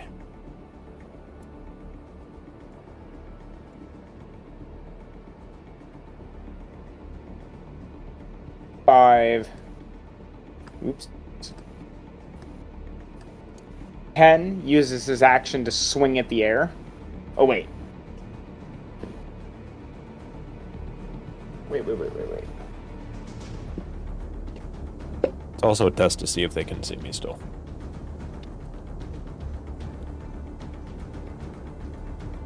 Should have said that while you were So he swings at the air Nice. and looks around and slowly begins to enter the room, looking around, grunting underneath the mask.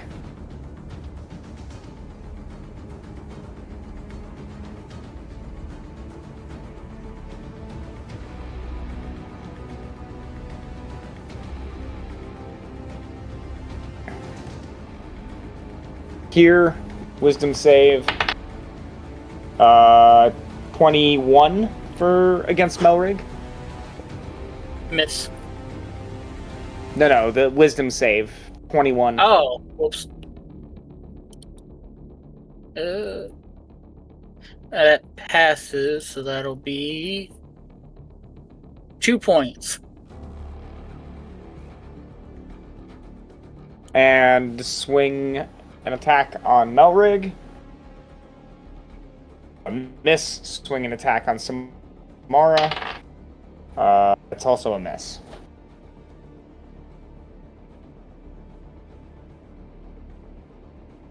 Okay. 5, 10, 15, 20. Swings at the air. This will be an attack against Vimok with disadvantage. Completely misses. Beautiful.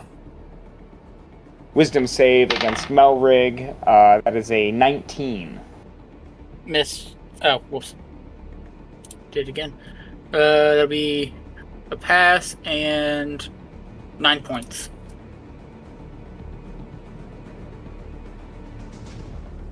Melrig, you're up. Oh, wait. No.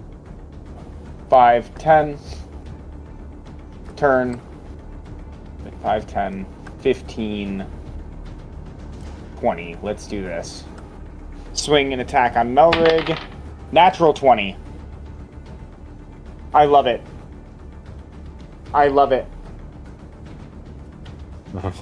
Aw. You take 8 points of slashing damage. And I need a Constitution saving throw with advantage from you.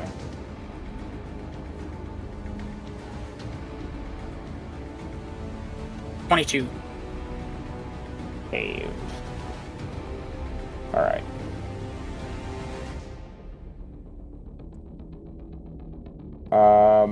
Then second attack against Samara. This is a gentleman's 20 to hit.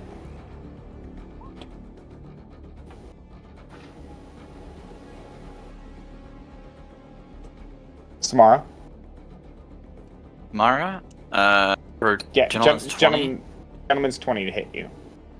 It's gonna be a no. My Yeah. AC is at 22. Alrighty. 5. Zamara.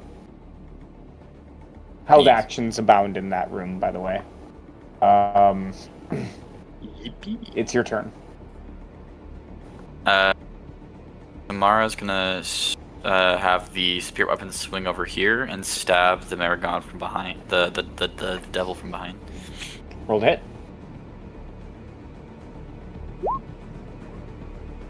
A 9? Miss. Damn. She's then gonna stab with her halberd. Okay. her hell iron halberd. Gonna stab the one in front of her.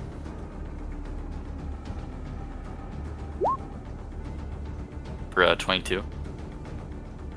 Hit.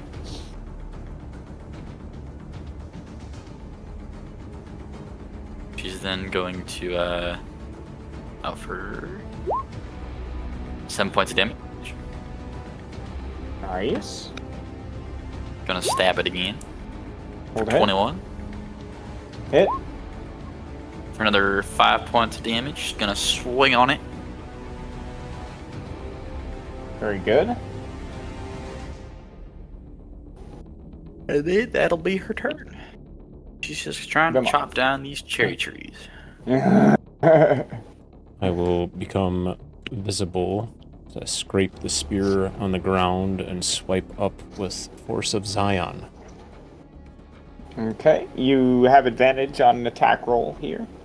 This is it's a strength saving throw on their part, all 4 of them.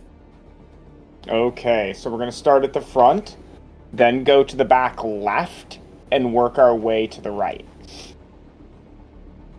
Okay, fail on the first, fail on the second, a 17 on the third, That's a pass. and an 18 on the fourth. That's a pass. So the ones Okay. that fail get knocked back 10 feet and take 7 points of force damage. The ones that save take the 3 points of force damage. Oh, this is the old one. Wait. Son of a biscuit. Wait, hold on. It's a different roll. You're fine.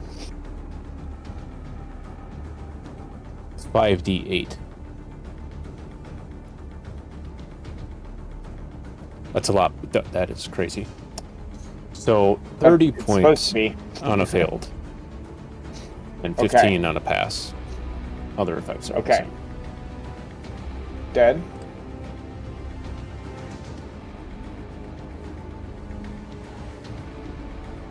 Nice. I know I will get attacked, but I will back up.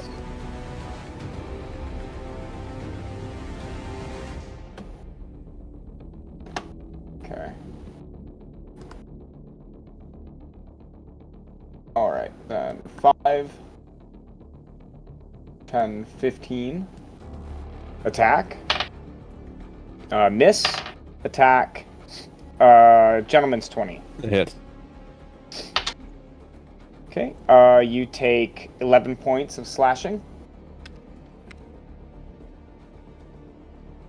Wisdom saving throw against Melrig. That's a gentleman's 20. That'll pass, and they take 5 points. Okay. One attack against Melrig, one attack against Samara. First attack against Melrig is a 21. Fail. Okay, attack against Samara. 17. It's gonna miss. Okay. Back down here. 5. 10. Attack. 18 to hit. Hit. Oof. You take 16 points of crap. slashing damage. Second attack. Gentleman's 20. Hit.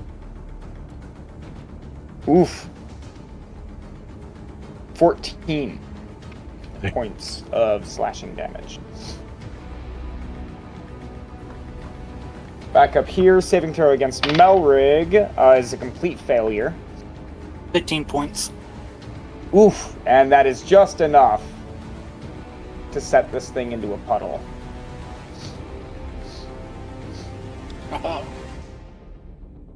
Melrig. I'm going to attempt to hit him. Go ahead. Do not. Okay, so that'd be that plus. That'd be 23. Hit.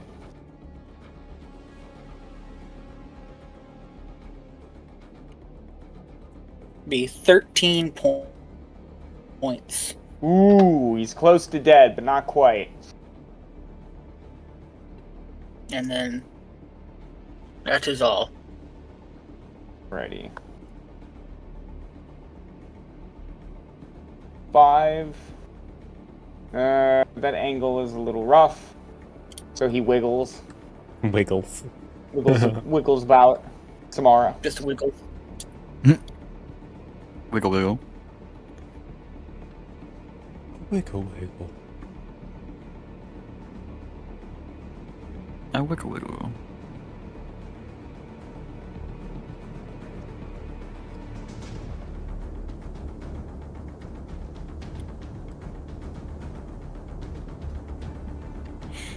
Samara's going to stab the last guy All right. for 16. That hits, right? Yeah, hit. She does 7 points of damage. And he's down. Stab.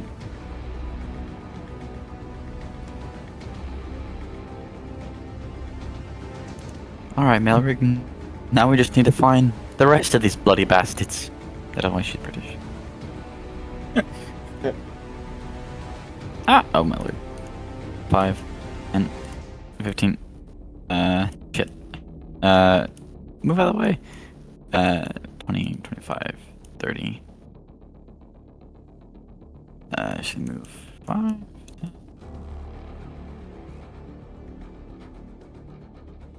30. He does not remember where Vimok is. You will try to find him. Should move the spirit weapon 5, 10, 15, 20 this way. Alrighty. Vimok. Let's do this. Double jab spear attack on the one at Aw, 14 to hit, 26 to hit. Hit. That is 12 piercing damage. And 7 radiant. Oof.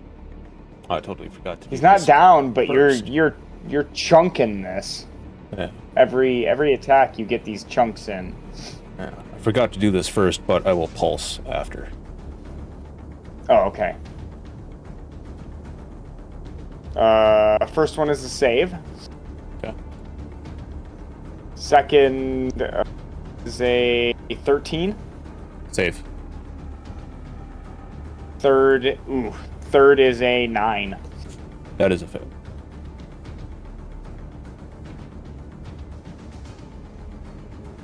Right.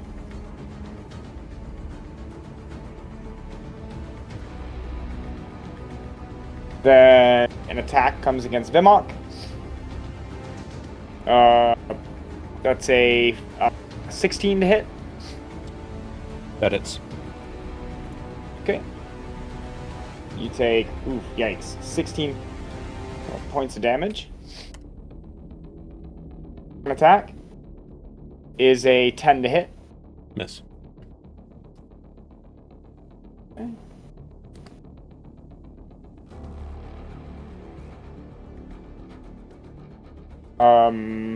From the back, right behind him, we have the other Muragon. He gets a 17 to hit. That will hit. You take 9 points of slashing. Second attack, is definitely hitting. Oh yeah.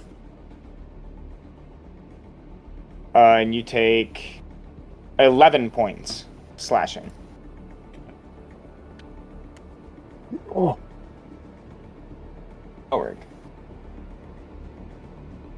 Alright, I'm gonna move 5, 10. Okay, this thing instantly vaporizes.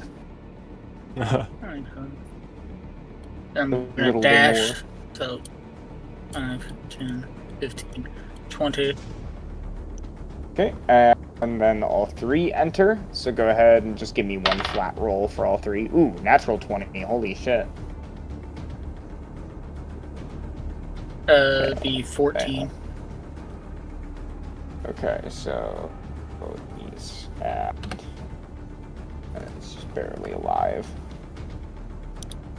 He's just barely alive. Nobody dies. Yippee! And then I'm going to slap Vimok on the back with Cure Wounds. Okay. Backache. Oh. Oh. Ooh. Be 15 points of healing. Thank you. Oh. Plus. And then I'll roll for my legendary action. Shit. Okay, that's it. That's all for me. Alrighty. Start of his turn. He gets a... What is that?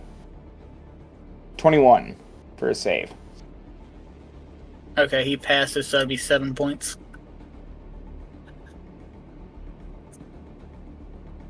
And he is stunned. Tomorrow.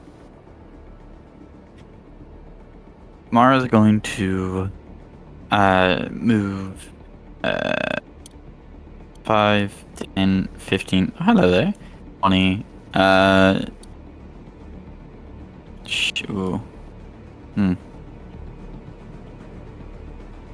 To move 5, 10, and have the spirit weapon move 5, 10, 15, 25, or 20. And that'll be your turn. Mock. Oh wait, no, she'll dash, sorry. The mob National will Underturn, sorry. send out a pulse.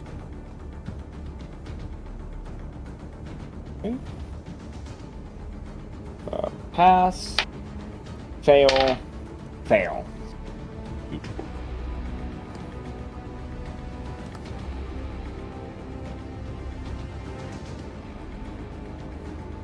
I will attack the one in front of me. Oh, yeah. Hit. Roll to hit. Oh, there it is. It's 10 plus 9, 19 piercing. Oh, to 6 radiant. Aw. You cleave this thing in half, nonetheless. Aha! Burst through the melting body. Attack. Yeah. 28 to hit. Hit. 10 points of piercing. This one, too, Yes! falls. Burst through! Keep going! Get out of here. They turned into a penis. Stupid. Stupid. Nah, I'm going to let's fix that. invert you. Yeah?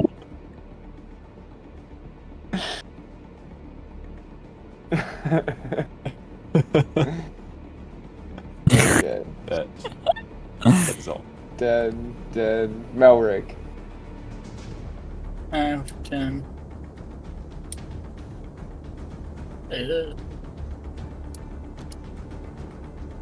15. I'm gonna attempt to hit him. Okay. He is stunned. 25. He's stunned, so you get advantage.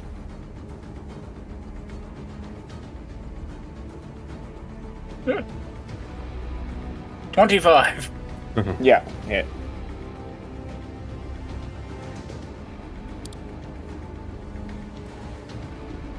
Oh, 6 points. Come on, man. You can just finish him off. No. It doesn't matter. He's gonna start his turn. Wisdom saving throw. Oh wow, natural 20.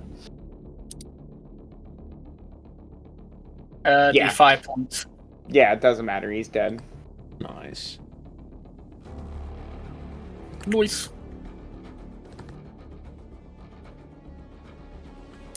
And the hallways fall quiet, except for the distant echoes of the Limor wailing and munching on each other. Thanks for the assist. I've been hit that much in a while. Yeah, you know, it's fine. Hey, Smar, you want to come over here? Ah! Get over here. What's going on? Get over here. 5, 10, 15, 20, 25, 30, 35, 40. What's up, guys? The masks to collect. Yes. Since we're all standing here, I will conduct prayer of healing at a 4th level. Okay. 8 plus 3. Ooh. That's 23 points to heal.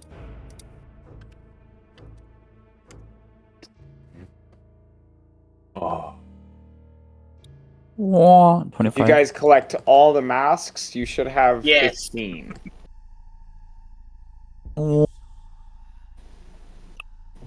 Samara, do you have a backpack on? I do have a backpack on. Okay. Well, you Do you want me take to shove 5. some of them in here? Yeah, you take 5, I'll take 5, and Vimak will take 5. Okay. What are these called in like game space? just This is an ornate gold mask. They weigh 3 pounds each. Okay. It's 3 pounds. Ah. Ah. They're just adorning the outside of my backpack tied up. Right. There's They like will all know that we are coming for them. exactly. Oh, we have to re-roll for movement. How many do I have? 5? Yeah, you have 5. Last time on backpack. Thump. Going to attach another halberd to my backpack. Okay. Using my leather strips to tie them together. If museums exist, they're gonna love these. Yes. My plan, honestly, was to adorn my throne room when I become king. Oh my gosh. Committed to the bit. Have them melted down. Did you guys do your new initiative rolls for moving? Oh, no. Alright. Go ahead and do those. I'm gonna grab an apple. Just need something. Great. That's another, I just don't change. I still have 8. Okay.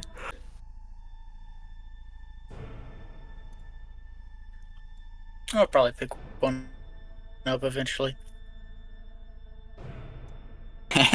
We have a bunch if you want one. If Vimak can carry it. Yeah, it's like being a samurai back in like the 1600s. Vimok, please arm me with my halberd. I can attach like probably another 2 on the other side of my backpack. And we'll push it past that. Let's do it. But I just want one. I want them all. Well, I want one of them, so. I will attach 2 on the other side. Yes.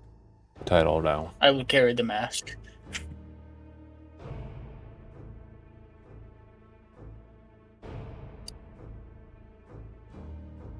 Alright. Samara, I guess you're going in the middle of this. So, You're between Vimok and I. Corresponding to height.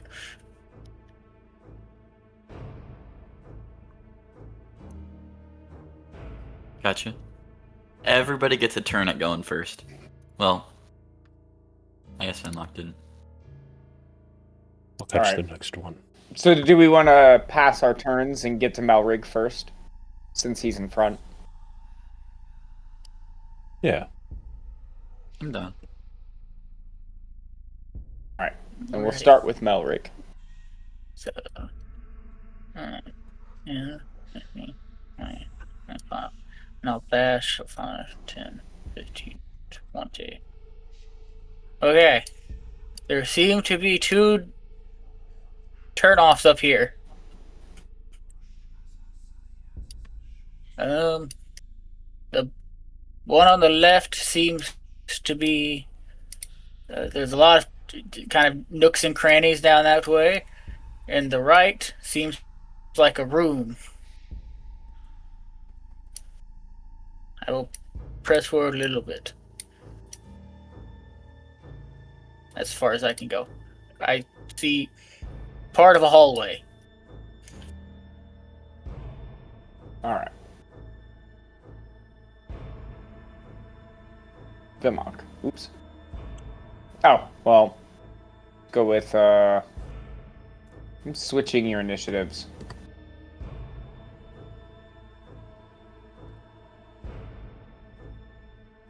Hate me or don't hate me.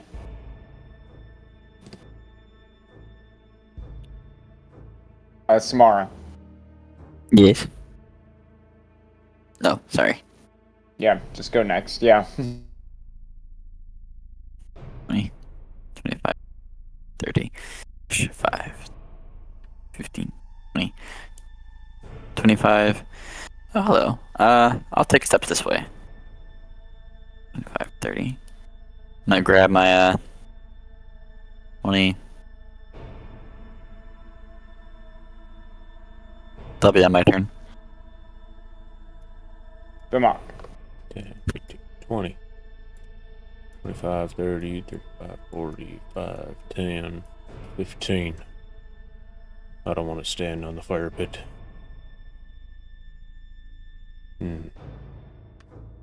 Who's that? No. It just goes this way. Run over here.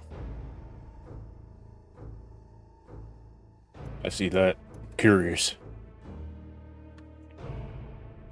Curious little lava pit over there. It's just a curious little lava. Looks like an eye. It's the Eye of Terror. Oh. The Eye of Sauron! On The ring into the lava. Fuck Have up! to- Can't read. Or we're gonna throw you in the lava! Gonna have to pry this ring off of my The cold ring. dead You hand. have to throw the ring. I'll bite it off, The you stupid fuck. ring. My precious.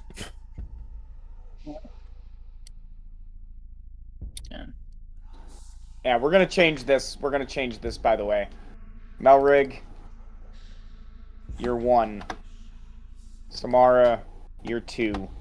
Vimok, you're 3. It'd be 4. Too bad.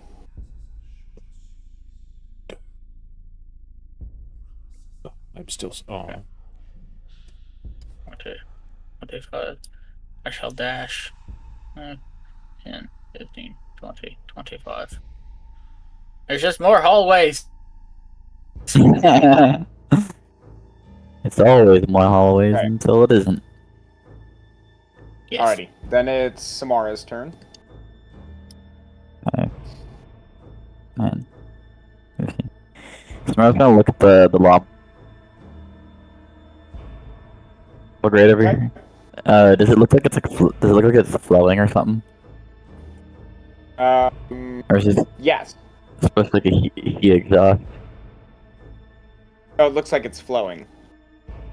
Gotcha. Interesting. How far away does the lava look like it is from the grate? Like right underneath it. Oh, damn. Built this right on top, goddamn. Alright.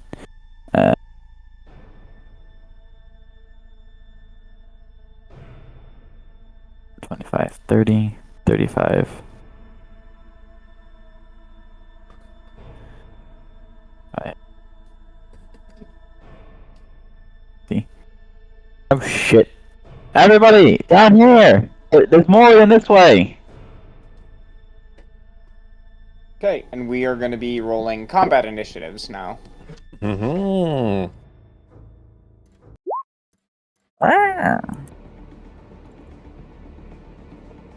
Well, Well,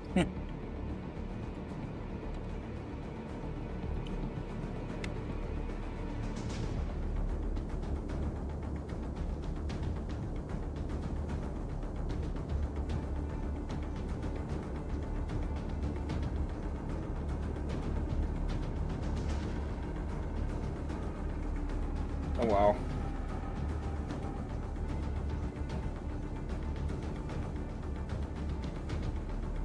I want to start lining my belt with their bracers. Mm-hmm. Mm-hmm.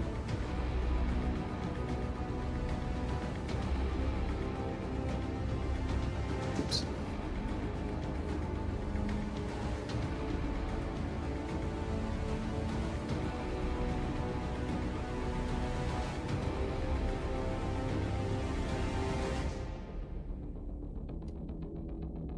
Alright. So we kick this off, Samara, with you hearing the sound of chains dragging against the floor. And with a weird jerk in his body, you can see a figure, a form, creep out from one of the side nooks. And he will turn and look at you. His body is completely wrapped in barbed chains that glow red hot.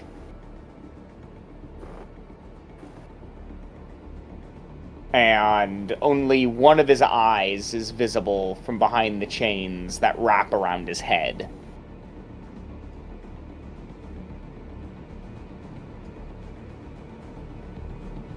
And yet, despite his horrific form, there's a kind of a sultry voice that comes out.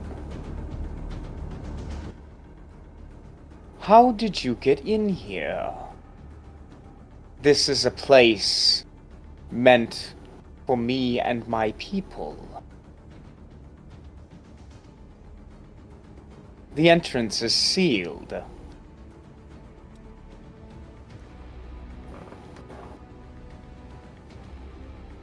We apologize to intrude upon your home.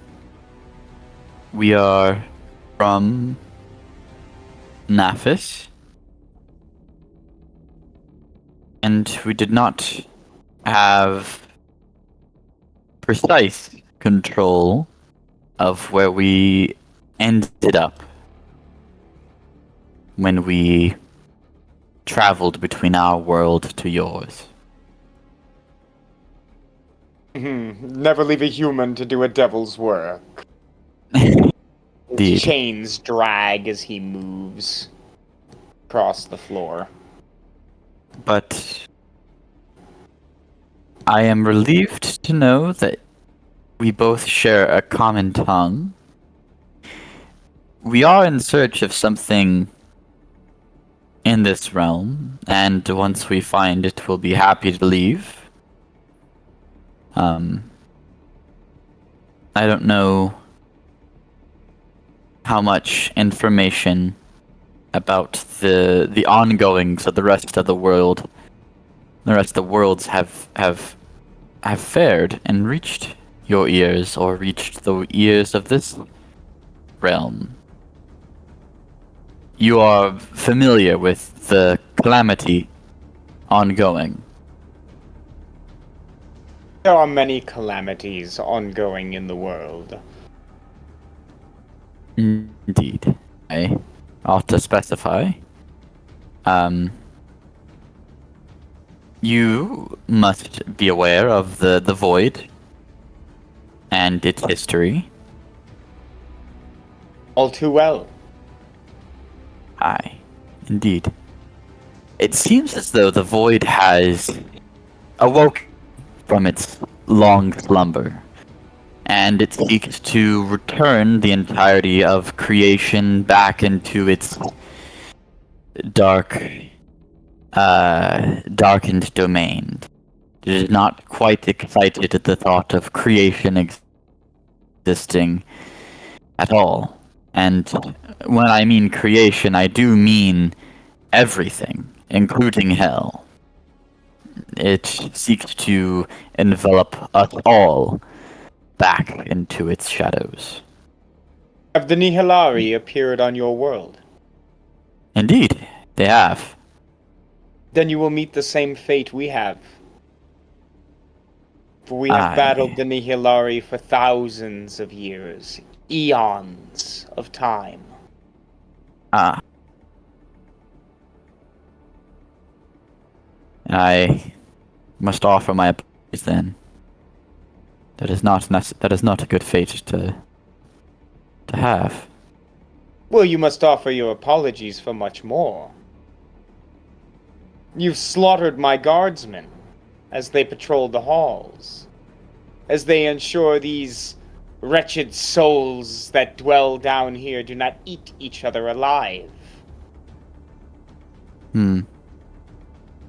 In our defense, your guardsmen did not command us to stop.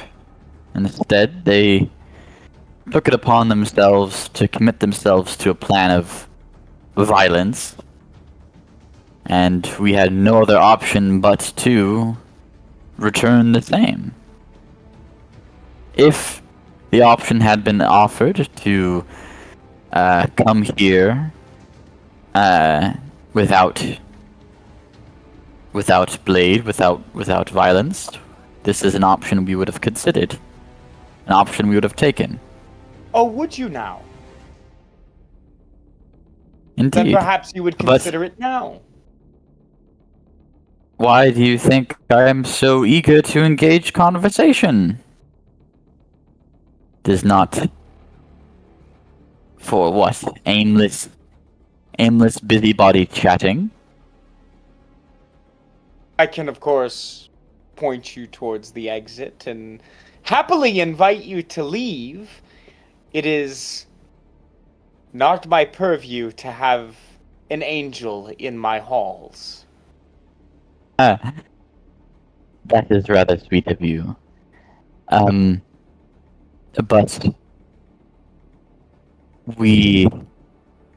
before we leave, we are unfamiliar to this realm, and we would love to leave. If we were to leave, we would not presumably burn up when we step outside. Now you're asking me for something entirely different. Now you want something from me. Nah, not entirely, just reassurances. Reassurance though- is something, isn't it? I've heard you devil folk are one for contracts and dealings. Far more civil than the Nihilari and their brutish ways. And I have yet to engage other folks of other realms.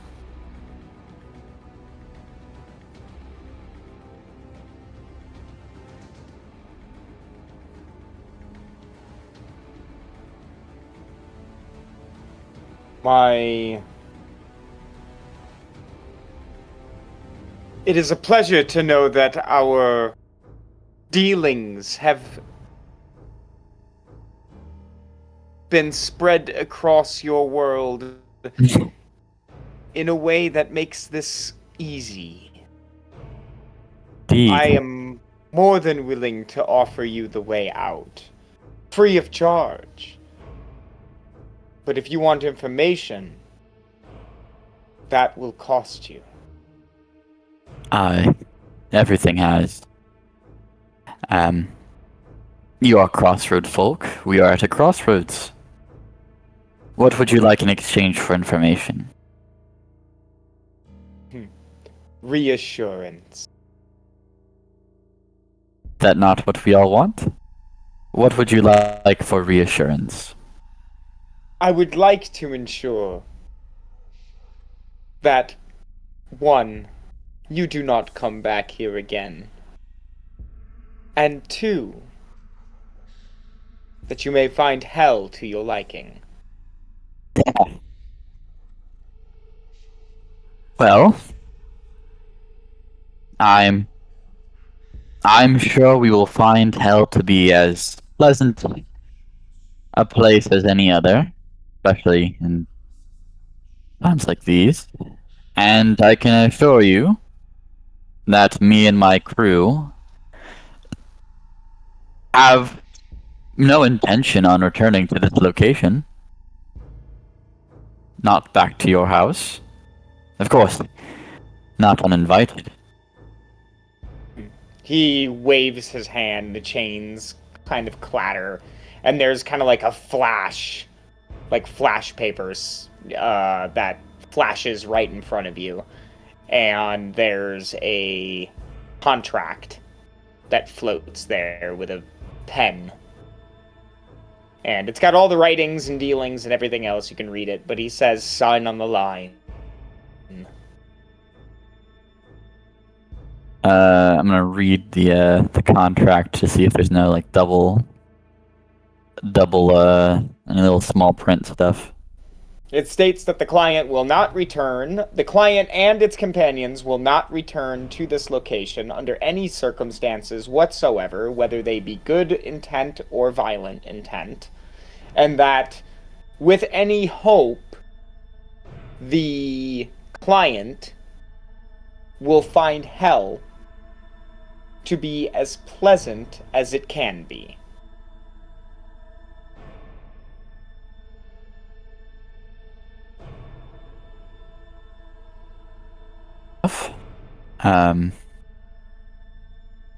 I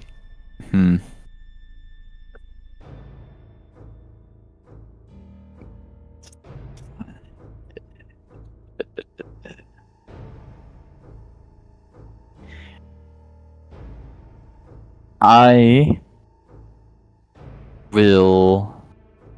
Is there anything about I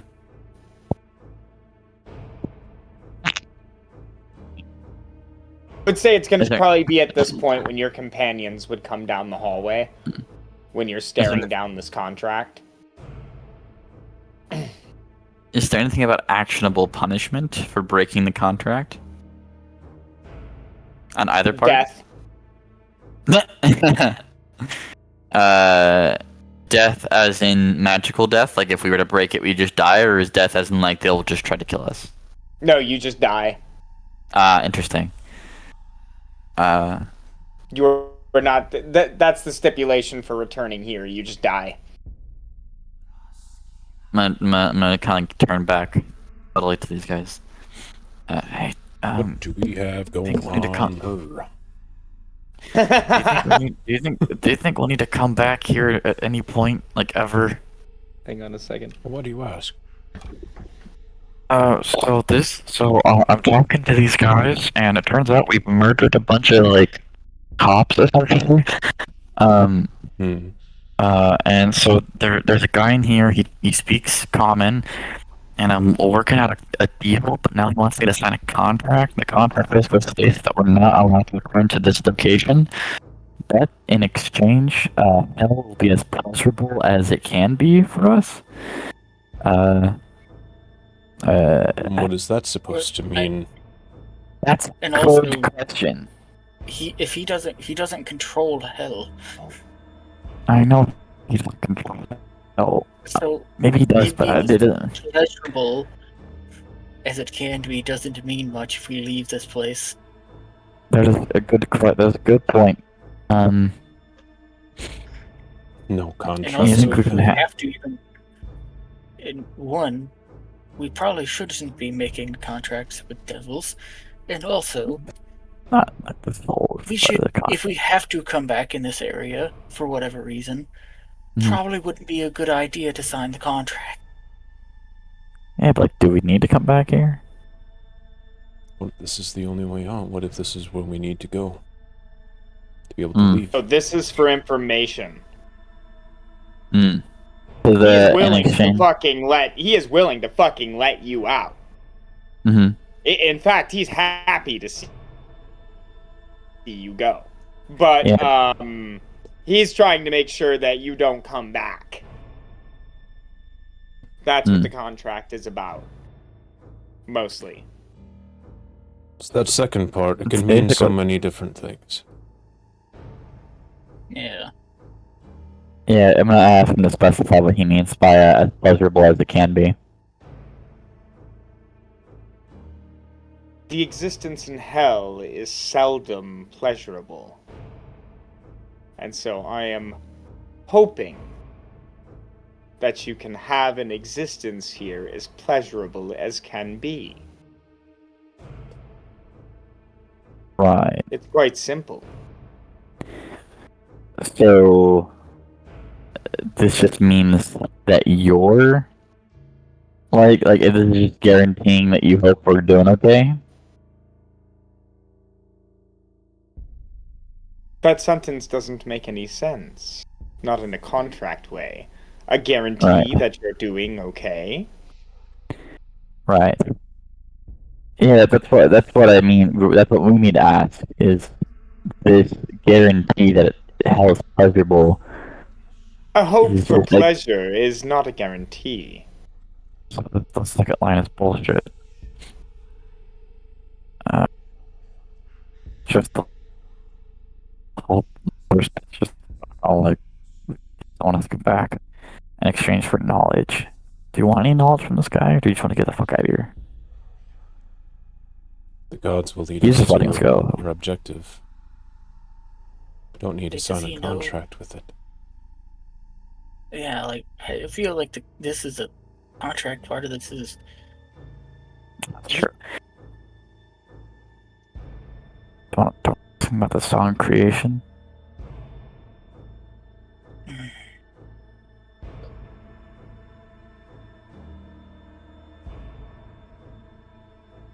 And Also just kill him. I mean, there are devils. We have been bodying them. go for it. No, why just kill him? Go for it. I mean, also we could just leave. Like, we don't even have to do that. We could also just leave. Mm-mm. Nah, fuck it, go for it. I'm gonna take the contract in my hand and then move it like a step forward a little bit. Do you know anything about the Song of Creation? I'll answer your questions as soon as the contract is signed. Aye, indeed. You thought I was an angel. You have noticed. I don't know. I guess like my hair color. Yes, I don't know. You've You all have like a slight glow. You've been referred to as like some kind of celestial in the past. You know, yeah, that's fair. That's fair. there could be something in that. Who knows? Hmm. You know, we thank you for the contractual offer, but we do intend to reject the offer. We're so sorry to waste your time. But, I could point us towards the exit. So, Sorry, what was that? Could you point us towards the exit? Indeed, I can. And he lifts a hand, and like serpents descending from a branch, chains begin to slink down. These kinds of barbed chains begin to come down from the ceiling, where this black hole of pitch blackness is upward. And these barbed chains kind of come down right in front of you. These will carry you to the surface. I'm gonna step forward, and then I'm gonna step forward, and I'm just gonna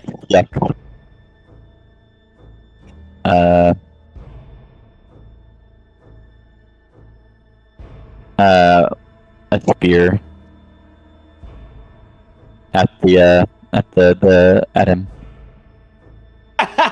You're gonna step forward and throw a spear at him. Yeah. Okay. Mm-hmm. Range is 20 feet to 60 feet. To pull a spear, I think we're just gonna have to do initiative, because they're not just hanging out, right? Like, they're watching you. So I think we need to just roll combat initiative then. Oh, we did. We're still in never mind, sorry. We are in combat initiative. No, sorry. We are in combat initiative. I'm sorry. It's his turn, technically, when this dialogue started. Oh, yes. So we're just gonna continue with his turn, since you're gonna break this and throw a fucking spear at him.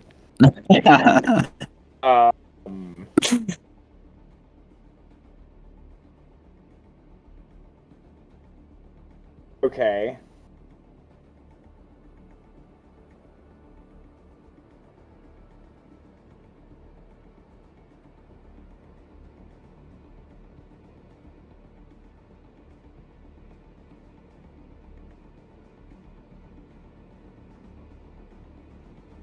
Oh, wow. Okay.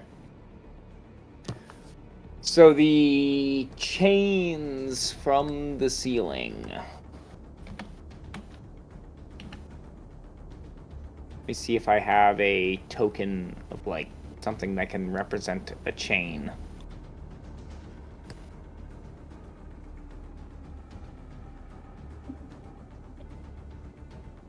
Here we go.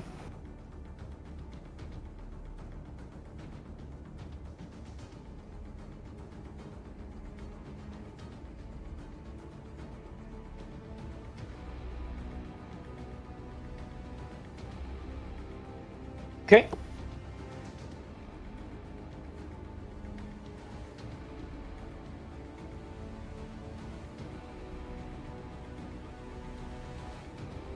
Two attack. Okay. Okay, so the chains that were meant to carry you to safety suddenly recoil and begin to snap in your direction. We got 2 attacks here from each chain on Samara. First attack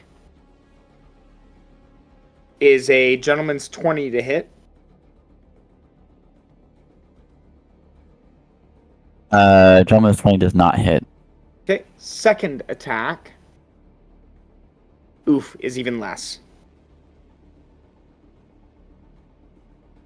Okay, so then that was 5, 10, 15, 20, 25, 30. And he will end his turn right here.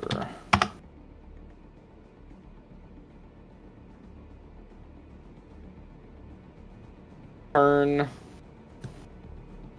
5 and attack Samara.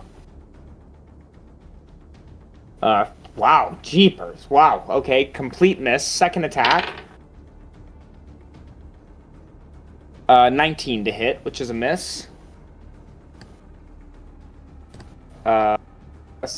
Attack from this guy over here onto Samara. Ooh, finally. 23 to hit. Ooh, 23 does hit, yeah.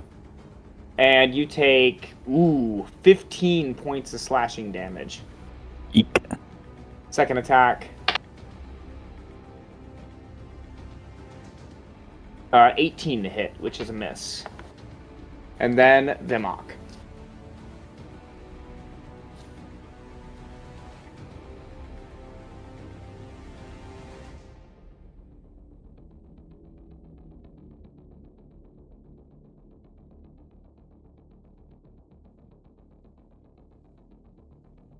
I think you're muted.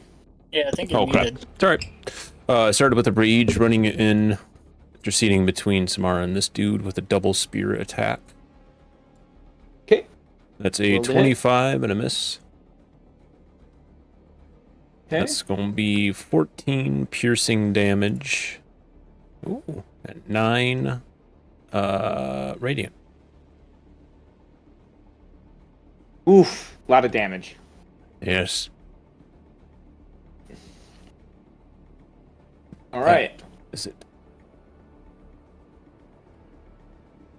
5, 10, 15. Do we have any ranged attacks with you guys? Do the Marigons have like a crossbow or something? They do. Heavy crossbow. So this Maragon will pull his heavy crossbow. Odds or evens, Vimok? Odds. Okay. Samara, 22 to hit. 22 meets my AC, so that should It's a yeah, hit. hit. So you take 9 points. Wait, no. 7 points of piercing damage. Second Oof. attack is a miss.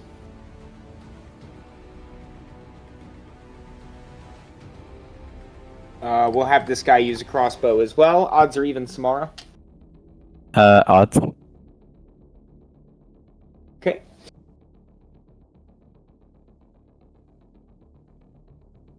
Third attack against Samara is a miss. Fourth attack against Samara is also a miss. And now it is your turn. Alrighty, Samara's going to jump over the lava pit. No, she's going to move 5, 10. That is an 15. attack of opportunity, though. Oh, moving past it. Moving off your original tile because of the guy up to the top of you. Oh, this guy over here. Oh, you're right. My bad. So attack of opportunity. Gentleman's 20, so it's a miss. Yes. 15. 20. 25. That's another attack opportunity, right? No. Yeah. No, you're still technically That within moved yet. range. And then here, I'm gonna go and stab the demon guy. Okay, roll to hit. He's a devil, by the way. Oh, devil. My bad. That'll be a gentleman's 20. Hit. Nice. I'm gonna use. Might as well go for it, right? I'm gonna use Shining Smite on him. Okay. Shining smile. The target hit takes an additional 2d6 radiant damage from the attack. Until the spell ends, the target is shining a bright light, and attack rolls against us advantage. Okay. And also cannot take advantage from the invisible condition. So it'll be, I think it's like 1d10 plus 3. It's 3 damage plus 2d6. Is 4 damage. And then she's gonna swing again. All right, roll to hit. For 26. Hit. And then it's just gonna be regular swing. For 8 points of damage. Oof. Okay. And then, as a bonus action, she's going to. Wait, let me take a counting.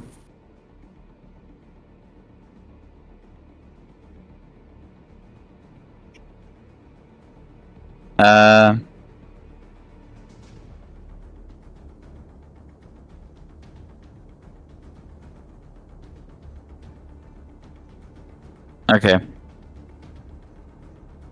I will just, as a bonus action, I will resummon my, spiritual weapon up here.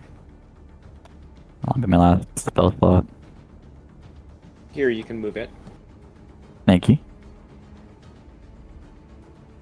And then, I think that'll be it for my turn. Alrighty. Is that where you want your spiritual weapon? Do you want to move it? I'll move it here. Well, I just want it to be able, if it's gonna be hit, I want it to be hit by the one guy. 10, 15, 20. And then I'm going to attempt to hit the devil with a guiding bolt. Okay. And I get an advantage. We should do... Hang on a sec. We should do the Spirit Guardians. Okay. Here really quick. So, saving throws from... that one... Okay. Pass. Fail. Fail. Fail. This is the only one to pass. Fails take 12. Pass takes 6. It's 12. Whoops, didn't mean to roll that. It's 12.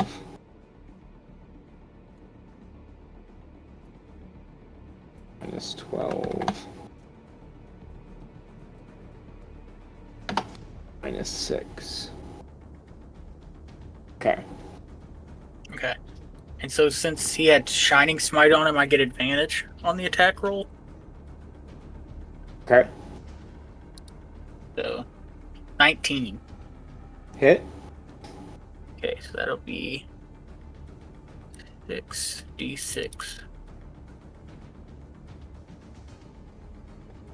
That is 24 points of radiant damage. Holy cow. And there's advantage on the next attack roll on him, too. Yes. And then I will roll for my legendary action, and then I am done. Alright, I got my legendary action back for next turn. So, Melrig has a chain lash out towards him. Missing completely. Vimok has a chain lash out towards him. 23 to hit. That will hit that.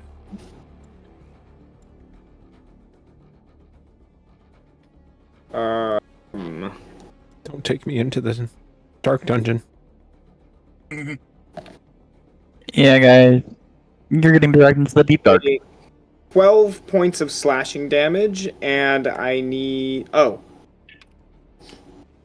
never mind. You are considered grappled as the chains wrap around you and the barbs dig into your skin. Oh.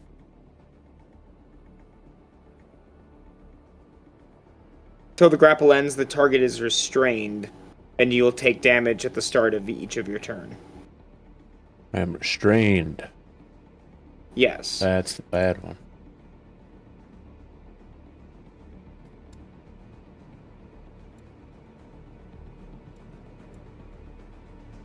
And then 5, opportunity attack for Samara.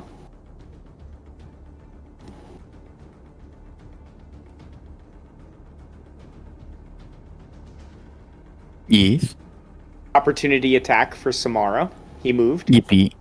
Gotcha. That'll be 8 points. Natural 1. You gotta.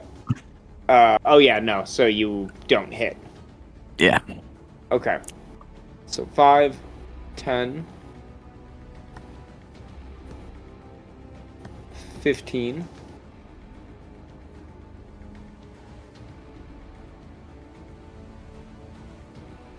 And 5, 10, 15, 20. Contested strength athletics check. He's going to try and push you into the lava.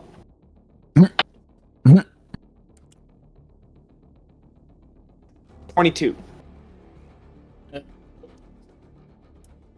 Strength athletics. Ah, shit, 21. Oh, wow, you boop. Get pushed right into the lava. And it is a little 5-foot drop until you fall in. Good thing you have fire resistance. I need a dexterity saving throw from you. You do have a disadvantage because you're wearing heavy armor. Oof. I don't know, I rolled it twice. Because you have disadvantage. Oh, well, then it's still the first one. Yeah. Ooh, wow, you're getting lucky, though. 9 points of fire damage. You cut that in half because of your resistance.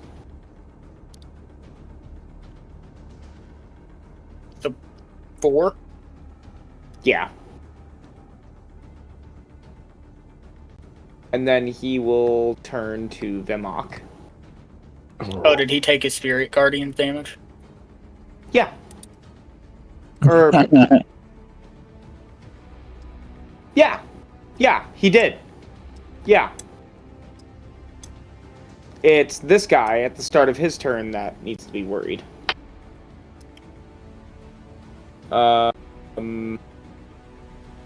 18. That passes, so it'll take 7. Okay, and then attack against Vimok. He has advantage because I'm restrained. Okay, first one's a 22. Oh, 2 22s, so you're getting hit. Oh, yeah. You take 12 points of piercing damage. Or slashing. Second attack.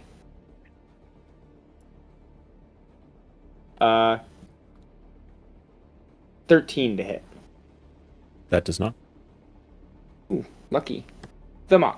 At the start of your turn, you will take some damage here. At the start of each of its turns, yeah. So... you take 10 points of piercing damage. Damn. Can I bust out of these chains?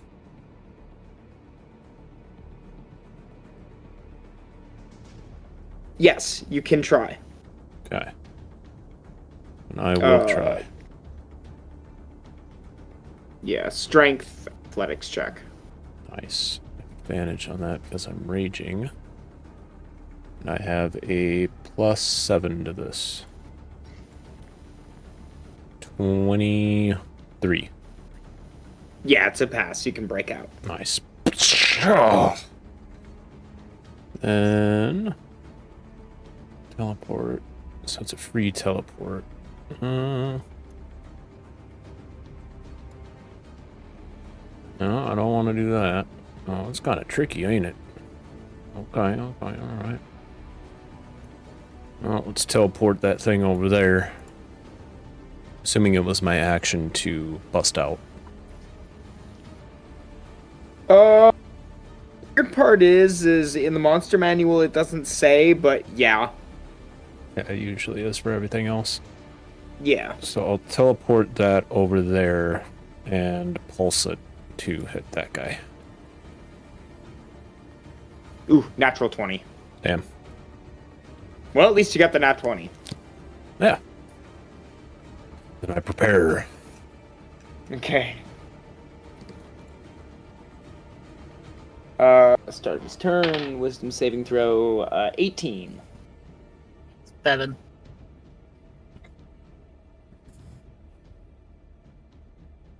Okay. Turn to Samara. Yeah. Attack. Tomorrow's gonna go move 5, 10. Wait, what? No. You're being attacked. Oh, I'm so sorry. I'm being attacked. You're okay. You're fine. My bad. You're right.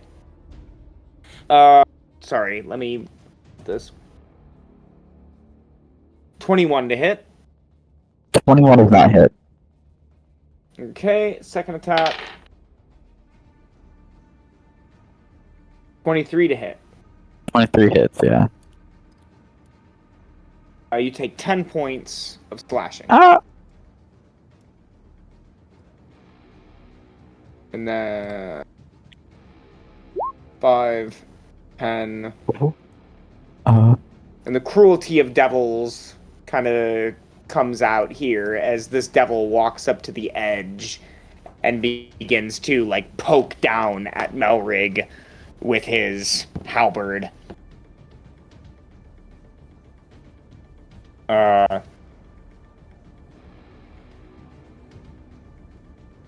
Okay, 23 to hit for the first attack. Miss.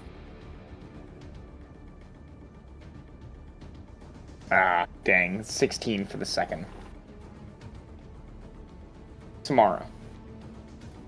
Smart's gonna move 5, 10, Okay, and then stab the demon, the devil. roll to hit. That'd be 8. Oh, god damn it. Natural One. Sure, reroll. A chain will 23. burst from the wall and grab a hold of your weapon, giving you disadvantage on your next attack. Oh. Shit, I use poison roll to reroll that 1 to be a 3. Yes, you can. Yay, So no chain bursts from the wall. Alright, my second attack is 23. Hit. For 13 points of damage. Nice. And then I have the spirit weapon move up. Oh, also, I get advantage on him against... Anyways, what am I talking about? He's has shining light on him. He's shining smite. And he had guiding bolt on him. I should have gotten advantage for the first strike. So then this is the first hit then. Oh yeah, you definitely should have. But I don't even need to use my portent roll because it would have been 8 to 23 and it would have been advantage. Hey. Hey, there you go. Hey! That'll be 21 for the second hit. A hit. And then for another 13 points of damage, max Ooh. damage. Whamming into him. The might of He's still up though. and the spirit weapon as a bonus action. Roll an attack. Wait. Should be my bad. Yeah, okay, right. Does 14 hit? 14 does not hit. Damn. Alright, that'll be the end of Samara's turn. Alright, Melrig. Okay, You well, are currently in lava. You will take damage at the start of your turn.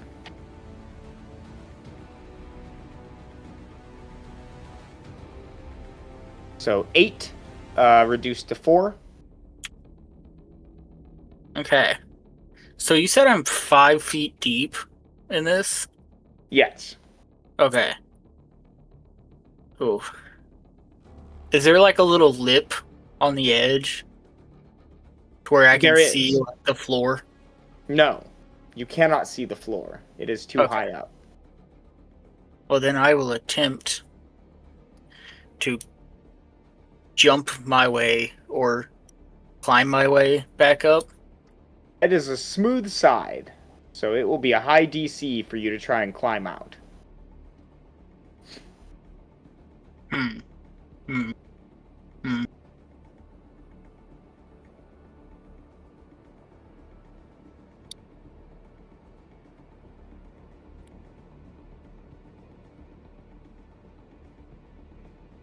Crap.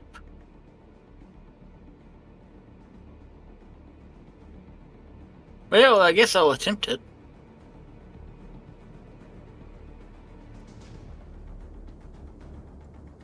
So would it be athletics?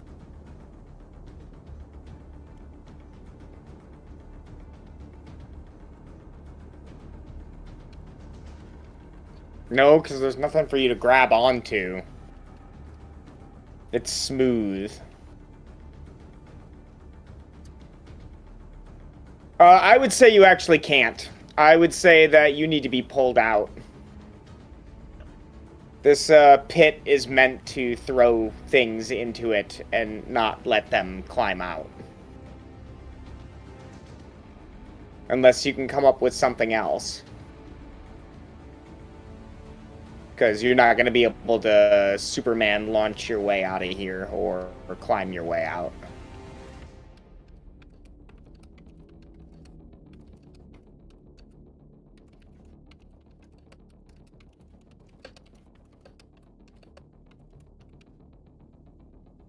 Hmm.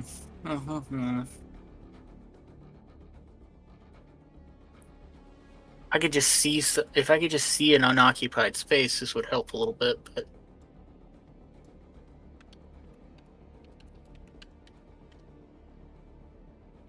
can't see. I'm too short.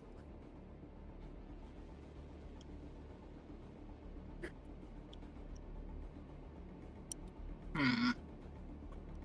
What do you think?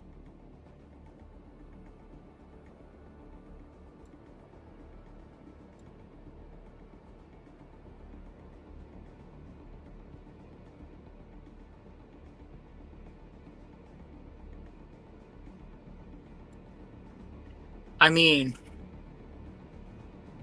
could I cast create water? Hmm. And just dump 30 gallons of water where I'm at? I mean, yes, but I don't know how much good that's gonna do. Right? Because this isn't like a bonfire. This is like a pool of lava. Of like hellfire. Um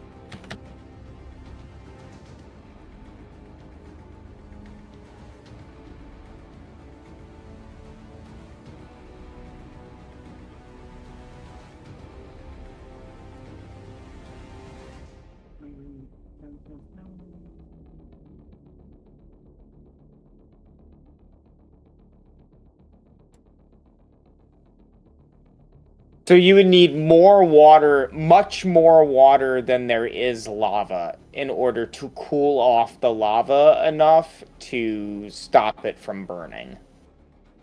To extinguish it. And there's definitely more than 30 gallons of lava connecting into this pool.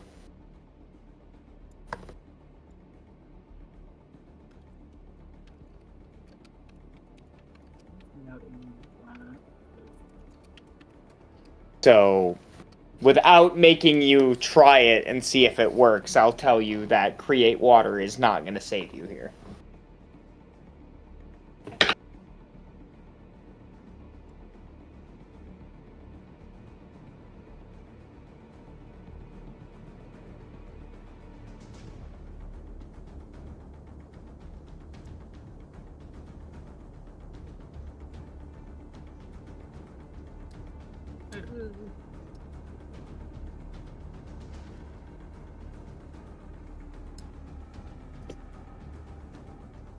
know what? Pass for now.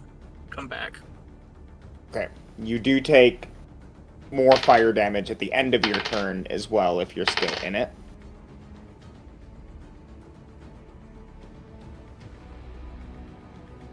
It's 20, so you will take 10 points of fire damage at the end of your turn. Okay, 2 attacks from the Chain Devil. Against Vimok, we get a natural 20 with the chain. Oh, good.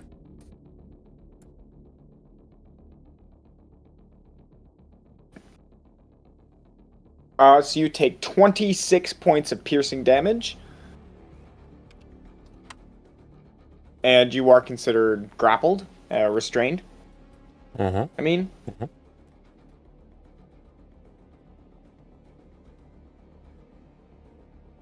This chain will snake down towards Melrig and go to attack him.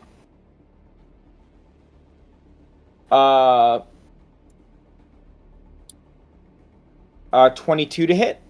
Miss. And second attack is lower, so it'll miss.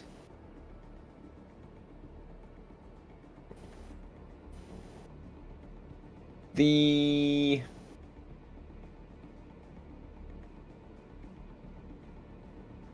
Oh, he can't move. Back up. Oh no, wait, don't back up. Just stay there. Alright. 5, this guy's gonna move over, and he's gonna try and push Vimok into the lava. Opposing strength athletics check, please. +7 to these. Ooh. 20. Natural 20. Ooh, nice. Okay, so you resist. Then he'll attack with his halberd. 20. Gentleman's 20. That'll hit. Oh, I'm counting that again. 14 points of slashing damage. Oh my. Moving over to this one, he is going to...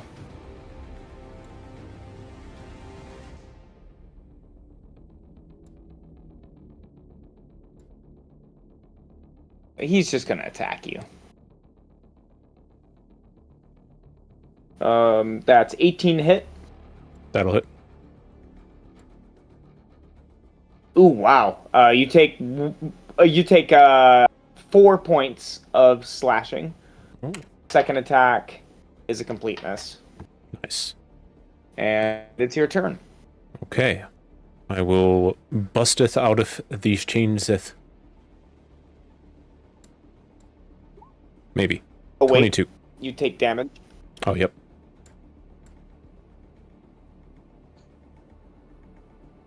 Wow. Another 4 points of piercing damage, and then you break out of the chains. Nice. Bonus action, I will drink a potion of greater healing. Okay. +4 to this. So, 11.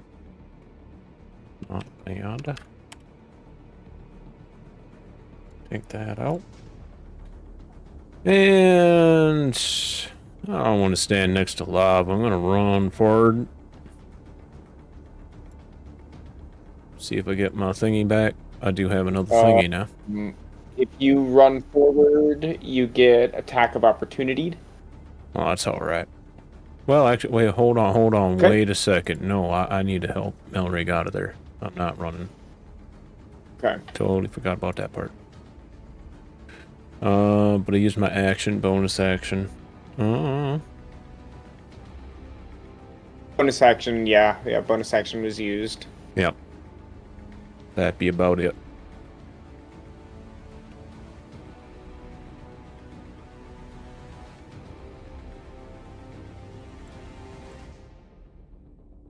Five, 10. 2 attacks on Samara. Yeah. First one's a complete miss. Ooh. Oh, second one is 25. Ooh.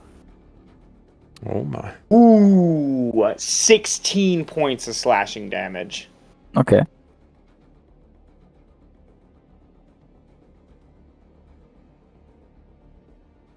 and we get to this guy who's giggling now. You can hear it under the mask as he jabs around at the surface of the lava where Melrig is flailing about, with his halberd. Roll to hit against Melrig. Oh wow, 25. Yeah. So you will take... Where's my die? There it is. So you will take 12 points of slashing damage. Second attack. Oh, wow. And then he drops his halberd in the lava. And you can hear an audible...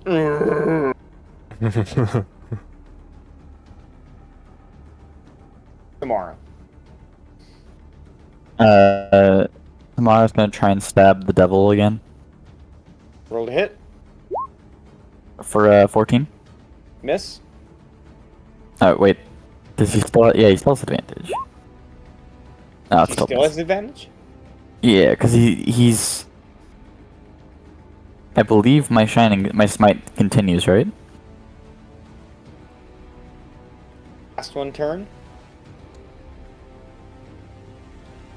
Good point. I could see it going for a turn, but past one turn, you might want to check that. No, I guess, yeah. Huh. Alright. I just missed that first turn. I just missed the 14 then. Okay. Do you want to count the 12 as the second roll for the second attack, or do you want to count it as just... Yes, I do. Because it's still a die that's rolled. So, yeah. That's odd. Unfortunately, a miss then as well. Then I'll have the spirit weapon do the bonus attack. Okay. 26. Hit. For 6 points of damage. Nice. Nice little bonk on the head. Yeah, bonk. And... any movements? Samara will not move. Alright. No, neither will the spirit weapon. You take...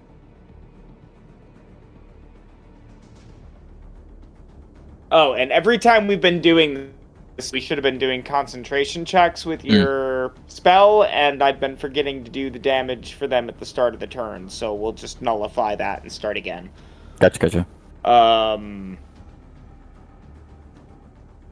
So...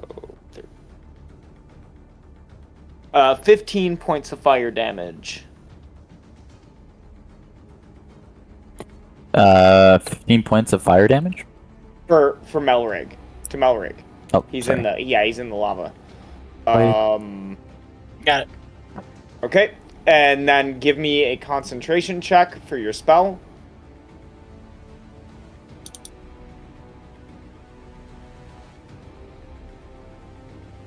$23. Okay.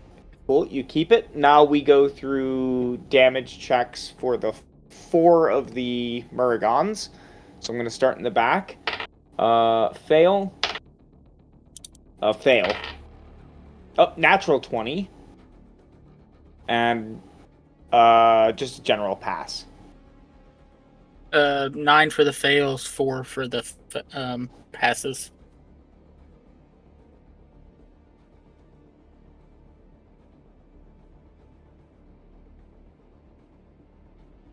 Oh, wow. Okay. This guy dies. Yes. He gets burnt up.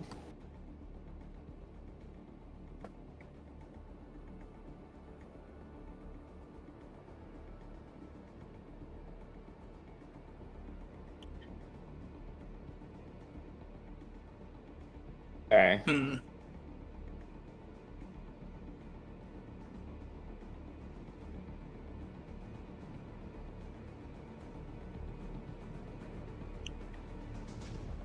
Also an idiot, and I forgot that Dwarven Plate reduces any movement as a reaction against my will along the ground by 10 feet.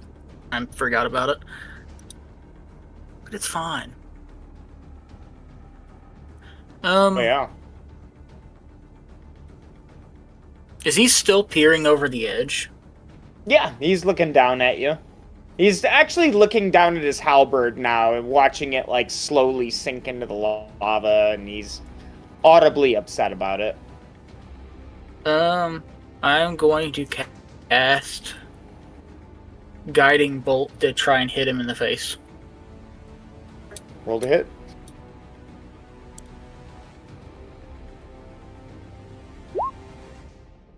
$15. That is unfortunately a miss. Damn it. Legendary action. Going again. It's a 21. Hit.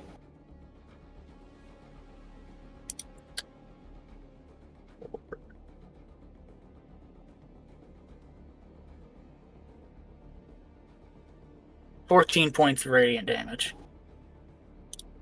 Oof, that hurts. Advantage on next attack for him. And then, I mean, I can't do anything, so I'll pass. Okay.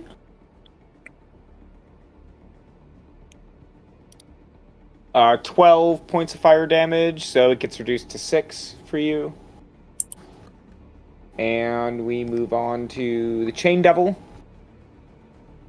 The chain still only has Melrig in range, so it's gonna go down and attack him with 1.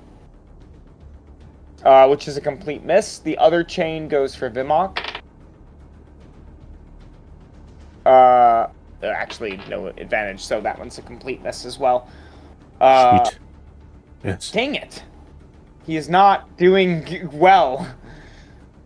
Okay. Another push. Another contested strength athletics check against Vimok. We're going to try and push him into the lava. Okay. Ooh. 23. 21. Ah, fuck! Yes. You cannot Okay. move me. I'm the mountain. Then you just take a regular halberd attack. Complete miss. Oh, and wisdom save for his thing. Natural 1. 10 points. 10 points. He's dead. Vimok. The Mog is not messing around anymore. Summons the spear in both hands, lifts it up to the sky, and activates radiance. There's like a shimmer that just like goes around him, and the whole spear starts like swirling wind, and it's glowing all the brighter. Oh, yep, yep, yep, yep, yep, yep, yep. Oh! And with his hastedness, he is going to reach down into the pit and try and grab Melrig and pull him out.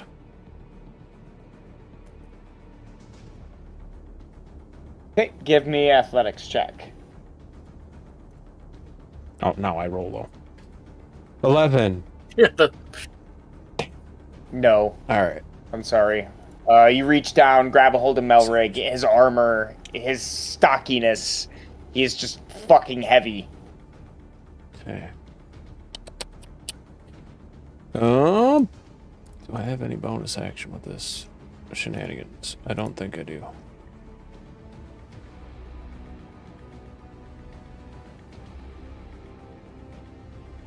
I don't. Only when I strike a foe. Okay. I'm gonna move. You know what? I am gonna move. Okay. Just a little bit. Well, I'll move over. No, you know. Yeah, no, I'll stay there. Yep. Alrighty. Yep. Attack against Samara. Roll to hit, and it's going to be a 21 to hit. No one will miss. And second attack, a completeness. He's not going anywhere. This guy pulls his crossbow and loads it, and as he's loading it, he's snap, and he points it down at Melrig and goes to shoot him. 16 to hit, which is a miss, and he gets upset and goes to throw the crossbow at you and like hit you in the head with it. And it just kind of slaps into the lava, which just pisses him off even more.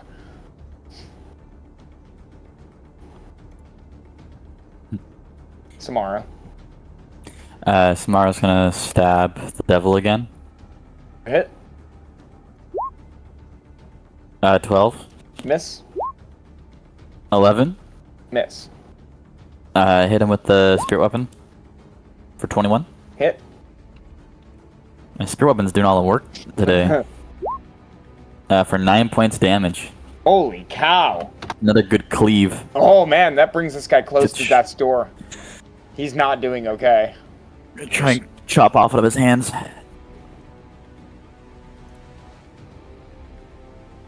His body's being held together by the chains he wears. And at the start of Melrig's turn, we get fire damage.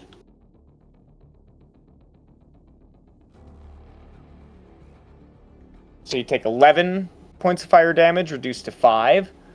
And I need a concentration check for your spell.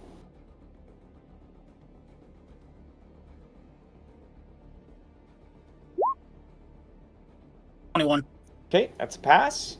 Then we do saves. 1, 2, and 3. So fail, pass, fail. Be 15 for the fail, 7 for the passes.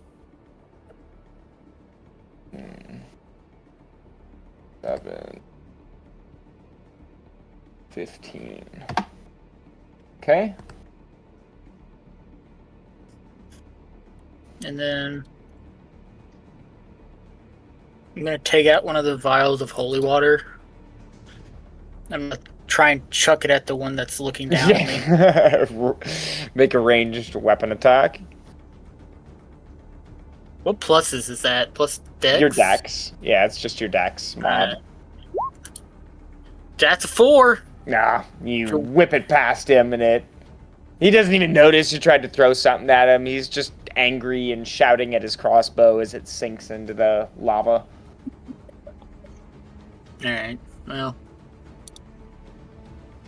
Wait a minute. My legendary action. I'm gonna do it again.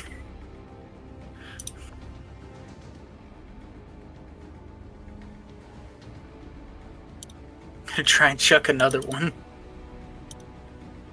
Okay. See how well this goes. That's not even better. Alright, cool. Great. Nope. Make sure you mark I'm those just two here. off, because they I definitely shatter against the wall. The That's all I got. Chain Devil will attempt to attack Melrig and Vimok again. The one against Melrig is a fail again. That's a 21. Yeah, it's fail. Vimok, it's a 13. That misses. Can't fucking do anything. Can't hit anybody. The Muragon's gonna try and push you again. Another's,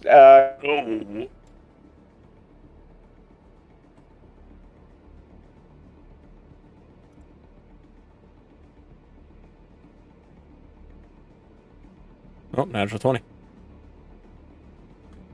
Jeez. Okay. I'm gonna throw you into the lava.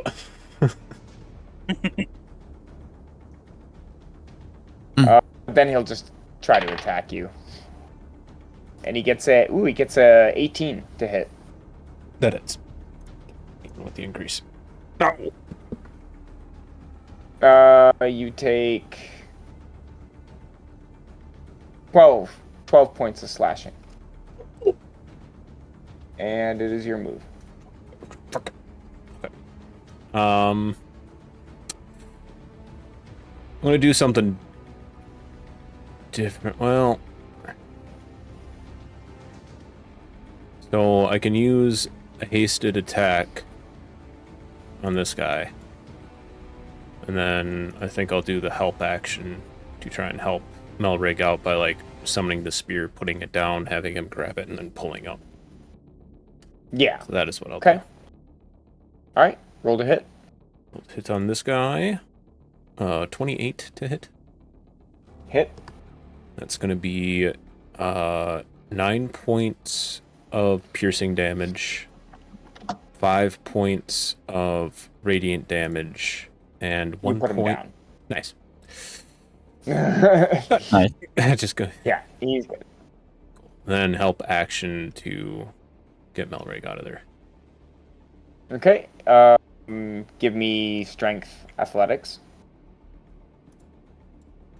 There, finally. 26. Yeah, you are able to pull Melrig out. Yes. Out of the lava, Melrig. Your boots are gone. I don't.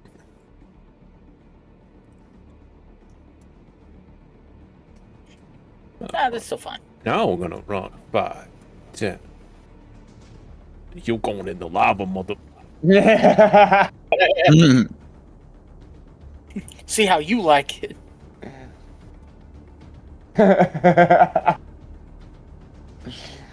Okay. That's what I can do. 2 attacks coming in on Samara. First one is a 19. Misses. Ooh.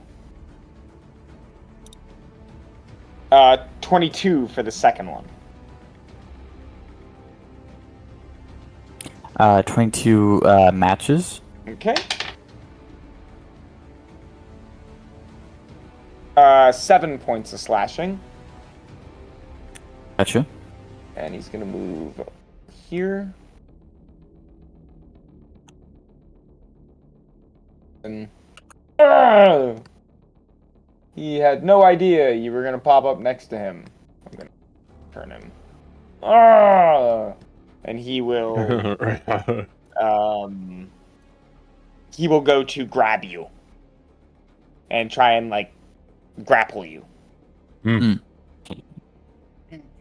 So contested strength check against him. Oh. 19. 21. Oh, damn. So he grabs a hold can of I- you. Can I re-roll his to be a 1? Yes, you can. So he goes to grab a hold of him. Is it a natural one? A natural 1, yes. Okay. So he goes to grab a hold of Vimok, and Vimok just Spartan kicks him in the chest. Sparta. And he goes into the lava.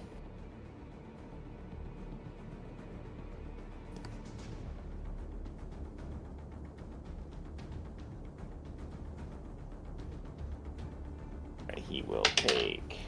How do you like it, mother? Bitch ain't grabbing What nothing. now? Okay, and he will take some fire damage. Alright, Samara.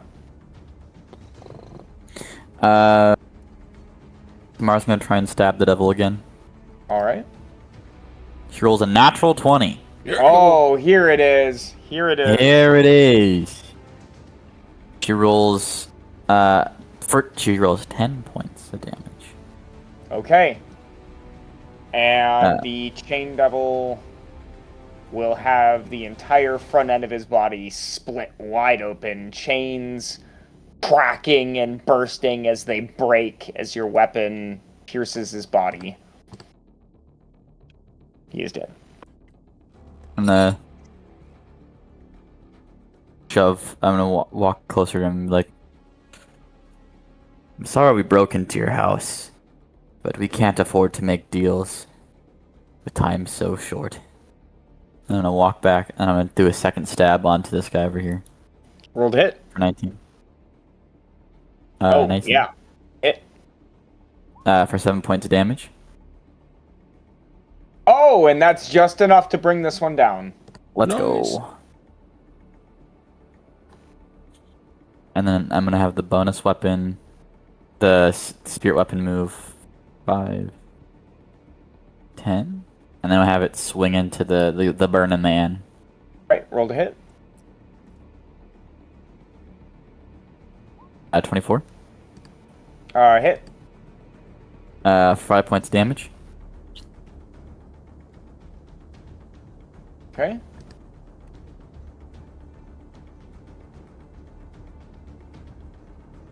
Any movements? That'll be it for the day. Alrighty. Melrig, you look down and see this one that was sitting there tormenting you, now wailing and throwing himself around in the lava. It's like the end of Terminator 2. Oh, yeah. Well,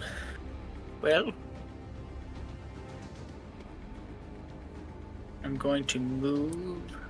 Alright. Okay. Alright. 5. Oh, close. Yeah. And then I will cast Guiding Bolt one more time. Right, rolled a hit. Gentleman's 20. Hit. Send it to Pandemonium.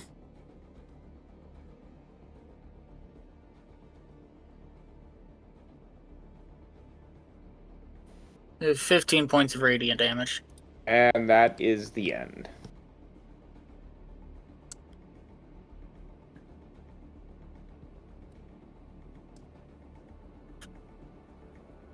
Woo! Huzzah.